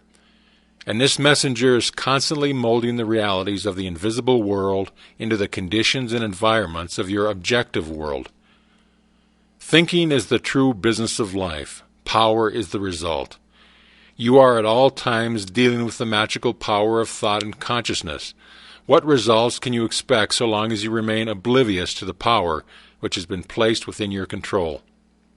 So long as you do this, you limit yourself to superficial conditions and make of yourself a beast of burden for those who think, those who recognize their power, those who know that unless we are willing to think, we shall have to work, and the less we think, the more we shall have to work, and the less we shall get for our work.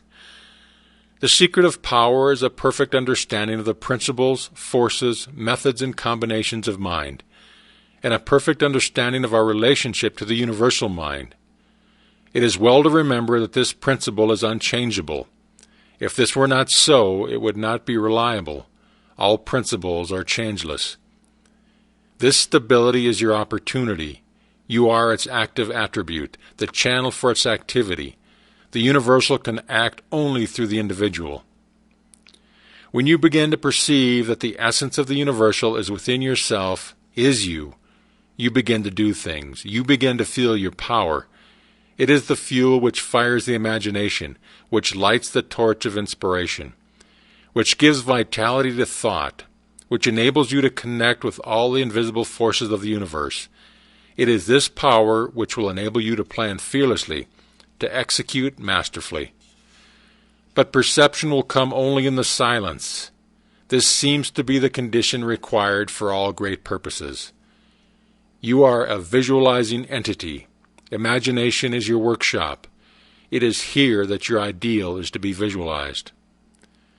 As a perfect understanding of the nature of this power is a primary condition for its manifestation, visualize the entire method over and over again, so that you may use it whenever occasions require. The infinity of wisdom is to follow the method whereby we may have the inspiration of the omnipotent universal mind on demand at any time. We can fail to recognize this world within, and so exclude it from our consciousness, but it will still be the basic fact of all existence. And when we learn to recognize it, not only in ourselves, but in all persons, events, things, and circumstances, we shall have found the kingdom of heaven, which we are told is within us. Our failures are the result of the operation of exactly the same principle. The principle is unchangeable. Its operation is exact. There is no deviation. If we think lack, limitation, discord, we shall find their fruits on every hand. If we think poverty, unhappiness, or disease, the thought messengers will carry the summons as readily as any other kind of thought, and the result will be just as certain.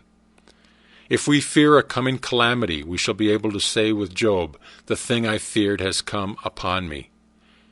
If we think unkindly or ignorantly, we shall thus attract to ourselves the results of our ignorance.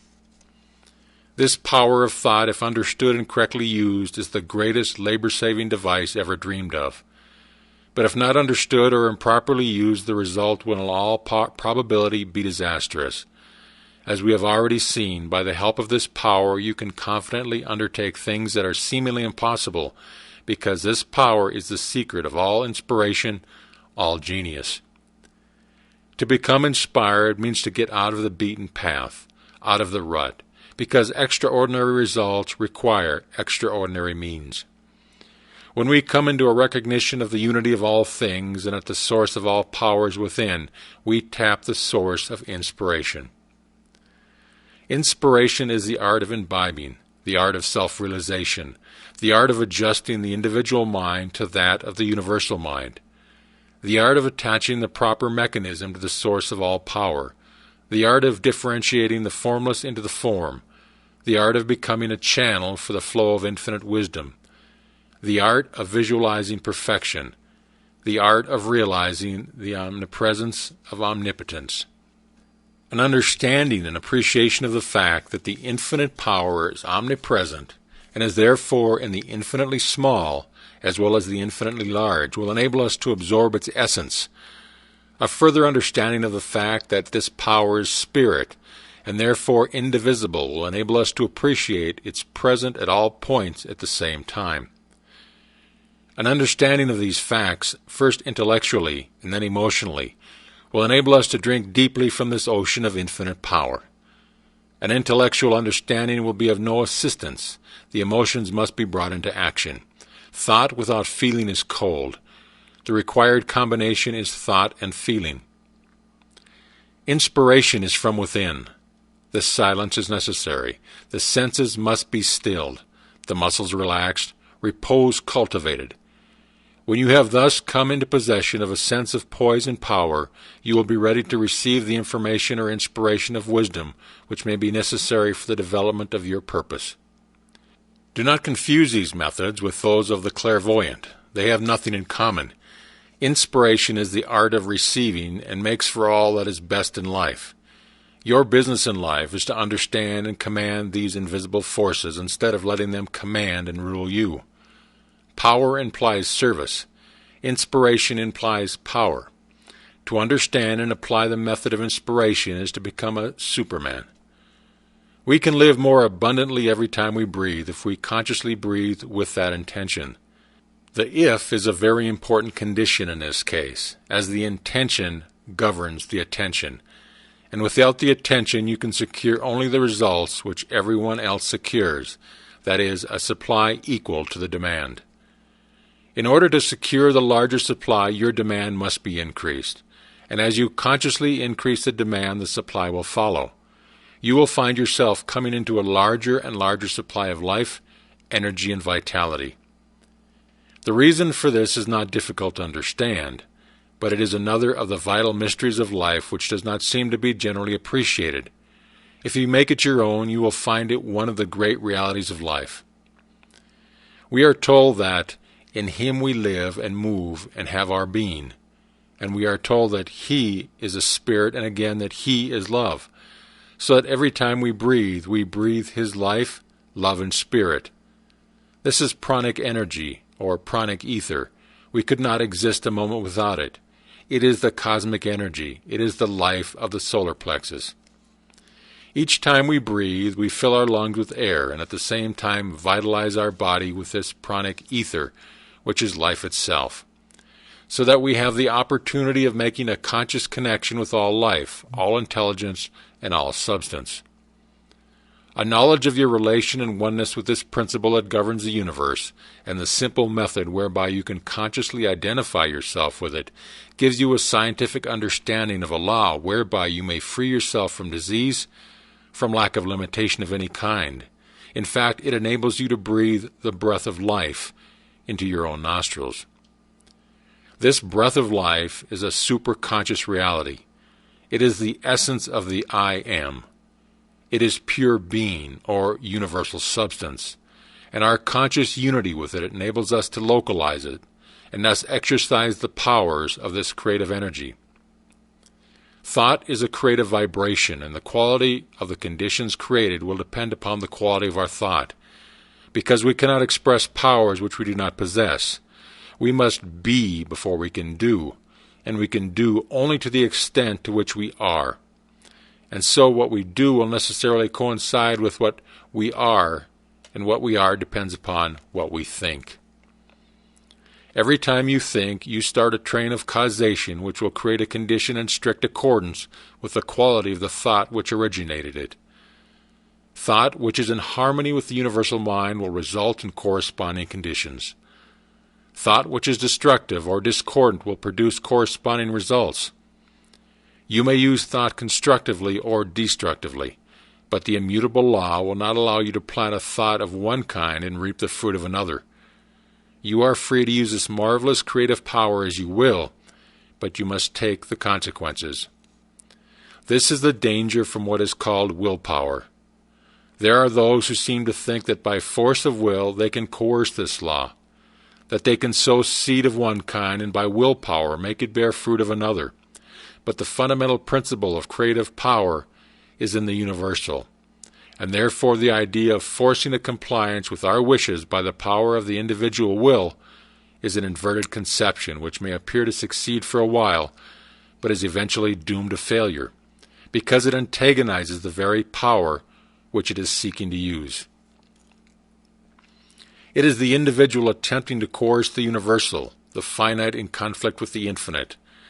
Our permanent well-being will be best conserved by a conscious cooperation with the continuous forward movement of the great whole. For your exercise this week, go into the silence and concentrate on the fact that in Him we live and move and have our being is literally and scientifically exact, that you are because He is, that if He is omnipresent, He must be in you, that if He is all in you, you must be in Him, that He is spirit and you are made in His image and likeness, and that the only difference between His spirit and your spirit is one of degree, that a part must be the same in kind and quality as the whole. When you can realize this clearly, you will have found the secret of the creative power of thought. You will have found the origin of both good and evil. You will have found the secret of the wonderful power of concentration. You will have found the key to the solution of every problem, whether physical, financial, or environmental. Quote, "The power to think consecutively and deeply and clearly is an avowed and deadly enemy to mistakes and blunders, superstitions, unscientific theories, irrational beliefs, unbridled enthusiasm, fanaticism." Unquote. Haddock. End of Part 20. Introduction to Part 21. It is my privilege to enclose Part 21. In paragraph 7 you will find that one of the secrets of success, one of the methods of organizing victory, one of the accomplishments of the master mind is to think big thoughts. In paragraph 8 you will find that everything which we hold in our consciousness for any length of time becomes impressed upon our subconsciousness, and so becomes a pattern which the creative energy will wave into our life and environment. This is the secret of the wonderful power of prayer. We know that the universe is governed by law, that for every effect there must be a cause, and that same cause under the same conditions will invariably produce the same effect. Consequently, if prayer has ever been answered, it will always be answered, if the proper conditions are complied with. This must necessarily be true, otherwise the universe would be a chaos instead of a cosmos. The answer to prayer is therefore subject to law, and this law is definite, exact, and scientific, just as are the laws governing gravitation and electricity. An understanding of this law takes the foundation of Christianity out of the realm of superstition and credulity and places it upon the firm rock of scientific understanding. But unfortunately there are comparatively few people who know how to pray. They understand that there are laws governing electricity, mathematics, and chemistry, but for some inexplicable reason it never seems to occur to them that there are also spiritual laws, and that these laws are also definite, scientific, exact, and operate with immutable precision. Part 21. The real secret of power is consciousness of power. The universal mind is unconditional. Therefore, the more conscious we become of our unity with this mind, the less conscious we shall become of conditions and limitations. And as we become emancipated or freed from conditions, we come to a realization of the unconditional. We have become free. As soon as we become conscious of the inexhaustible power in the world within, we begin to draw on this power and apply and develop the great possibilities which this discernment has realized.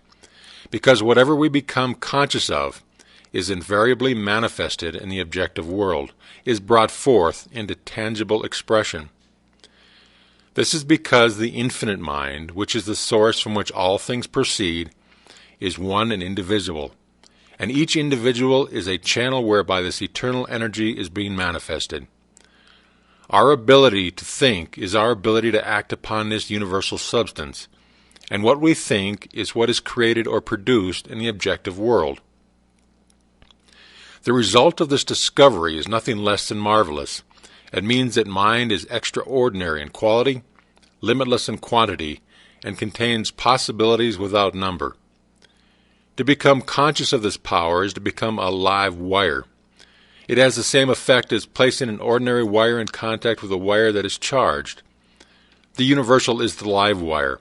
It carries power sufficient to meet every situation which may arise in the life of every individual. When the individual mind touches the universal mind, it receives all the power it requires. This is the world within. All science recognizes the reality of this world, and all power is contingent upon our recognition of this world. The ability to eliminate imperfect conditions depends upon mental action, and mental action depends upon consciousness of power. Therefore, the more conscious we become of our unity with the source of all power, the greater will be our power to control and master every condition. Large ideas have a tendency to eliminate all smaller ideas, so that it is well to hold ideas large enough to counteract and destroy all small and undesirable tendencies. This will remove innumerable petty and annoying obstacles from your path. You also become conscious of a larger world of thought, thereby increasing your mental capacity as well as placing yourself in position to accomplish something of value.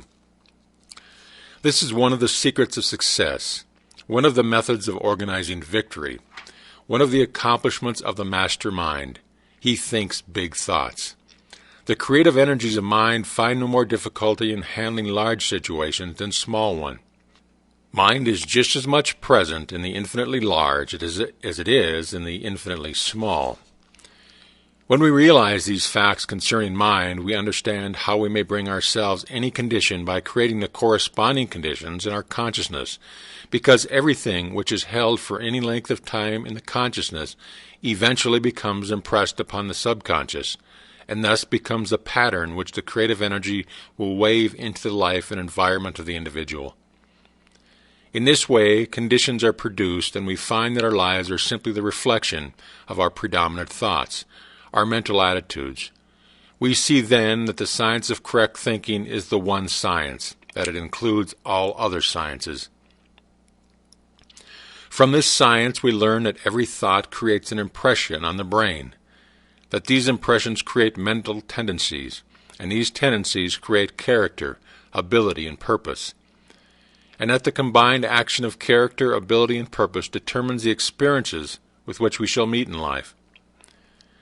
These experiences come to us through the law of attraction.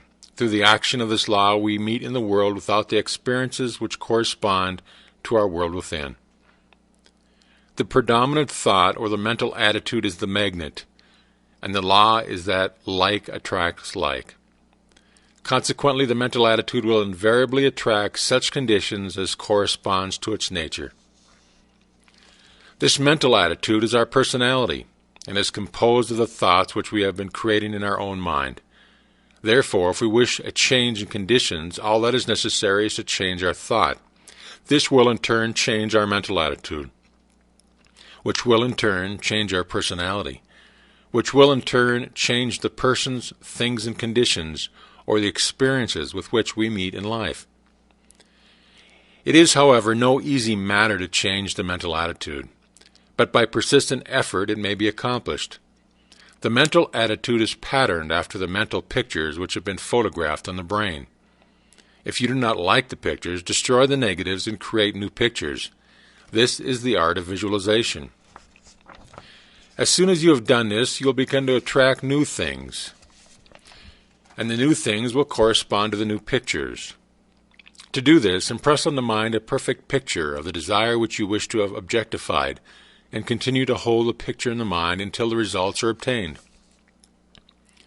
If the desire is one which requires determination, ability, talent, courage, power, or any other spiritual power, these are necessary essentials for your picture. Build them in. They are the vital part of the picture. They are the feeling which combines with thought and creates the irresistible magnetic power which draws the things you require to you. They give your picture life, and life means growth. And as soon as it begins to grow, the result is practically assured.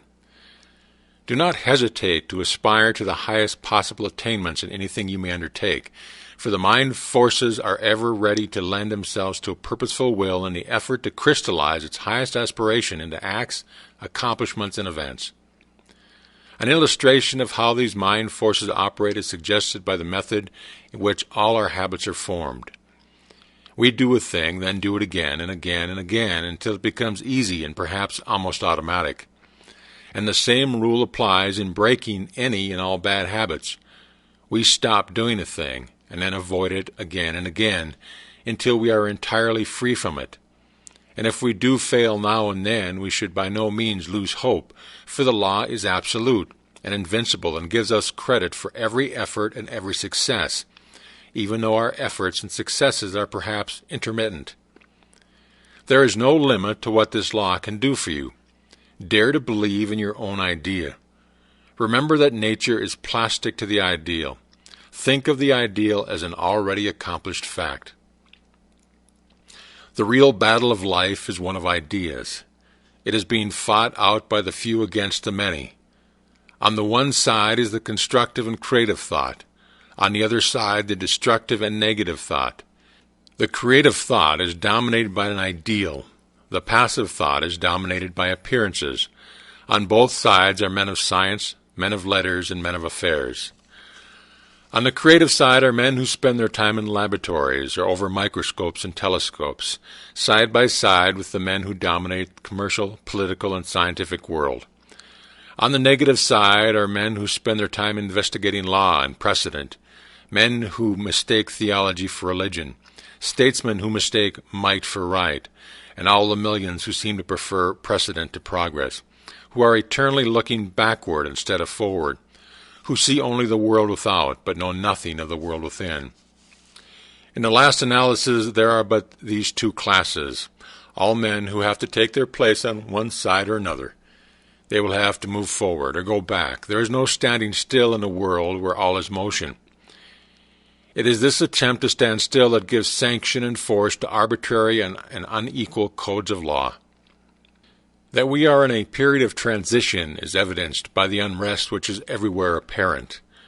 The complaint of humanity is as a roll of heaven's artillery, commencing with low and threatening notes and increasing until a sound is sent from cloud to cloud, and the lightning splits the air and earth. The sentries who patrol the most advanced outputs of the industrial, political, and religious world are calling anxiously to each other.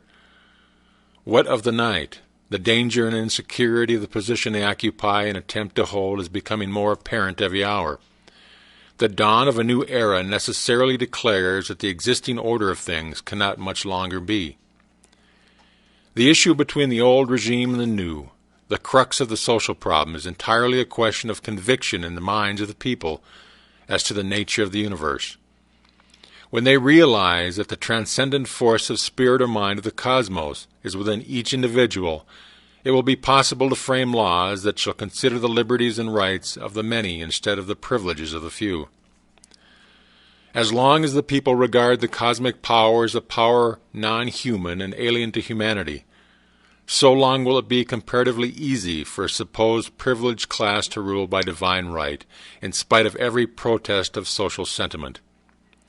The real interest of democracy is therefore to exalt, emancipate, and recognize the divinity of the human spirit, to recognize that all power is from within, that no human being has any more power than any other human being, except such as may willingly be delegated to him.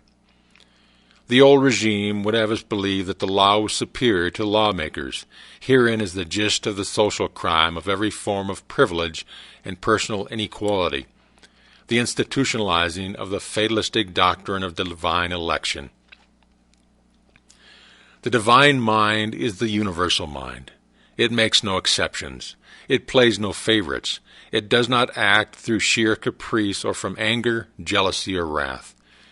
Neither can it be flattered, cajoled, or moved by sympathy or petition to supply man with some need which he thinks necessary for his happiness or even his existence. The divine mind makes no exceptions to favor any individual, but when the individual understands and realizes his unity with the universal principle, he will appear to be favored because he will have found the source of all health, all wealth, and all power. For your exercise this week, concentrate on the truth. Try to realize that the truth shall make you free. That is, nothing can permanently stand in the way of your perfect success when you learn to apply the scientifically correct thought methods and principle. Realize that you are externalizing in your environment your inherent soul potencies. Realize that the silence offers an ever-available and almost unlimited opportunity for awakening the highest conception of truth. Try to comprehend that omnipotence itself is absolute silence. All else is change, activity, limitation. Silent thought concentration is therefore the true method of reaching, awakening, and then expressing the wonderful potential power of the world within. Quote, "The possibilities of thought training are infinite, its consequence eternal, and yet few take the pains to direct their thinking into channels that will do them good, but instead leave all to chance." Unquote.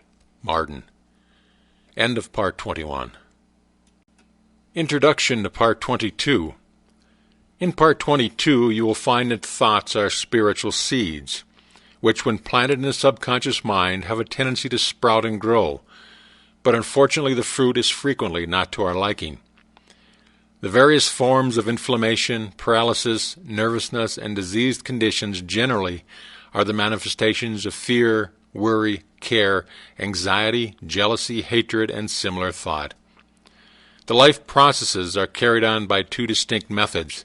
First, the taking up and making use of nutritive material necessary for constructing cells. Second, breaking down and excreting the waste material. All life is based upon these constructive and deconstructive activities, and as food, water, and air are the only requisites necessary for the construction of cells, it would seem that the problem of prolonging life indefinitely would not be a very difficult one. However strange it may seem, it is the second or destructive activity that is, with rare exception, the cause of all disease. The waste material accumulates and saturates the tissue, which causes autointoxication. This may be partial or general. In the first case, the disturbance will be local. In the second place, it will affect the whole system. The problem, then, before us is the healing of disease is to increase the inflow and distribution of vital energy throughout the system. And this can only be done by eliminating thoughts of fear, worry, care, anxiety, jealousy, hatred, and every other destructive thought, which tend to tear down and destroy the nerves and glands which control the excretion and elimination of poisonous and waste matter. Nourishing foods and strengthening tonics cannot bestow life, because these are but secondary manifestations to life. The primary manifestation of life and how you may get in touch with it is explained in the part which I have the privilege of enclosing herewith. Part 22. Knowledge is of priceless value, because by applying knowledge we can make our future what we wish it to be.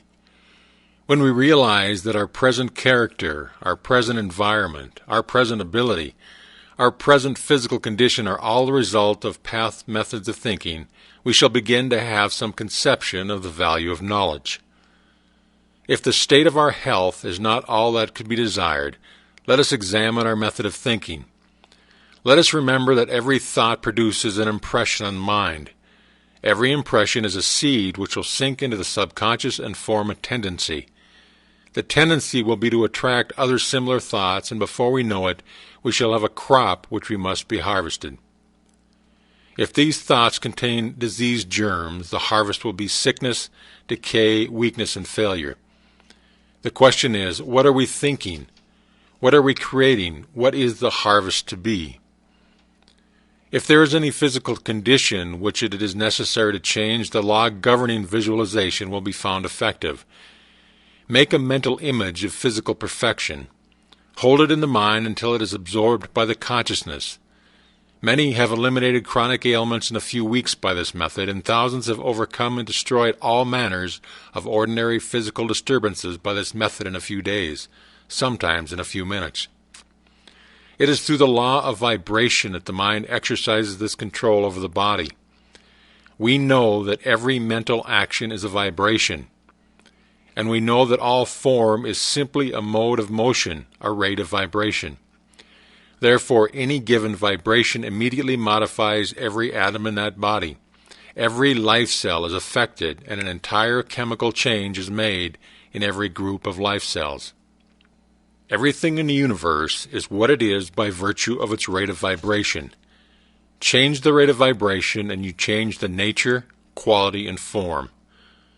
The vast panorama of nature, both visible and invisible, is being constantly changed by simply changing the rate of vibration.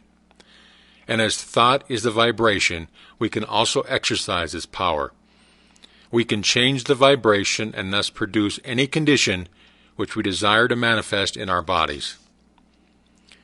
We are all using this power every minute. The trouble is most of us are using it unconsciously and thus producing undesirable results. The problem is to use it intelligently and produce only desirable results.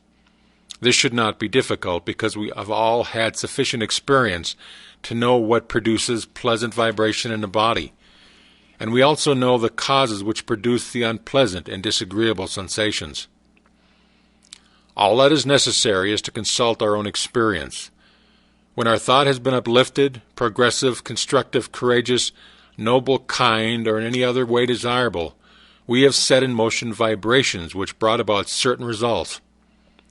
When our thoughts have been filled with envy, hatred, jealousy, criticism, or any other 1,001 forms of discord, certain vibrations were set into motion, which brought about certain other results of a different nature, and each of these rates of vibration, if kept up, crystallized in form.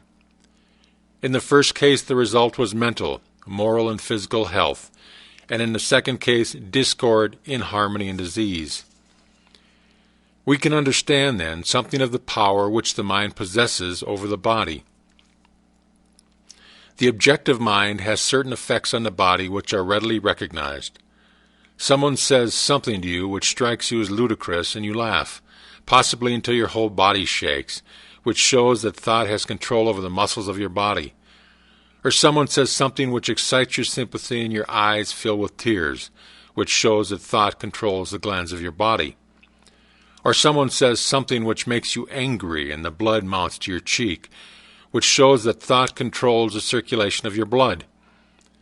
But as these experiences are all the result of the action of your objective mind over the body, the results are of a temporary nature. They soon pass away and leave the situation as it was before. Let us see how the action of the subconscious mind over the body differs. You receive a wound. Thousands of cells begin the work of healing at once. In a few days or a few weeks, the work is complete. You may even break a bone.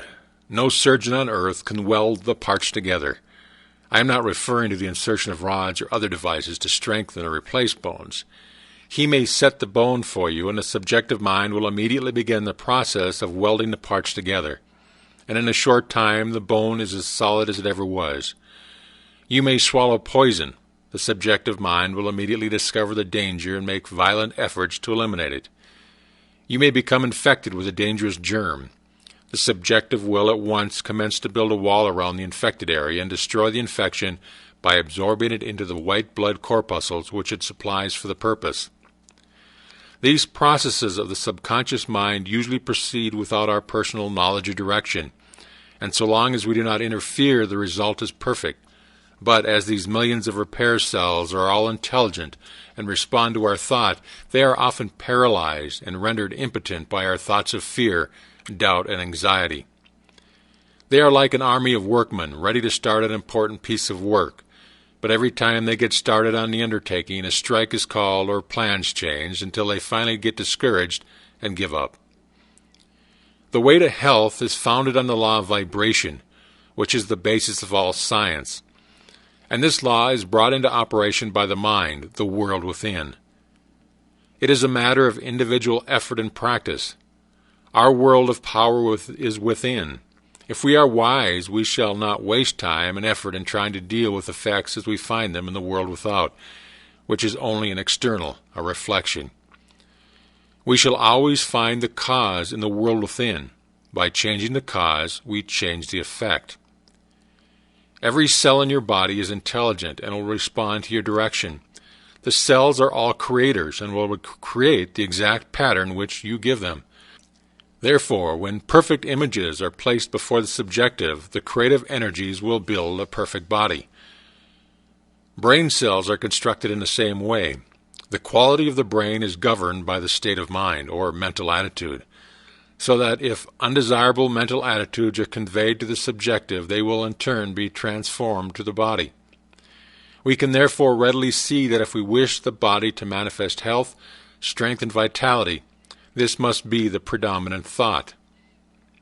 We know that every element of the human body is the result of a rate of vibration.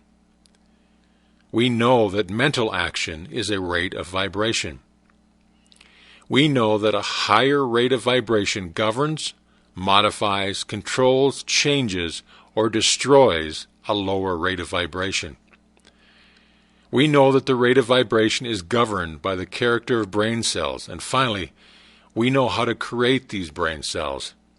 Therefore, we know how to make any physical change in the body we desire, and having secured a working knowledge of the power of mind to this extent, we have come to know that there is practically no limitation which can be placed upon our ability to place ourselves in harmony with natural law, which is omnipotent.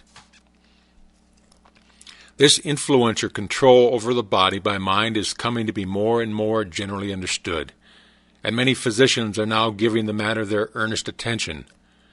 Dr. Albert Schofield, who has written several important books on the subject, says, "The subject of mental therapeutics is still ignored in medical works generally.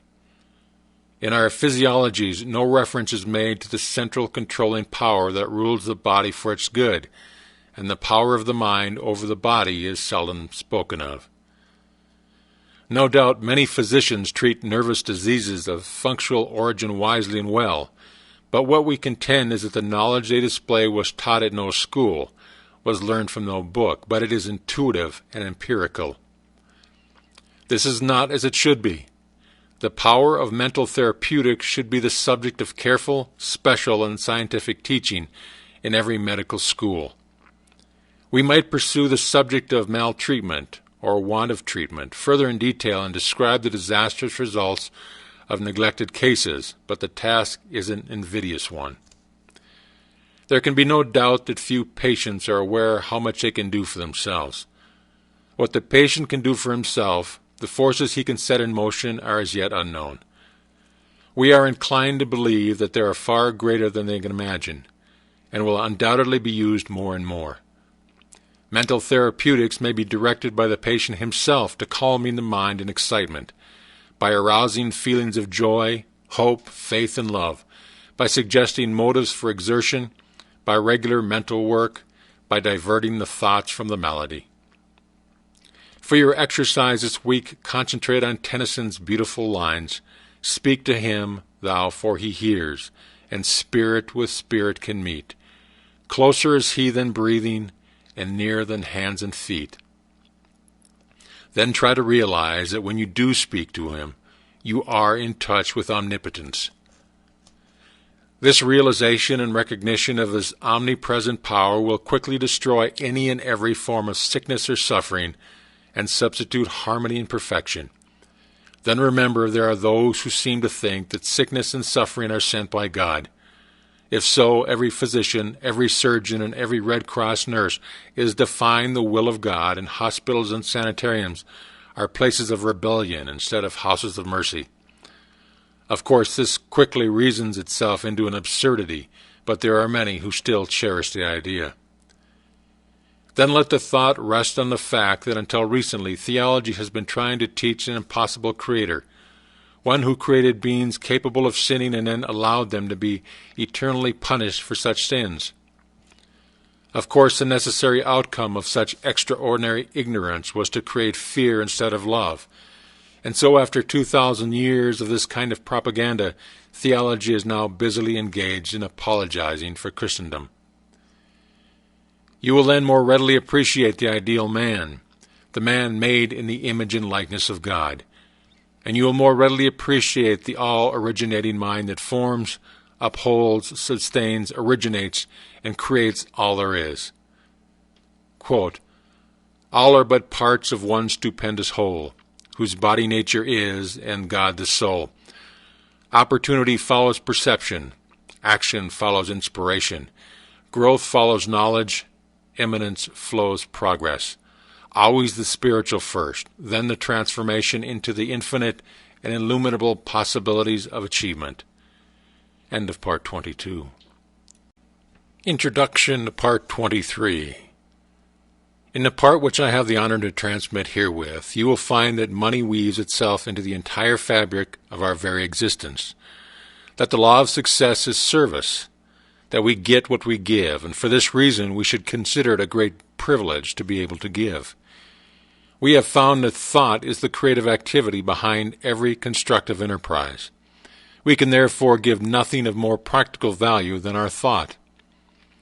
Creative thought requires attention, and the power of attention is, as we have found, the weapon of the Superman. Attention develops concentration, and concentration develops spiritual power, and spiritual power is the mightiest force in existence. This is a science which embraces all sciences. It is the art which above all arts is relevant to human life. In the mastery of this science and this art there is opportunity for unending progression. Perfection in this is not acquired in 6 days, nor in 6 weeks, nor in 6 months. It is the labor of life. Not to go forward is to go backward. It is inevitable that the entertainment of positive, constructive, and unselfish thoughts should have a far-reaching effect for good. Compensation is the keynote of the universe. Nature is constantly seeking to strike an equilibrium. Where something is sent out, something must be received, else there should be a vacuum formed. By observance of this rule, you cannot fail to profit in such measures as to amply justify your effort along this line. Part 23.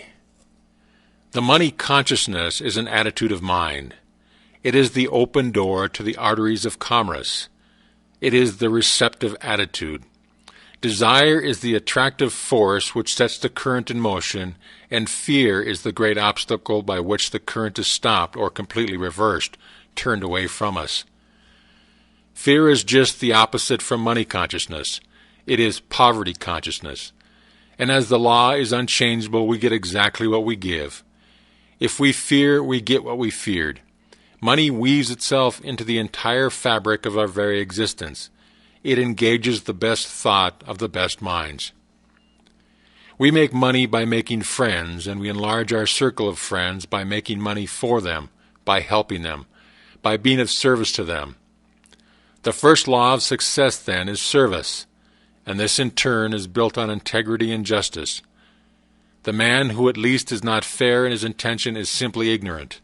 He has missed the fundamental law of all exchange. He is impossible. He will lose surely and certainly.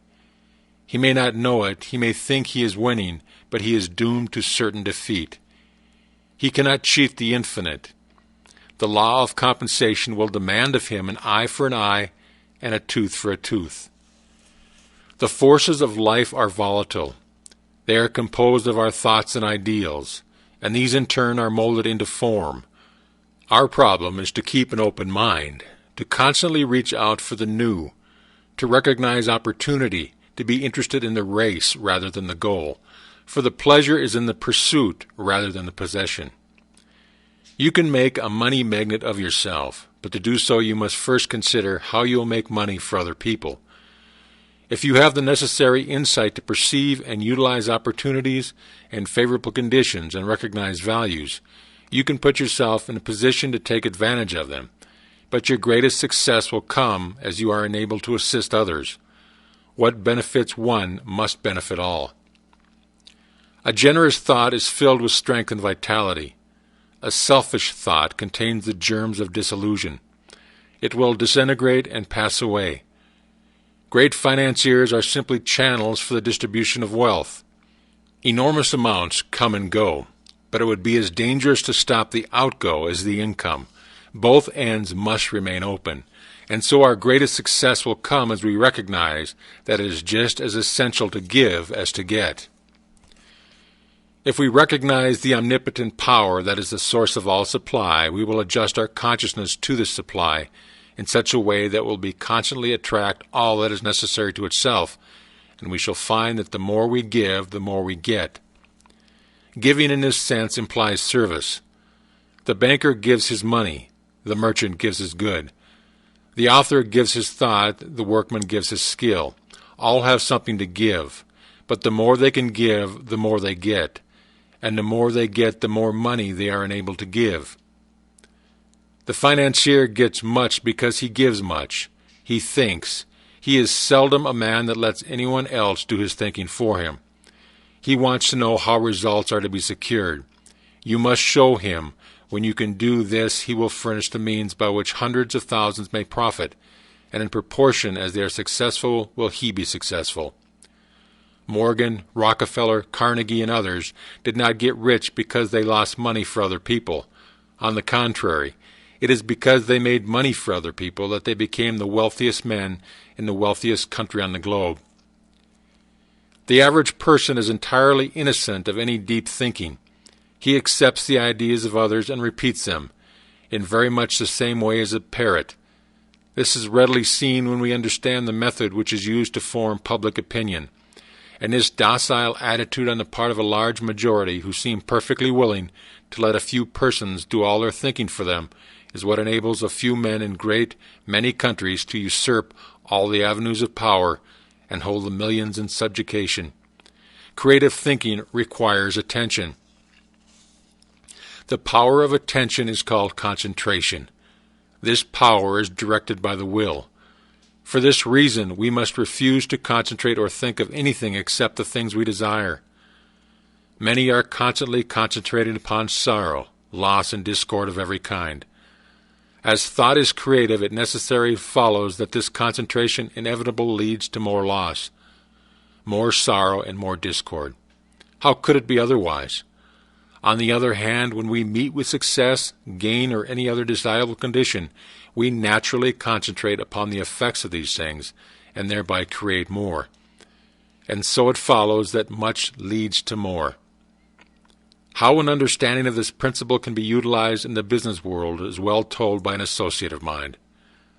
Spirit, whatever else it may or may not be, must be considered as the essence of consciousness, the substance of mind, the reality underlying thought. And as all ideas are phases of the activity of consciousness, mind, or thought, it follows that in spirit and in it alone is to be found the ultimate fact, the real thing or the idea. This being admitted, does it seem reasonable to hold that a true understanding of spirit and its law of manifestation would be about the most practical thing that a practical person could hope for?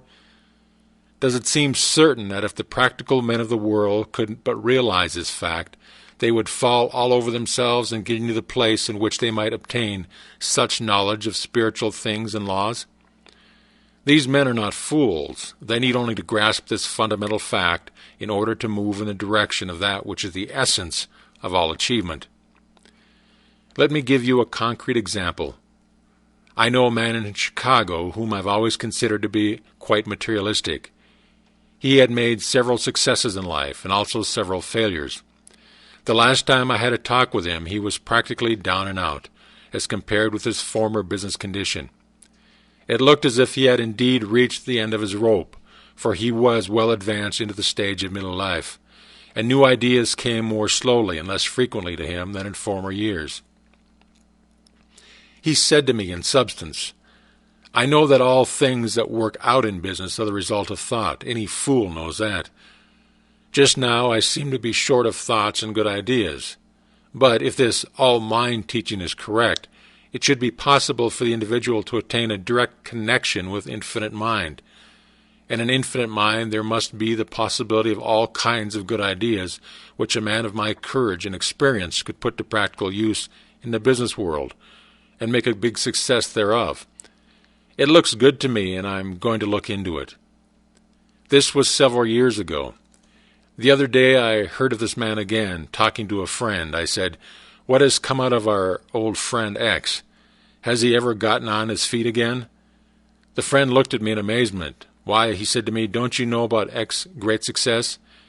He is the big man in the X company," naming a concern which is a mad, phenomenal success during the last 18 months and is now well known by reason of its advertisements from one end of the country to another and also abroad. He is the man who supplied the big idea for that concern.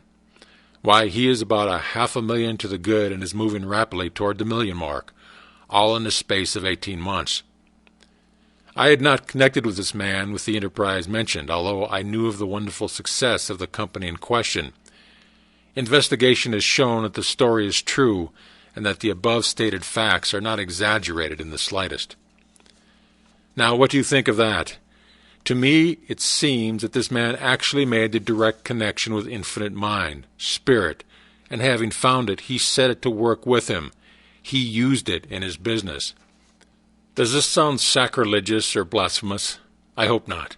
I do not mean it to be so.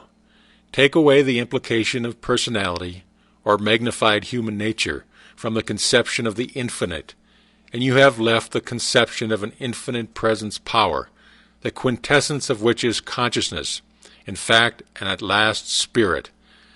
As this man also at the last must be considered as a manifestation of spirit, there is nothing sacrilegious in the idea that he, being spirit, should so harmonize himself with his origin and source that he would be more able to manifest at least a minor degree of its power.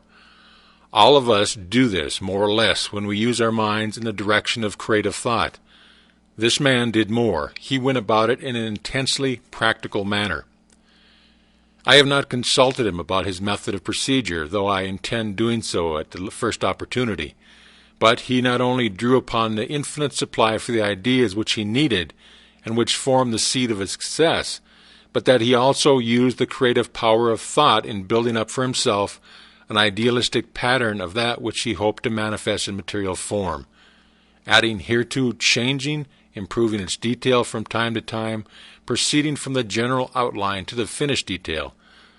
I judge this to be the facts of the case, not alone from my recollection of the conversation a few years ago, but also because I have found the same thing to be true in the cases of other prominent men who have made similar manifestations of creative thought. Those who may shrink from this idea of employing the infinite power to aid one in his work in the material world should remember that if the infinite objected in the least to such a procedure, the thing could never happen. The infinite is quite able to take care of itself. Spirituality is quite practical, very practical, intensely practical. It teaches that spirit is a real thing, the whole thing, and that matter is but plastic stuff, which spirit is able to create, mold, manipulate, and fashion to its will. Spirituality is the most practical thing in the world, the only really and absolutely practical thing that there is. This week, concentrate on the fact that man is not a body with a spirit, but a spirit with a body, and that it is for this reason that his desires are incapable of any permanent satisfaction in anything not spiritual. Money is therefore of no value except to bring about the conditions which we desire, and these conditions are necessarily harmonious. Harmonious conditions necessitate sufficient supply, so that if there appears to be any lack, we should realize that the idea or soul of money is service. And as this thought takes form, channels of supply will be opened, and you will have the satisfaction of knowing that spiritual methods are entirely practical. Quote, "We have discovered that premeditated, orderly thinking for purpose matures that purpose into fixed form, so that we may be absolutely sure of the result of our dynamic experience." Unquote. Francis Larimer Warner. End of Part 23. Introduction to Part 24. Enclosed you will find Part 24, your final lesson of this course. If you have practiced each of the exercises a few minutes every day, as suggested, you will have found that you can get out of life exactly what you wish by first putting into life that which you wish. And you will probably agree with the student who said, "The thought is almost overwhelming, so vast, so available, so definite, so reasonable, and so usable." The fruit of this knowledge is, as it were, a gift of the gods. It is the truth that makes men free. Not only free from every lack and limitation, but free from sorrow, worry, and care. And is it not wonderful to realize that this law is no respecter of persons, that it makes no difference what your habit of thought may be? The way has been prepared. If you are inclined to be religious, the great religious teacher the world has ever known made the law so plain that all may follow. If your mental bias is toward physical science, the law will operate with mathematical certainty. If you are inclined to be philosophical, Plato or Emerson may be your teacher, but in either case you may reach degrees of power to which it is impossible to assign any limits. An understanding of this principle, I believe, is a secret for which the ancient alchemists vainly sought, because it explains how gold in the mind may be transmuted into gold in the heart and in the hand. Part 24. When the scientists first put the sun in the center of the solar system and sent the earth spinning around it, there was immense surprise and consternation.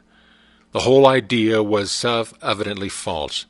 Nothing was more certain than the movement of the sun across the sky, and anyone could see it descend behind the western hills and sink into the sea. Scholars raged and scientists rejected the idea as absurd, yet the evidence has finally carried conviction in the minds of all. We speak of a bell as the sounding body, yet we know that all the bell can do is to produce vibrations in the air.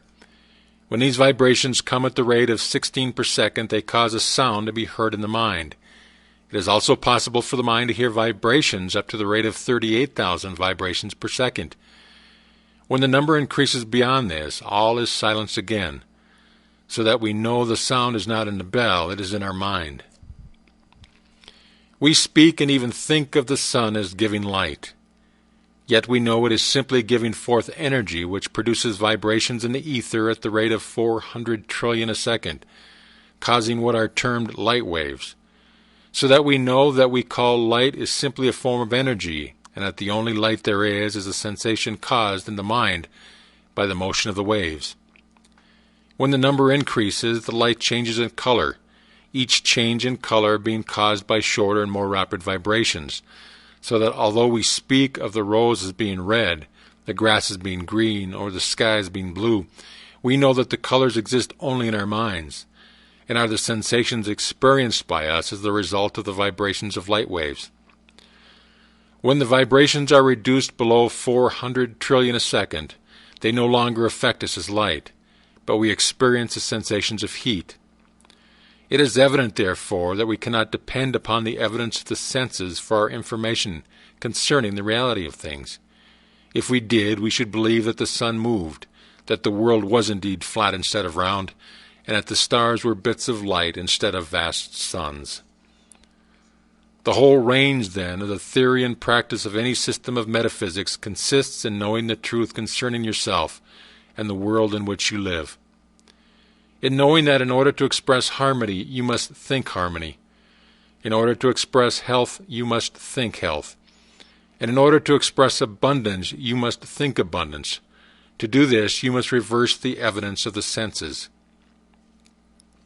When you come to know that every form of disease, sickness, lack, and limitation are simply the results of wrong thinking, you will have come to know the truth which shall make you free.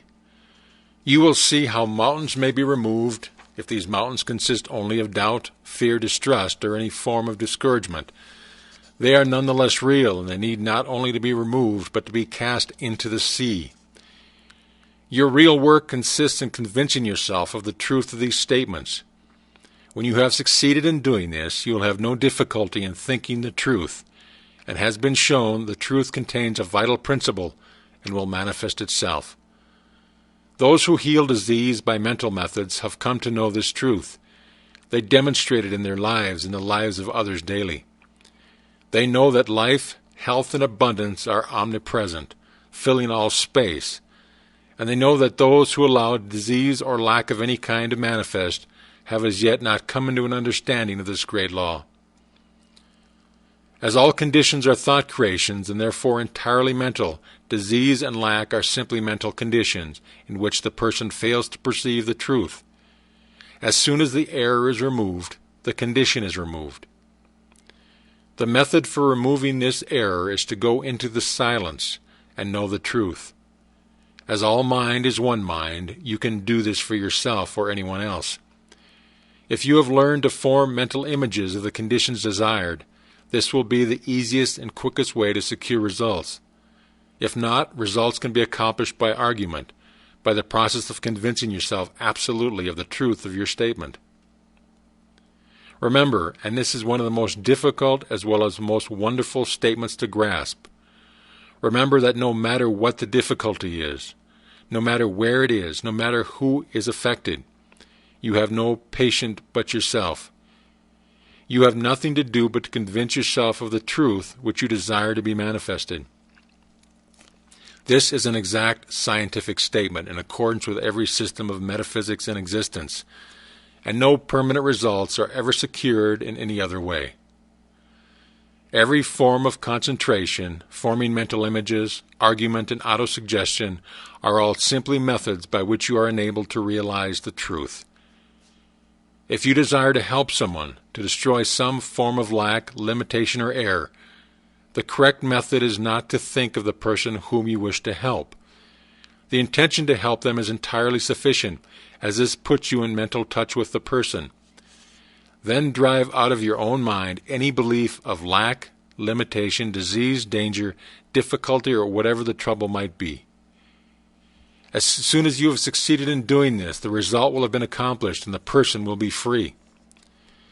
But remember that thought is creative, and consequently every time you allow your thought to rest on any inharmonious condition, you must realize that such conditions are apparent only. They have no reality, that spirit is the only reality, and it can never be less than perfect. All thought is a form of energy, a rate of vibration. But a thought of the truth is the highest rate of vibration known, and consequently destroys every form of error in exactly the same way that light destroys darkness. No form of error can exist when the truth appears, so that your entire mental work consists in coming into an understanding of the truth. This will enable you to overcome every form of lack, limitation, or disease of any kind. We can get no understanding of the truth from the world without. The world without is relative only. Truth is absolute. We must therefore find it in the world within. To train the mind to see truth only is to express true conditions only. Our ability to do this will be an indication as to the progress we are making. The absolute truth is that the I is perfect and complete. The real I is spiritual and can therefore never be less than perfect. It can never have any lack, limitation, or disease. The flash of genius does not have origin in the molecular motion of the brain. It is inspired by the ego, the spiritual I, which is the one with the universal mind. And it is our ability to recognize this unity which is the cause of all inspiration, all genius. These results are far-reaching and have affected upon generations yet to come. They are the pillars of fire which mark the path that millions follow. Truth is not the result of logical training or an experimentation or even an observation. It is the product of a developed consciousness. Truth within a Caesar manifests in a Caesar's deportment, in his life and his action, his influence upon social forms and progress. Your life and your actions and your influence in the world will depend upon the degree of truth which you are enabled to perceive, for truth will not manifest in creeds, but in conduct. Truth manifests in character, and the character of a man should be the interpretation of his religion, or what to him is truth, and this will in turn be evidenced in the character of his possession. If a man complains of the drift of his fortune, he is just as unjust to himself as if he should deny rational truth, though it stand patent and irrefutable.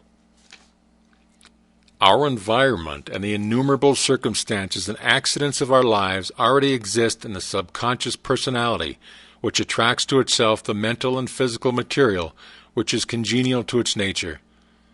Thus our future being determined from our present, and if there should be apparent injustice in any features or phase of our personal life, we must look within for the cause. Try to discover the mental fact which is responsible for the outward manifestation. It is this truth which makes you free, and it is the conscious knowledge of this truth which will enable you to overcome every difficulty. The conditions with which you meet in the world without are invariably the result of the conditions obtaining in the world within. Therefore it follows with scientific accuracy that by holding the perfect ideal in mind, you can bring about ideal conditions in your environment. If you see only the incomplete, the imperfect, the relative, the limited, these conditions will manifest in your life. But if you train your mind to see and realize the spiritual ego, the I which is forever perfect and complete, harmonious, wholesome, and healthful conditions only will be manifested. As thought is creative, and the truth is the highest and most perfect thought which anyone can think, it is self-evident that to think the truth is to create that which is true, and it is again evident that when truth comes into being, that which is false must cease to be. The universal mind is the totality of all mind which is in existence. Spirit is mind. Because spirit is intelligent, the words are therefore synonymous. The difficulty with which you have to contend is to realize that mind is not individual. It is omnipresent. It exists everywhere. In other words, there is no place where it is not. It is, therefore, universal. Men have heretofore generally used the word God to indicate this universal, creative principle. But the word God does not convey the right meaning. Most people understand this word to mean something outside of ourselves, while exactly the contrary is the fact. It is our very life.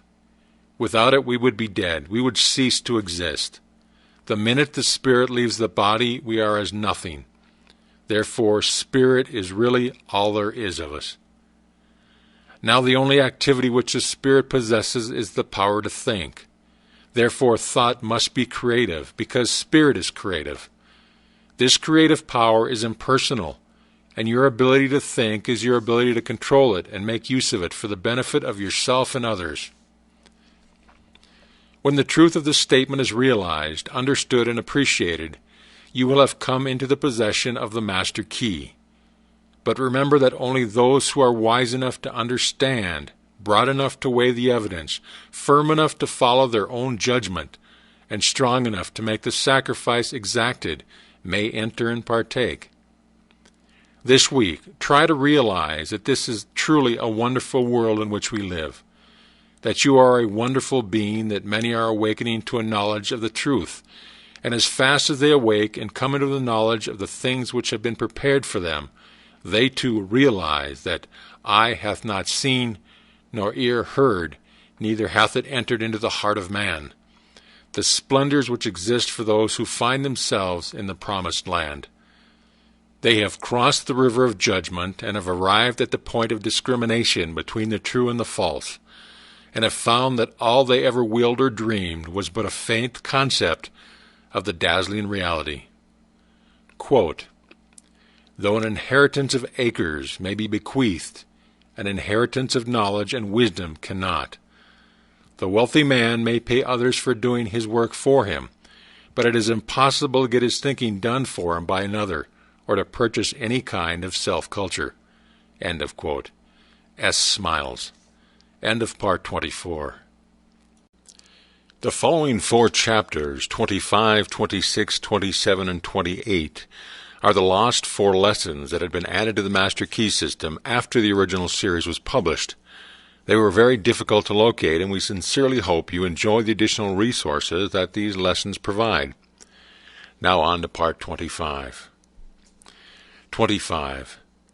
We live in a fathomless sea of plastic mind substance. This substance is ever alive and active. It is sensitive to the highest degree. It takes form according to mental demand. Thought forms the mold or matrix from which this substance expresses. Our ideal is the mold from which our future will emerge. The universe is alive. In order to express life, there must be a mind. Nothing can exist without mind. Everything that exists is some manifestation of this one basic substance from which and by all things have been created and are continually being recreated. It is man's capacity to think that makes him a creator instead of a creature. All things are the result of the thought process. Man has accomplished the seemingly impossible because he has refused to consider it impossible. By concentration, men have made the connection between the finite and the infinite, the limited and the unlimited, the visible and the invisible, the personal and the impersonal. The building up of matter from electrons has been an involuntary process of individualizing intelligent energy. Men have learned a way to cross the ocean on floating palaces, how to fly in the air, how to transmit thought around the world on sensitized wires, how to cushion the earth with rubber and thousands of other things just as remarkable, just as startling and just as incomprehensible to the people of a generation ago. Men will yet turn to the study of life itself, and with the knowledge thus gained will come peace and joy and length of days. The search for the elixir of life has always been a fascinating study, and has taken hold of many minds of utopian mold. In all times, philosophers have dreamed of the day when men will become the master of matter. Old manuscripts contain many, many recipes that have cost their inventors bitter pangs of baffled disillusionment.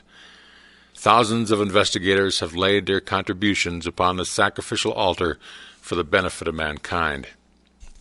But not through quarantine or disinfectants or boards of health will man reach the long-sought plane of physical well-being, nor by dieting or fasting or suggesting will the elixir of life in the philosopher's stone be found.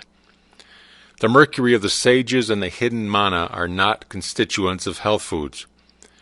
When man's mind is made perfect, then and then only will the body be able perfectly to express itself. The physical body is maintained through a process of continuous destruction and reconstruction. Health is but the equilibrium that nature maintains through the process of creating new tissue and eliminating the old or waste tissue. Hate, envy, criticism, jealousy, competition, selfishness, war, suicide, and murder are the causes that produce acid conditions in the blood, causing changes that result in irritation of the brain cells, the keys upon which soul plays divine harmonies or fantastic tricks before high heaven, according to the arrangement of chemical molecules in the wondrous laboratory of nature. Birth and death are constantly taking place in the body. New cells are being created by the process of converting food, water, and air into living tissue. Every action of the brain and every movement of the muscle mean destruction and a consequent death of some of these cells. The accumulation of these dead, unused, and waste cells is what causes pain, suffering, and disease. We allow such destructive thoughts as fear, anger, worry, hatred, and jealousy to take possession, and these thoughts influence the various functional activities of the body, the brain, the nerves, the heart, the liver, or the kidneys. They in turn refuse to perform their various functions. The constructive processes cease, and the destructive processes begin. Food, water, and air are the three essential elements necessary to sustain life, but there is something still more essential. Every time we breathe, we not only fill our lungs with air, but we fill ourselves with pranic energy, the breath of life replete with every requirement for mind and spirit. This life-giving spirit is far more necessary than air, food, or water. A man can live for 40 days without food, for 3 days without water, and for a few minutes without air, but he cannot live a single second without ether. It is the one prime essential of life, so that the process of breathing furnishes not only food for bodybuilding, but food for mind and spin as well.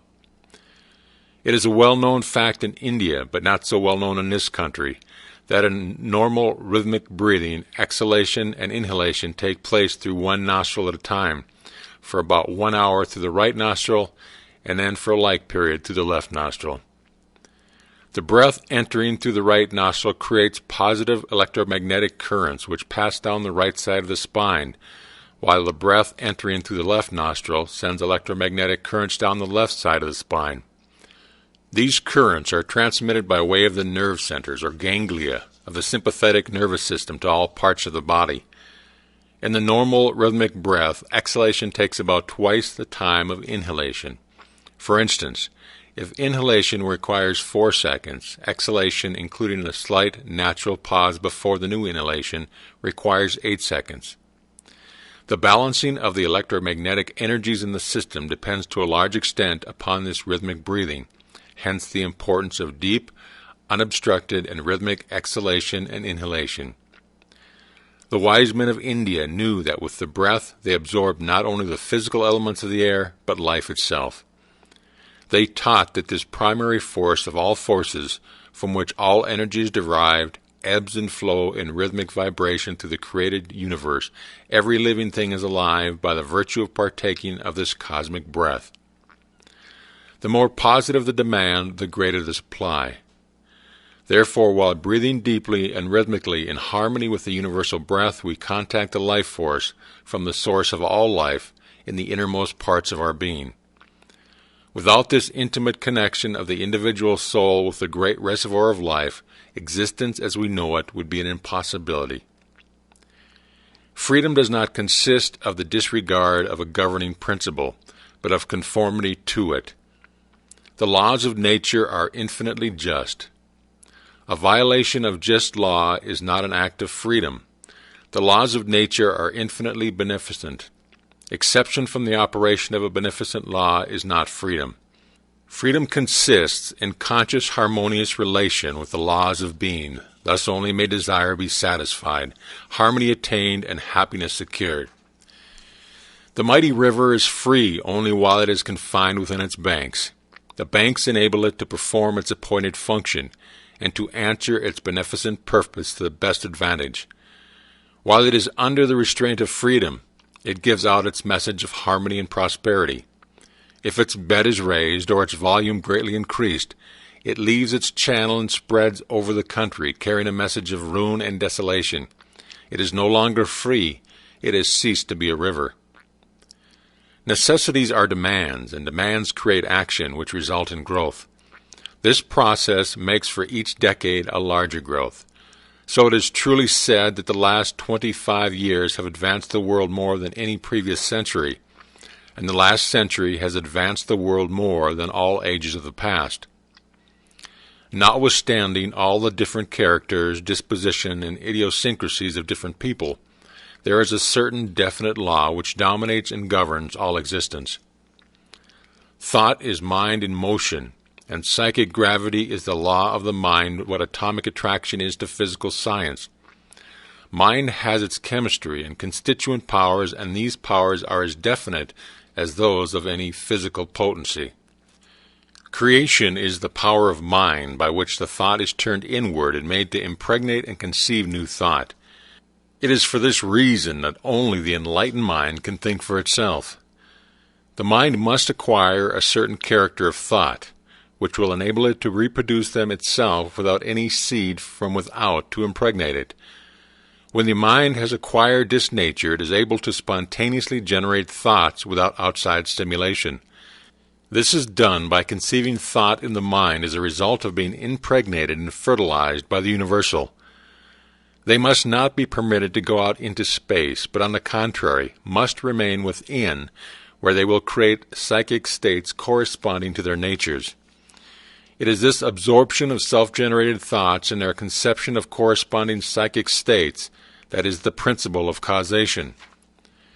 This is possible owing to the fact that the mental cosmos is perpetually radiated as a unity of mind, and this mind functions in connection with the soul of man as his mind. It being essence, it is identified with the essence of the cosmos and with the essence of all things. The result is that, having attained unto and having become an infinity of thought, The individual is omniscient in mind, omnipotent in will, and omnipresent in soul. The quality of his mind is omniscience, and the quality of his soul is omnipresence. Such a man is possessed with real power in all that he does. He is indeed a master, the creator of his own destiny, the arbitrator of his own fate. There are many flowers of vari-colored blossoms. Each blossomed stem simply reaches up to the great sun, the god of vegetable life mainstream, without complaining, without doubt, and in all the fullness of plant desire, faith, and expectancy. They demand and attract the richness of color and perfume, and so man will, too, in the future, unshackle the great desire forces of mind and soul, and turn them to heaven in righteous demand for the highest gift in the universe, life. And life means to live. Age is a prejudice which has been so firmly anchored in your mind that any casual number of years mentioned evokes a precise image on your brain. At 20 years, you see a youth or a young girl adorned with all the juvenile graces. At 30 years, young man or young woman is in full development of vital strength and equilibrium, still on the upgrade towards the dazzling heights of maturity. At 40 years, the summit has been reached, the effort made having been maintained by the prospect of the vast horizons to be dominated. The road traversed is contemplated with pride, but with emotion you already turn towards the abyss whose dizzying curves wind steeply into ever-increasing darkness. At 50 years you are halfway down the slope, which is still illuminated by the light from the peaks, though already touched by the cliffs of the abyss, an organism weakened and compelled to submit to numerous abdications. 60 years brings you to the entrance of the cold, melancholy valleys. Resigned to inexorable destiny, you stand on the threshold of old age. You begin preparations for the long journey that must inevitably be undertaken. At 70 years, wrinkled and old, endowed with numerous infirmities, you sit in the waiting room for the last journey, considering it miraculous that you are still alive. If the 80th year is exceeded, the fact is mentioned as an amazing phenomena, and you are treated with the respect due to antiquities. Is this parallel correct? Is there any connection between age and age value? Let it be emphatically stated that the tyranny of the birth certificate can be abolished. The fact that a year represents one complete revolution of the earth around the sun has nothing in common with the evolution of the human being. To be so many years old means simply that the circling seasons have been observed many times and nothing more. It implies no consideration of the intellectual or physical state. The person who has seen the untiring astronomical phenomena 40 times may be much younger in the real meaning of the world than one who has seen it but 30 times. The vibratory activities of the planetary universe are governed by the law of periodicity. Everything that lives has periods of birth, growth, and fruitage. These periods are governed by the septimal law. The law of sevens governs the days of the week, the phases of the moon, the harmonies of sound, light, heat, electricity, magnetism, and atomic structure. It governs the life of individuals and of nations, and it dominates the activities of the commercial world. We can apply the same law to our own lives, and therefore come into an understanding of man experience which would otherwise appear inexplicable. Life is growth, and growth is change. Each 7-year period takes us into a new cycle. The first 7 years is the period of infancy. The next 7 is the period of childhood, representing the beginning of individual responsibility. The next 7 represents the period of adolescence. The 4th period marks the attainment of full growth. The 5th period is the constructive period, when men acquire property, possessions, a home, and a family. The next, from 35 to 42, is a period of reactions and changes, and this in turn is followed by a period of reconstruction, adjustment, and recuperation, so as to be ready for a new cycle of 7s, beginning with the 50th year. The law of periodicity governs cycles of every description. There are cycles of short periods and cycles of long periods. There are periods when the emotions gain the ascendancy and the whole world is absorbed in religious thought. And there are other periods when science and learning take the ascendancy and the patent office is flooded with new inventions. There are other periods when vice and crime rule with a high hand, periods of strikes and hard times, times of turmoil, confusion, and disaster, and there are periods of reform. What is the cause of these cycles? Are they arbitrary? Have they no basis or foundation in nature, recurring with almost the regularity of clockwork and without any incentive whatsoever? Or are they perhaps due to universal laws and caused by the revolution of the planets in their orbits, having their origin in some principle in nature that man may learn and thus ultimately be able to predict with certainty the recurrence of the same phenomena? Let us consider the division of the zodiac into 4 grand quarters resembling spring, summer, autumn, and winter. The spring quarter corresponds to infancy, childhood, and youth, the irresponsible and educational period from the 1st to 21st year of life, when the personal is being fitted by service and study for the next important stage. It is the time when fidelity and filial reverence, obedience, and industry are instilled into the growing mind. The summer quarter of life from 21 to 42 is the practical period of life, and is concerned with the life of the householder, in which wealth becomes an object, responsibility grows, and the duties of life become heavier and filled with business activity. It is the period when the social side of the personality is expressed, and the lesson of unselfishness is learned. Prosperity comes with the fullness of life which abounds in the summer portion. The virtues developed are caution, thrift, charity, magnanimity, diligence, and prudence. This period of life is governed by the sign of Leo, in which the life forces burn at their greatest heat, and love for partner and offspring finds its greatest height in the domestic and social world. The autumn quarter of life is one in which the glory of manhood and the fullness of motherhood are turned to wider interest, and personal claims are sacrificed for the benefit of those outside the narrow circle of the home. The duties of government and the national welfare are taken up with motives that are less limited and more altruistic in their nature, the desire being to help in the ruling and guiding of those who belong to the nation. The virtues to be acquired are equilibrium, justice, strength, courage, vigor, and generosity. The concentrating power of this period is denoted by the sign Scorpio, symbol of self-controlled emotions, fixed feelings, and permanent modes of action. The fluidity and changeable sensations of the watery signs being made stable and reliable and fixed. The next stage of life is the period in which experience is garnered and the lessons of life are stored ready for the enriching of the ego. It is the stage in which the review of life brings wisdom and the tender feelings of sympathy to all. The virtue of the last 3 signs are made manifest as patience, self-sacrifice, service, purity, wisdom, gentleness, and compassion. The centralizing of the mind in the sign Aquarius brings the climax when the man is complete, and the humanized perfection of manhood culminates in the one whose mind is wholly centered in higher states of consciousness. This is the plan of the normal evolution of humanity.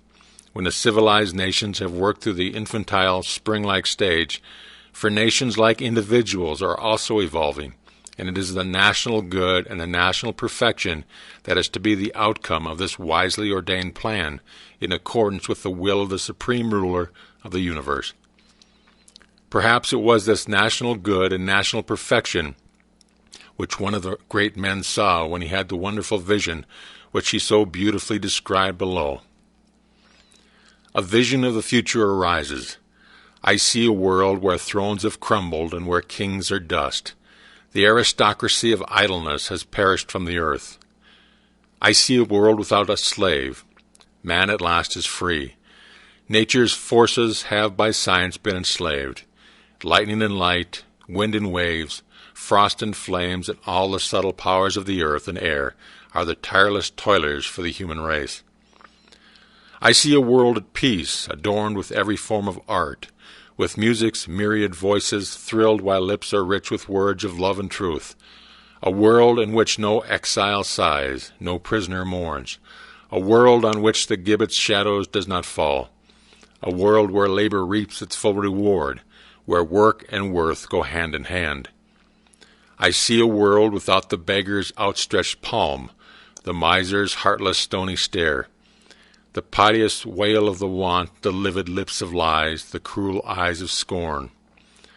I see a race without disease of flesh or brain, shapely and fair, married harmony of form and function, and as I look, life lengthens, joy deepens, and love canopies the earth, and over in all the great dome shines the eternal star of faith. End of Part 25. Part 26. Life is not created, it simply is. All nature is animate with this force we call life. The phenomena of life on this physical plane with which we chiefly concerned are produced by the involution of energy into matter. Matter is itself an involution of energy. Living tissue is organized, or organic matter. Dead tissue is unorganized, or inorganic matter. When life disappears from an organism, disintegration begins. Organization requires a high rate of vibration, or short wavelengths, moving with great intensity. The molecules of which the tissue is composed are in continuous state of activity. The result is that the tissue manifests what we call life. Senility is a part of the death process. It is caused by an accumulation of earthly salts, or so-called mineral matter. This mineral matter usually consists of lime and chalk that settle upon the walls of the arteries. The arteries then become hardened and calcinatory and lose their elasticity. If the vibrations were sufficiently intense, it would be impossible for these salts to settle in the system. The intense vibration would make the accumulation impossible. The minerals would be expelled in the process of elimination. Old age, decay, and death are therefore simply due to the inability of the individual to keep in tune with the source of all life. Life is a rate of vibration, a mode of motion. Death is the absence of that vibration. Life is a manifestation of activity.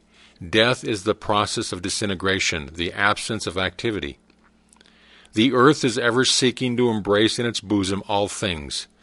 It is the tomb or fixed resting place for every form of organized manifestation. The vibrations from the earth are therefore the vibrations of destruction and disintegration. Nothing has so far been able to resist the continual pull of these earthly vibrations. Everything has had to finally succumb. All form of whatever nature has thus far been compelled to return to the earth to await the vitalizing vibrations of the sun before being again brought into manifestation. Will this always be true? Not necessarily. It may not always be necessary to contact these disintegrating vibrations. We may be able to insulate ourselves to some extent at least. The universe was built by vibration, that is to say, the specific form that everything has on either a large or a small scale is due absolutely to the specific rate of vibration that gave expression to it. The universe, then, both in general and in particular, is the effect of a system of vibration. In other words, the music of the spheres has expressed itself in that form, which we denominate the cosmos. This vibration expresses intelligence. This is not intelligence as we understand the word, but a cosmic knowledge that is responsible for the growth of fingernails, hair, bones, teeth, and skin, the circulation of blood and breathing. All of these proceed whether we are asleep or awake. Thus, consciousness or intelligence abounds in everything, peculiar to itself only that it differs in character to every other thing. For there is but one universal consciousness or intelligence, while there are multitudinous different expressions of it. The rock, the fish, the animal, the human are all recipients of the one universal intelligence. They are only differently formed manifestations of cosmic substance, differently combined rates of motion or vibration. Mind is a system of vibration. The brain is a vibrator. Thought is the organized effect of each particular vibration when expressed through the requisite combination of cells. It is not the number of cells, but their vibratory adaptability that gives range to the thoughts of which the mind is capable. It is through the universal mind that the seeds of thought enter the brain of men, so that it conceives thought, which becomes a current of energy, centripetal in the mind of man and centrifugal in the universal mind. These seeds of thought have a tendency to germinate, to sprout and grow. They thus form what we call ideas. When a mental picture is formed in the brain, the rate of vibration corresponding to that picture is immediately awakened in the ether. It depends, however, upon whether the will or desire principle is acting as to whether that vibration moves inward or outward. If the will is used, the vibration moves outward, and the principle of force is put into operation. If the desire nature is awakened, the vibrations move inward, and the law of attraction is put into operation. In either case, the law of causation expresses itself through the embodying or creative principle. The time is not too far distant when man will be able to make the body immune against disease and arrest the ordinary process of old age and physical decay, perpetuate youth even after the body has passed the mark of the centuries. Immortality or perpetual life is the fondest hope, the legitimate goal and the just birthright of every human being. But the majority of people of all religions, and those of no religious beliefs at all, seem to think that it is to be obtained, if not at all, at some future time and on some other plane of existence. Every human being who is not sick or insane has an innate desire to live as long as possible. If there is an individual person in the world who does not desire to live, it is because he is in some abnormal condition of body or mind, or he expects to be. As a matter of fact, the more highly enlightened and developed the individual, the more intense the desire and longing for life. And it is improbable that there would be a natural desire for something that was impossible for attainment. Professor Jacques Loeb, formerly of the Department of Physiology at the University of California, said several years ago, "Man will live forever when he has learned to establish the right protoplasmic reaction in the body." Thomas Edison says, "I have many reasons to believe that the time will come when man will not die." 5/7 of the flesh and blood are water, while the substance of the body consists of albumin, fibrin, casein, and gelatin. That is, it consists of organic substances composed originally of 4 essential gases: oxygen, nitrogen, hydrogen, and carbonic acid. Water is a combination of 2 gases. Air is a mixture of 3 gases. Thus, our bodies are composed of only transformed gases. None of our flesh existed 3 or 4 months ago: face, mouth, arms, hair, and even the very nails. The entire organism is but a current of molecules, a ceaselessly renewed flame, a stream in which we may look at all our lives and never see the same water again. These molecules do not touch each other, and we are continuously renewed by means of assimilation, which is directed, governed, and organized by the immaterial force that assimilates it. To this force we may give the name soul, so writes the great French astronomer, physicist, biologist, and metaphysician Camille Flammarion. The bridge of life, a symbol of physical recreation, has been exploited in song, drama, and story. Pericles, Pythagoras, Losier, Valentin, Wagner, and a long unbroken line of the Illuminati from time immemorial have chanted their epics in unison with this riddle of the Sphinx, across the scroll of which is written, "Solve me or die." This solution may lie in an understanding of the nature of the glands that control physical and mental growth, and all metabolic processes of fundamental importance. These glands dominate all the vital functions and cooperate in an intimate relationship which may be compared to an interlocking directorate. They furnish the internal secretions or hormones that determine whether we are to be fat or short, handsome or homely, brilliant or dull, cross or congenial. Sir William Osler, one of the world's great thinkers, said, "For man's body is a humming hive of working cells, each with its own specific function, all under central control of the brain and heart, and all dependent on secretions from the glands which lubricate the wheels of life. For example, remove the thyroid gland, just below the Adam's apple, and you deprive man of the lubricants which enable his thought engines to work, and gradually the stored acquisitions of his mind cease to become available, and within a year he sinks into dementia. The normal processes of the skin cease, and the hair falls, the features bloat, and the paragon of animals is transformed into a shapeless caricature of humanity.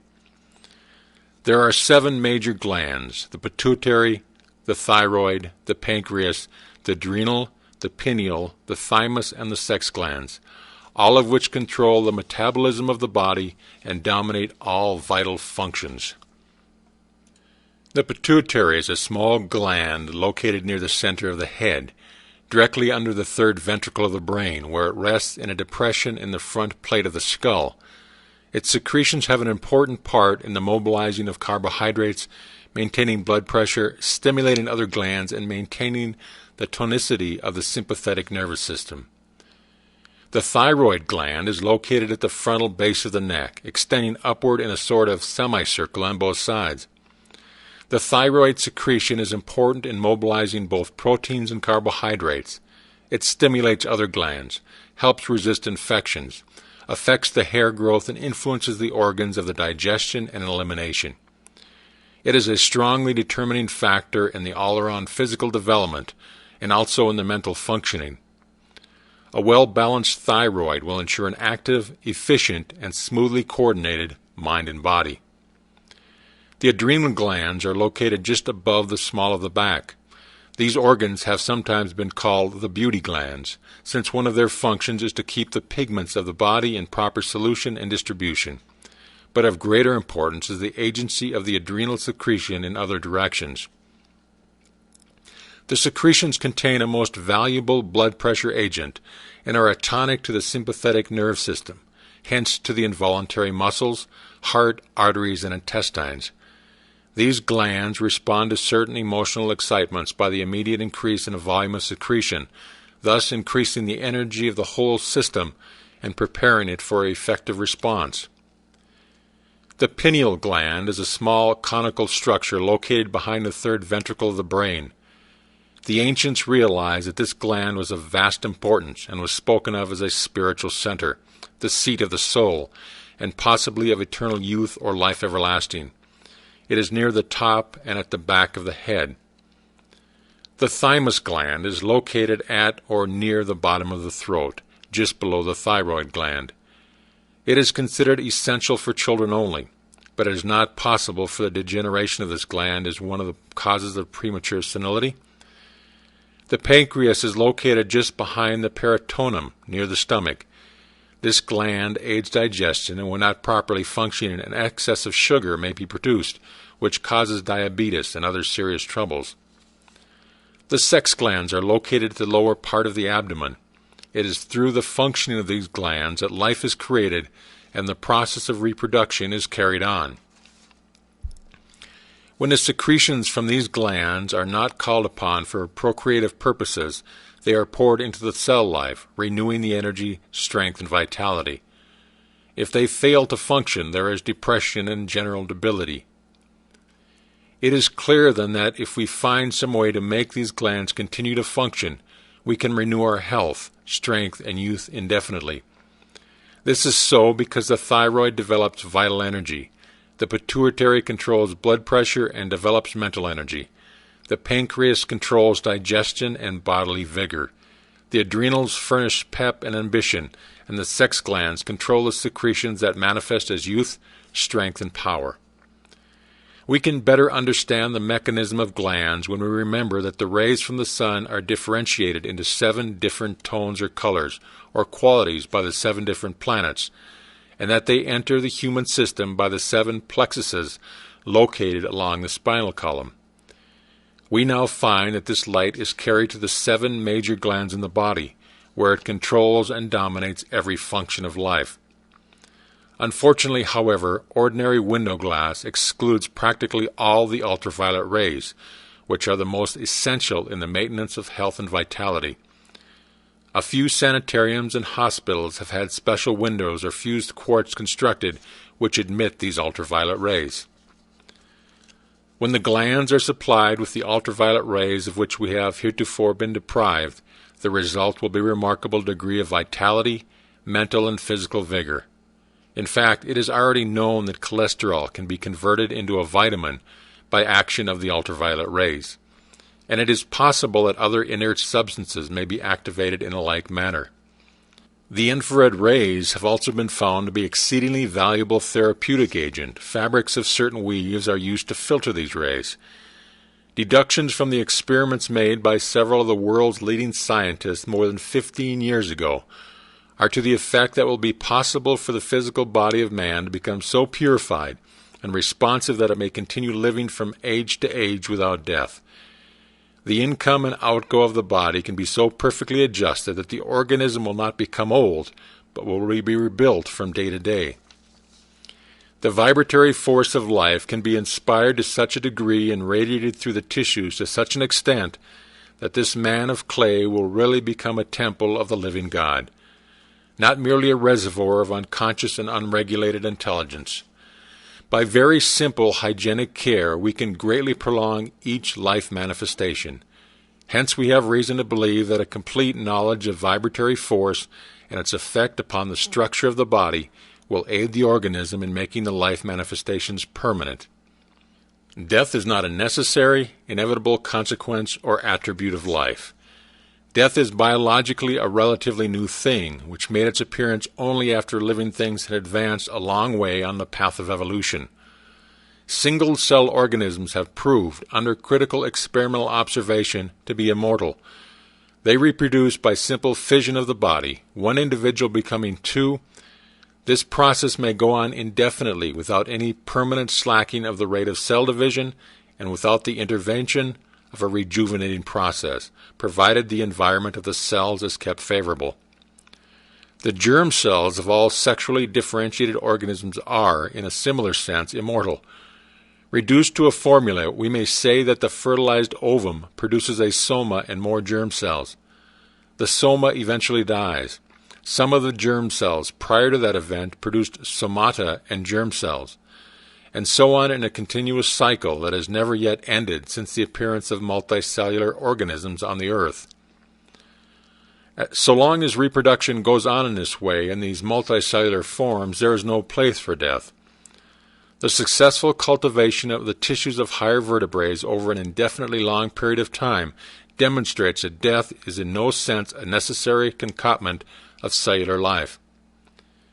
It may fairly be said that the potential immortality of all essential cellular elements of the body either has been fully demonstrated or has been carried far enough to make the probability very great. Generalizing the results of the tissue culture work in the last 2 decades, it is highly probable that the cells of all the essential tissues of the metazoan body are potentially immortal, as is shown when placed separately under such condition as to supply appropriate food in the right amount and to remove promptly the deleterious products of the metabolism. A fundamental reason why the higher multicellular animals do not live forever appears to be that in the differentiation and specialization of function of cells and tissues in the body as a whole, any individual part does not find the conditions necessary for its continued existence. In the body, any part is dependent for the necessities of its existence upon other parts, or upon the organization of the body as a whole. It is the differentiation and the specialization of function of the mutually dependent aggregate of cells and tissues that constitute the metazoan body that brings about death, and not any inherent or inevitable mortal process in the individual cells themselves. When cells show characteristic sentient changes, it is probably a consequence of their mutually dependent association in the body as a whole. It does not primarily originate in any particular cell because of the fact that the cell is old. It occurs in the cells when they are removed from the mutually dependent relationship of the organized body as a whole. In short, death does not appear to be a primary attribute of the physiological economy of individual cells as such, but rather of the body as a whole. Recent researches have shown conclusively that tissues and cells in the human body need not necessarily decay. Formerly it was thought that there was no way to ward off senility, and that cells are bound to break down due to old age, which simply means wear and tear. This, however, in the light of modern science is no longer countenanced. The study of gland science has convinced many physicists in that the human cells can be rejuvenated or replaced continuously, and that such a thing as old age can be warded off for several hundred years. It is well known that it takes a lifetime to gain valuable experience. Men at the head of great industries frequently are over 60 years of age, and their advice is sought because they have gained most valuable experience during all these years. It would seem, therefore, important to lengthen the span of life, and indeed, present indications are that this can and will be done. Some of our best authorities see no reason why a human being should not attain the age of several hundred years, not as some extraordinary feat, but considered as a fair average. There are, of course, people now living who are 125 years old, but these are, of course, exceptions. Medical scientists assert that the goal of 200 years will be reached someday in the future.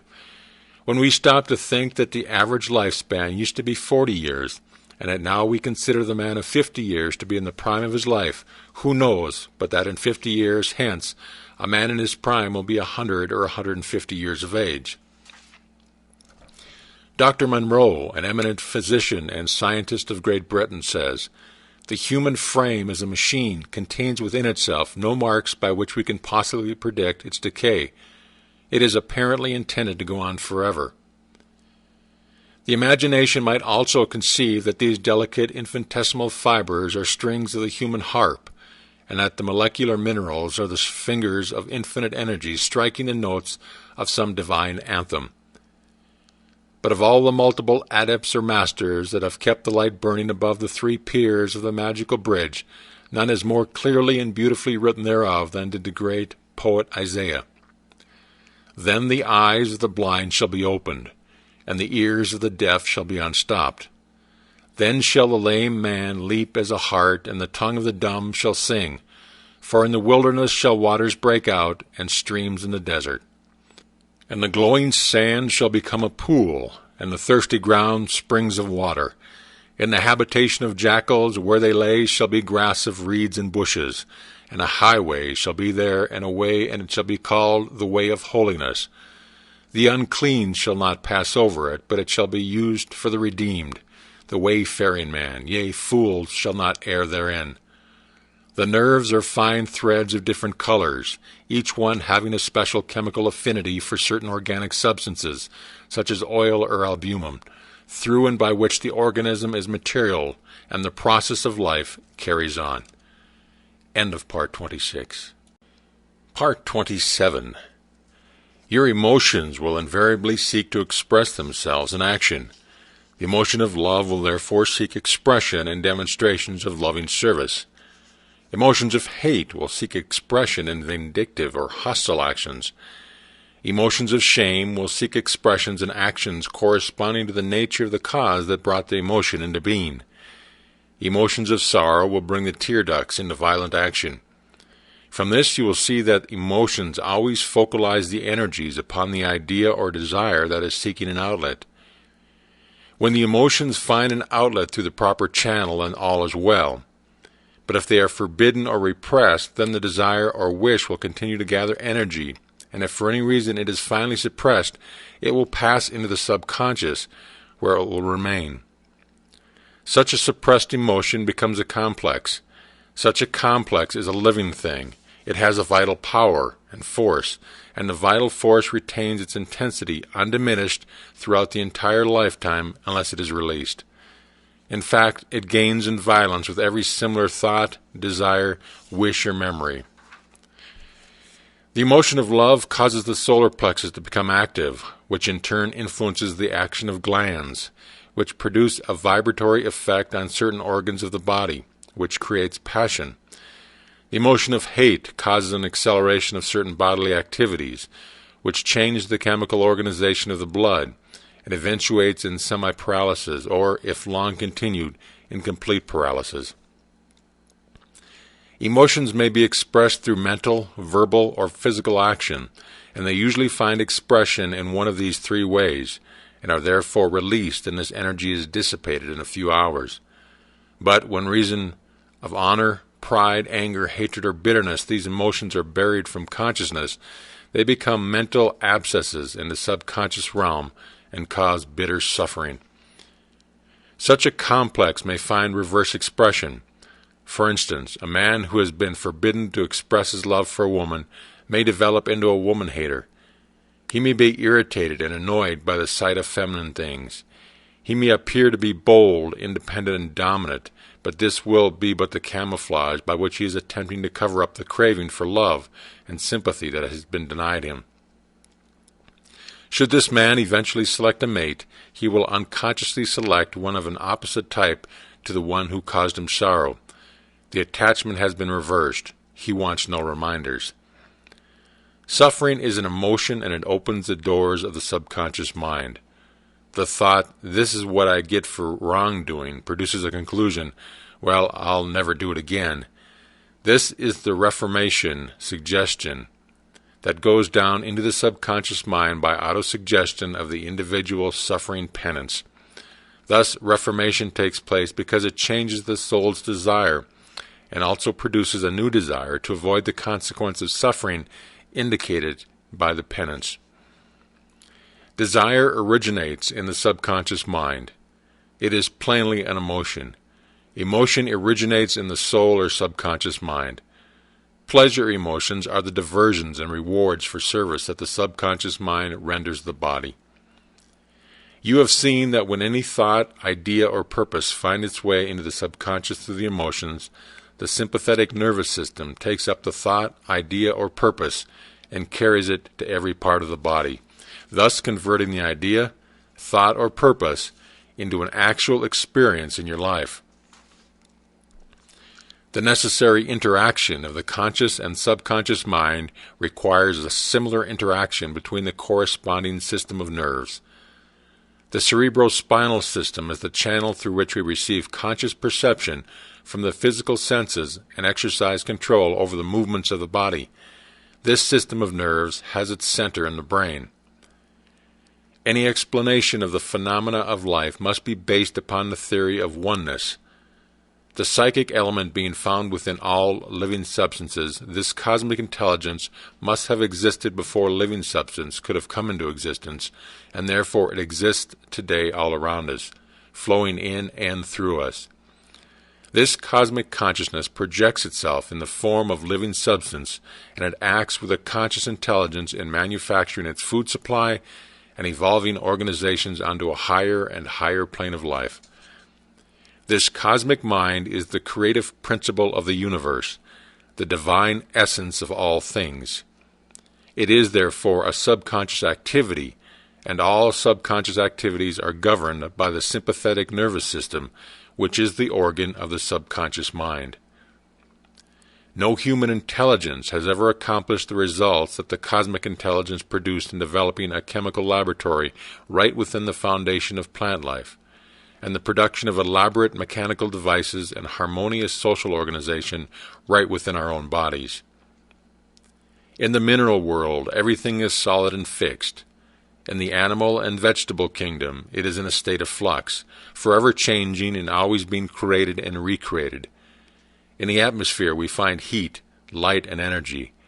Each realm becomes finer and more spiritual as we pass from the visible to the invisible, from the coarse to the fine, and from the low potentiality to high potentiality. When we reach the invisible, we find energy in its purest and most volatile form. And as the most powerful forces of nature are the invisible forces, so we find that the most powerful forces of man are his invisible forces, his spiritual force. The only way in which the spiritual force can manifest is through the process of thinking. Addition and subtraction are, therefore, spiritual transactions. Reasoning is a spiritual process. Ideas are spiritual conceptions. Questions are spiritual searchlights, and logic, argument, and philosophy are spiritual machinery. Every thought brings into action certain physical tissue, parts of the brain, nerve, or muscle. This produces an actual physical change in the construction of the tissue. Therefore, it is only necessary to have a certain number of thoughts on a given subject in order to bring about a complete change in your physical organization. Thoughts of courage, power, and inspiration will eventually take root, and as this takes place, you will see life in a new light. Life will have a new meaning for you. You will be reconstructed and filled with joy, confidence, hope, and energy. You will see opportunities at which you had heretofore blind. You will recognize possibilities that before had no meaning for you. The thoughts with which you have been impregnated are radiated to those around you, and they in turn help you onward and upward. You attract to yourself new associates, and this in turn changes your environment. By the simple exercise of thought, you change not only yourself, but your environment, circumstances, and conditions. These changes are brought about by the psychic element of life. This psychic element is not mechanical. Because of its power of selection, organization, and direction, such a power cannot be automatically mechanical. The cosmic intelligence possesses the function of memory for the purpose of recording all the experiences that it encounters and projecting and organizing itself on higher planes of life.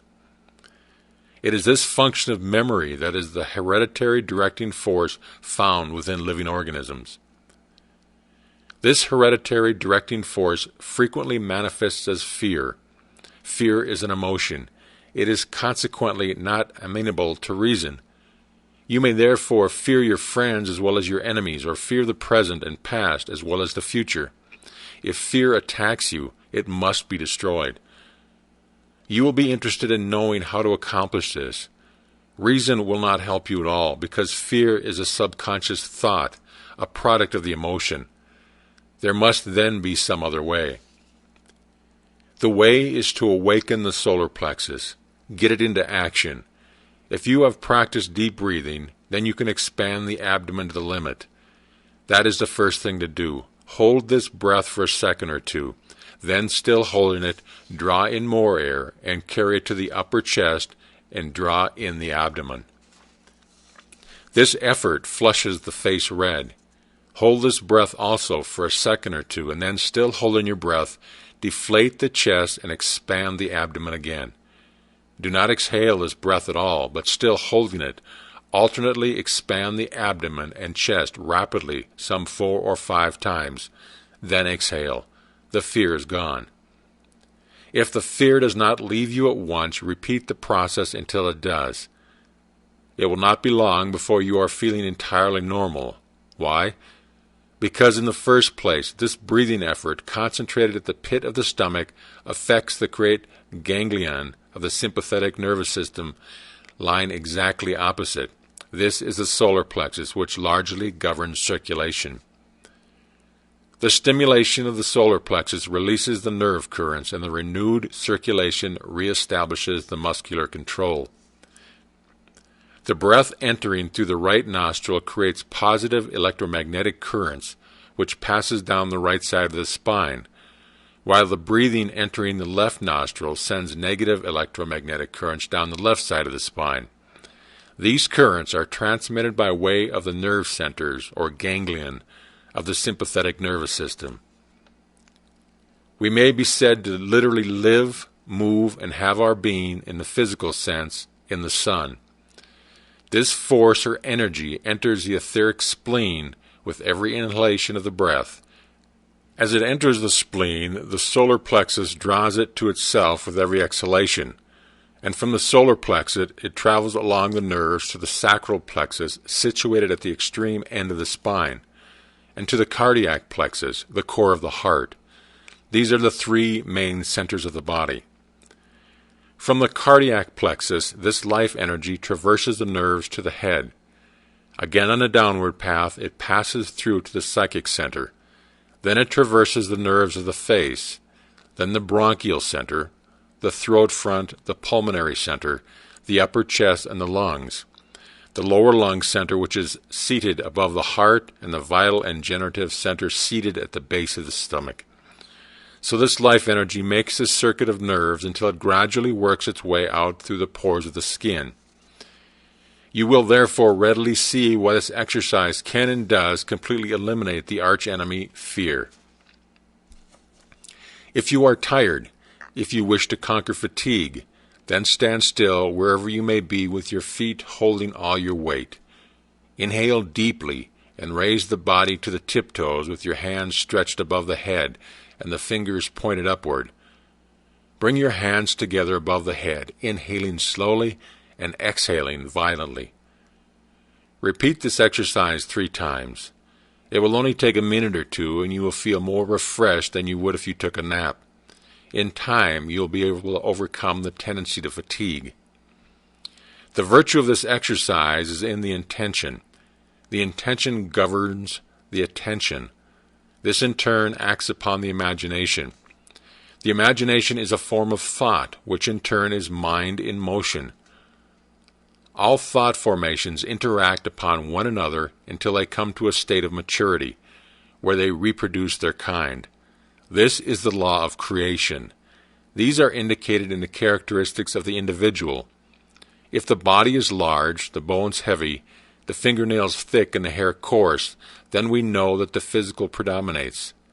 If the body is slight, the bones small and the fingernails thin and pliable, then we know that the mental and spiritual characteristics prevail. Coarse hair indicates materialistic tendencies. Fine hair indicates sensitive and discriminating mental qualities. Straight hair indicates directness of character. Curly hair indicates changefulness and uncertainty in thought. Blue eyes indicate light, happy, cheerful, active disposition. Gray eyes indicate a cool, calculating, determined disposition. Black eyes indicate a quick, nervous, venturesome disposition, and brown eyes indicate sincerity, energy, and affection. You are therefore a complete manifestation of your most inward thoughts. The color of your eyes, the texture of your skin, the quality of your hair, and every line and curve of your body are indications of the character of the thoughts that you habitually entertain. Not only this, but the letters that you write carry not only the messages that the words can, but they are charged with the energy corresponding with the nature of your thought, and therefore often bring a very different message than the one that you intended to send. And finally, even the clothes that you wear eventually take on the mental atmosphere that surrounds you, so that the trained psychometrist finds no difficulty in reading the character of those who have worn a garment for any length of time. End of Part 27. Part 28. In an ordinary bar of iron or steel, the molecules arrange themselves promiscuously in the body. The magnetic circuits are satisfied internally, and there is no resulting external magnetism. When the bar is magnetized, the molecules rearrange themselves according to the law of attraction. They turn on their axis and assume positions more nearly in a straight line, with their north ends pointing the same way.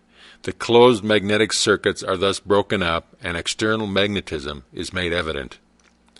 You cannot see the molecules of iron or steel changing their relative positions under the influence of magnetism, but the effect reveals the change that has taken place. When all the molecules have turned on their axis until they are arranged symmetrically, the bar has been completely magnetized. It cannot be further influenced, however strong the force. The bar has now become a magnet and will exert force in every direction. The amount of force that the magnet will exert decreases as the distance from the magnet increases.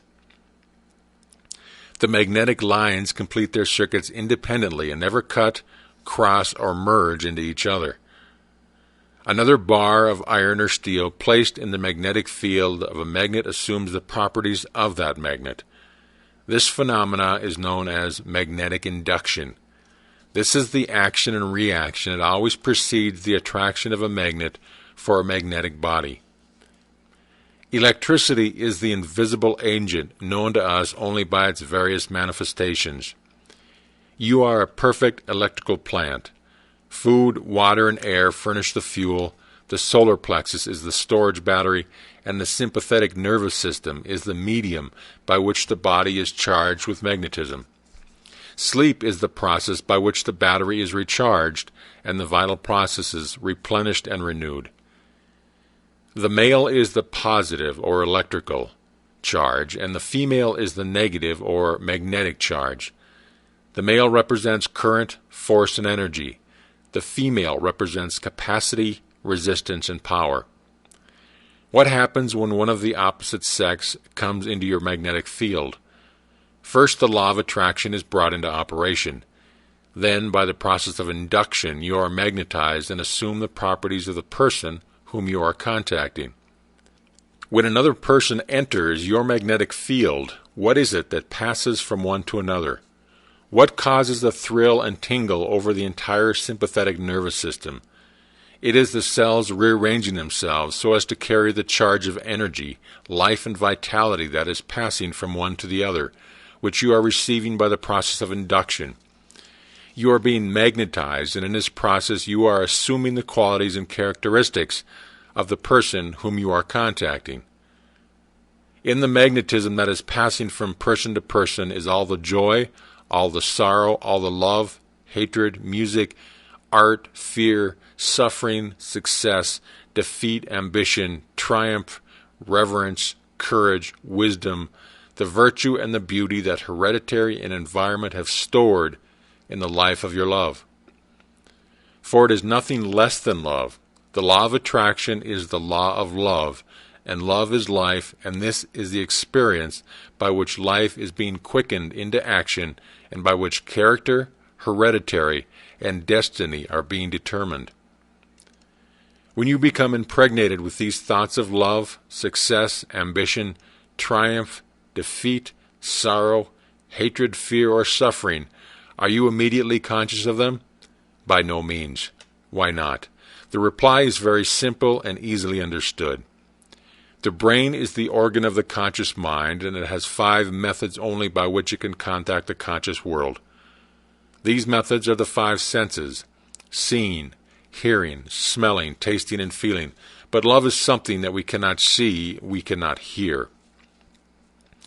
Nor can we taste, smell, or touch it. It is therefore plainly a subconscious activity or emotion. The subconscious, however, has its own system of nerves whereby it contacts every part of the body and receives sensations from the outer world. The mechanism is complete. It controls all the vital processes: the heart, the lungs, the digestion, the kidneys, the liver, and organs of generation. Nature has evidently taken all these out of the control of the conscious mind and placed them in the control of the more reliable subconscious, where there can be no interference. Where physical contact is made, an entirely different situation is created. In this case, we bring into action the cerebrospinal nervous system also, through the sense of touch. You will remember that the conscious mind has 5 methods by which it contacts the outer world. The sense of touch is one of these, and actual physical contact brings into action not only the sympathetic nervous system, but the cerebrospinal nervous system. As the brain is the organ of this system of nerves, you immediately become conscious of any such action, so that when both the emotions and the feelings are aroused by both mental and physical contact, we bring into action every nerve in the body. The exchange resultant from these associations should be beneficial, inspiring, and vitalizing, and such is the case when the association is ideal and constructive. Such an association produces an effect in consciousness and life, typified by the increased power and usefulness in the crossing of plants, birds, and animals. This result means added power, utility, beauty, wealth, or worth. The principle of attraction, as it operates through infinite time, evidences itself in the form of growth. The one fundamental and inevitable result of attraction is the bringing together of things that have an affinity for each other, with the resultant eternally advancing growth of life. You have found what happens when one of the opposite sex comes into your magnetic field. Now let us consider what happens when you approach another personality of the same sex.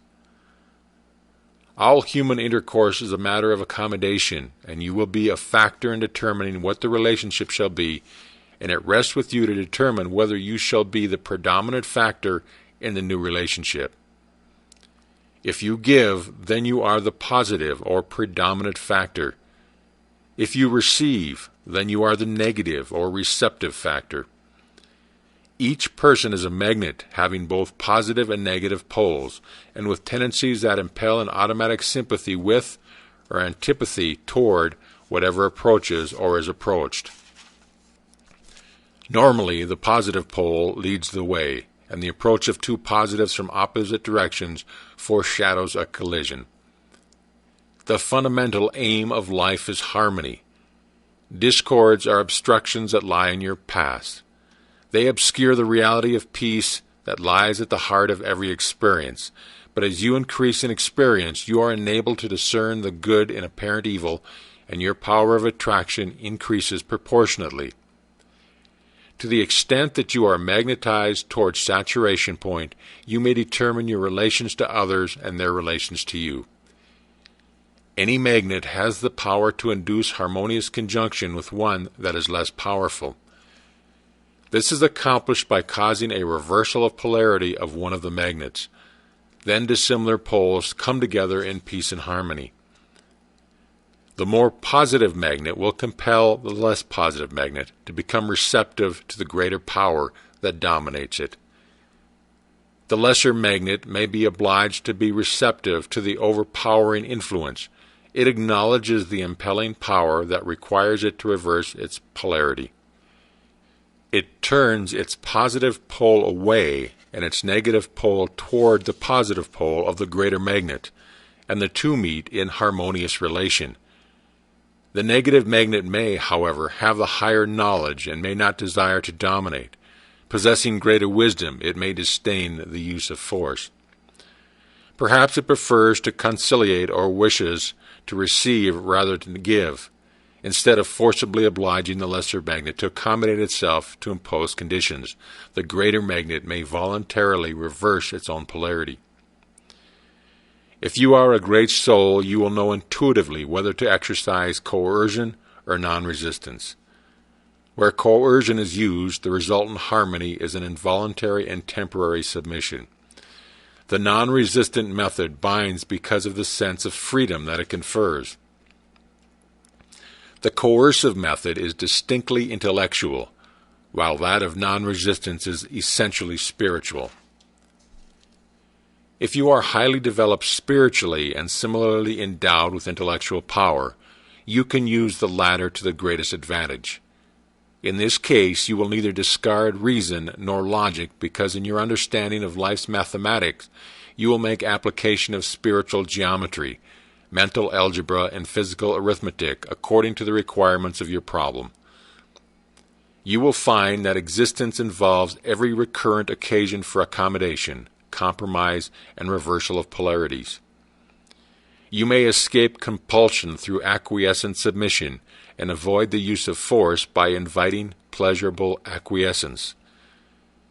You may command and exact unwilling obedience, or you may invite and receive voluntary cooperation. You may induce harmonies and create friendships, or you may plant hatreds that will react as obligations that must eventually be satisfied. An understanding of the properties of the human magnet will enable you to solve many of the problems of life. Conflict and opposition have their place, but ordinarily they constitute obstacles and pitfalls to be avoided. You will find that you can always avoid useless opposition and unprofitable conflict by reversing your polarity or impelling its reversal in your would-be opponent. You are indeed in the loving care of principles that are immutable and that are designed solely for your benefit. You may place yourself in harmony with them and thus express a life of comparative peace and happiness, or you may put yourself in opposition to the inevitable with necessarily unpleasant results. You determine your conscious relation to all that is. You express the exact degree of happiness or the reverse that you have earned through the association that you have permitted to come into your life. You may from one experience learn the spiritual lesson it is intended to convey, or you may make necessary many similar experiences. You may gather wisdom from experience rapidly and with ease, or you may do it slowly and with difficulty. You are able to consciously control your conditions as you come to sense the purposes of what you attract and are able to extract from each experience that which you require for further growth. When you possess this faculty to a higher degree, you may grow rapidly and reach planes of thought where opportunities for greater service await you. It remains for you on each successive plane to learn how to express the greater harmonies that your higher growth has placed within your reach. For it is only through expression that you may appropriate what is for your use or benefit. You have now entered upon the borderland of the basic, the fundamental, the active principle of life.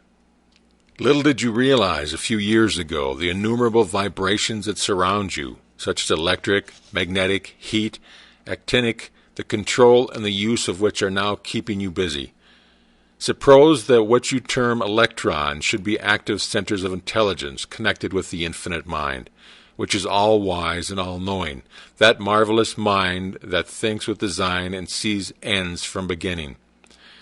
Suppose that electrons should not be centers of force and energy only, but centers of intelligence, and that mankind will finally discover that the brain is an organized center of millions of these intelligent electrons, and that they are in contact with all other electrons from which the universe is composed.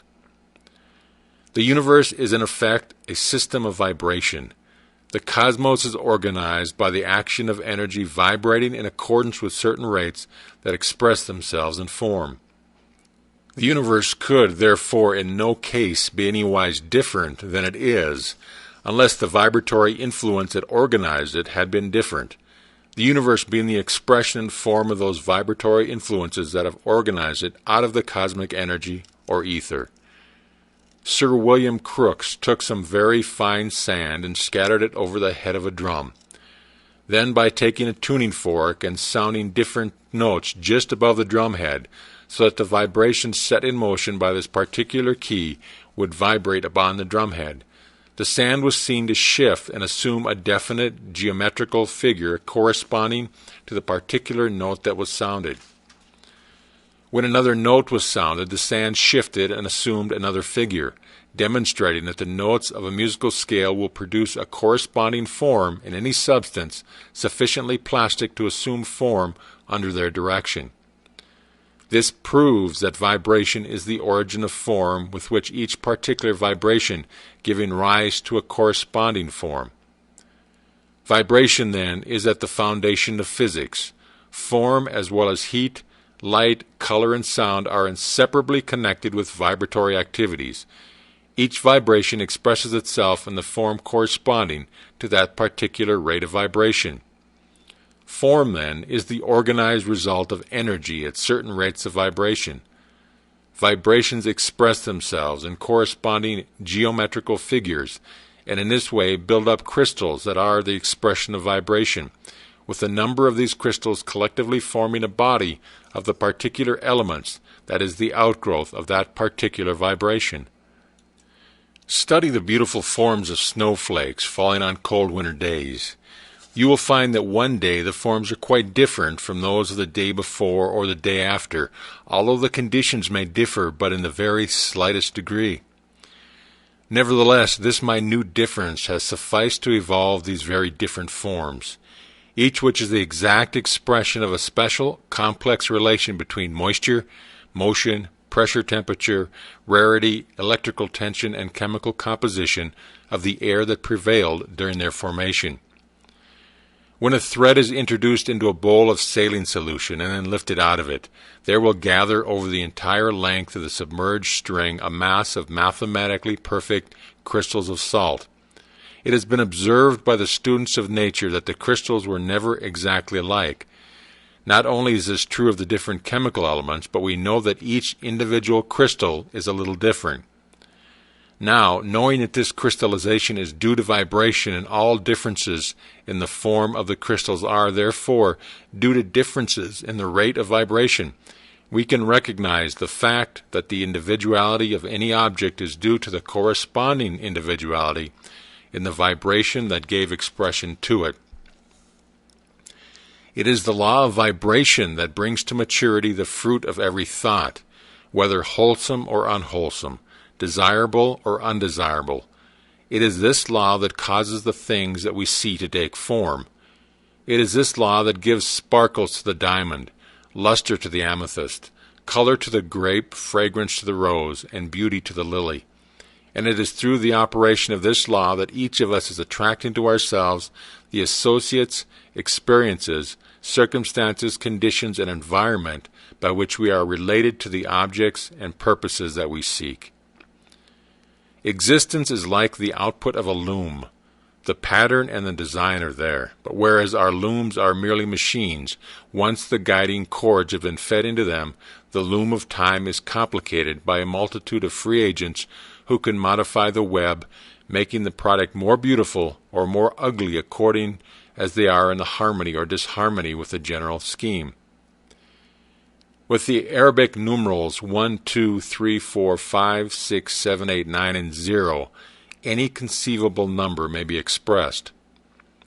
With the 26 letters of the alphabet, any conceivable thought may be expressed. With the 14 primary elements, any conceivable thing may be organized. What is true in the inorganic world is likewise true in the organic. Certain conscious processes will invariably be followed by the same consequence. Clearly, then, it requires an intelligent force to direct the activities of these electrons and cause them to unite with regular mathematical precision, and thus bring into being matter of any conceivable form.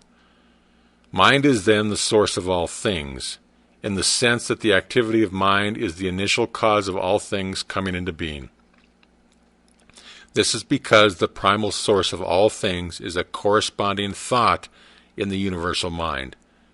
It is the essence of a thing that constitutes its being, and the activity of mind is the cause by which the essence takes form.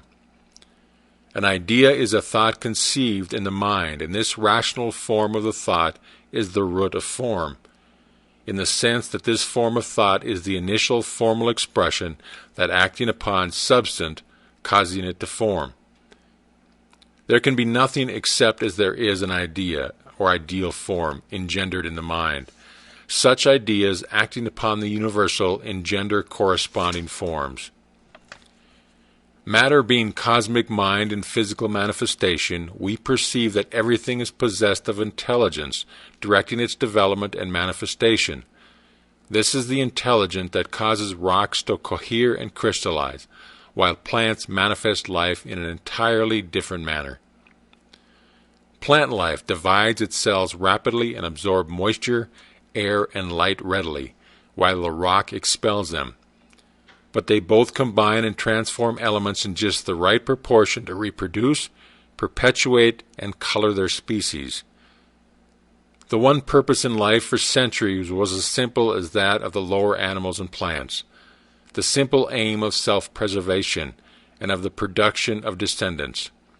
Human beings were contented with the simplest organic function, nutrition and reproduction. Hunger and love were their only motives for action. For a long period, they must have aimed at the one single object of self-preservation. In the root of our ancestry, specific lines were traveled and specific characters established. We lose neither the one nor the other, for both lines and character are projected from generation to generation. The lines, although invisible, are never broken, nor are they ever abruptly changed to other type expressions. Neither are the characteristics ever lost, though they continue to project from generation to generation down through the ages.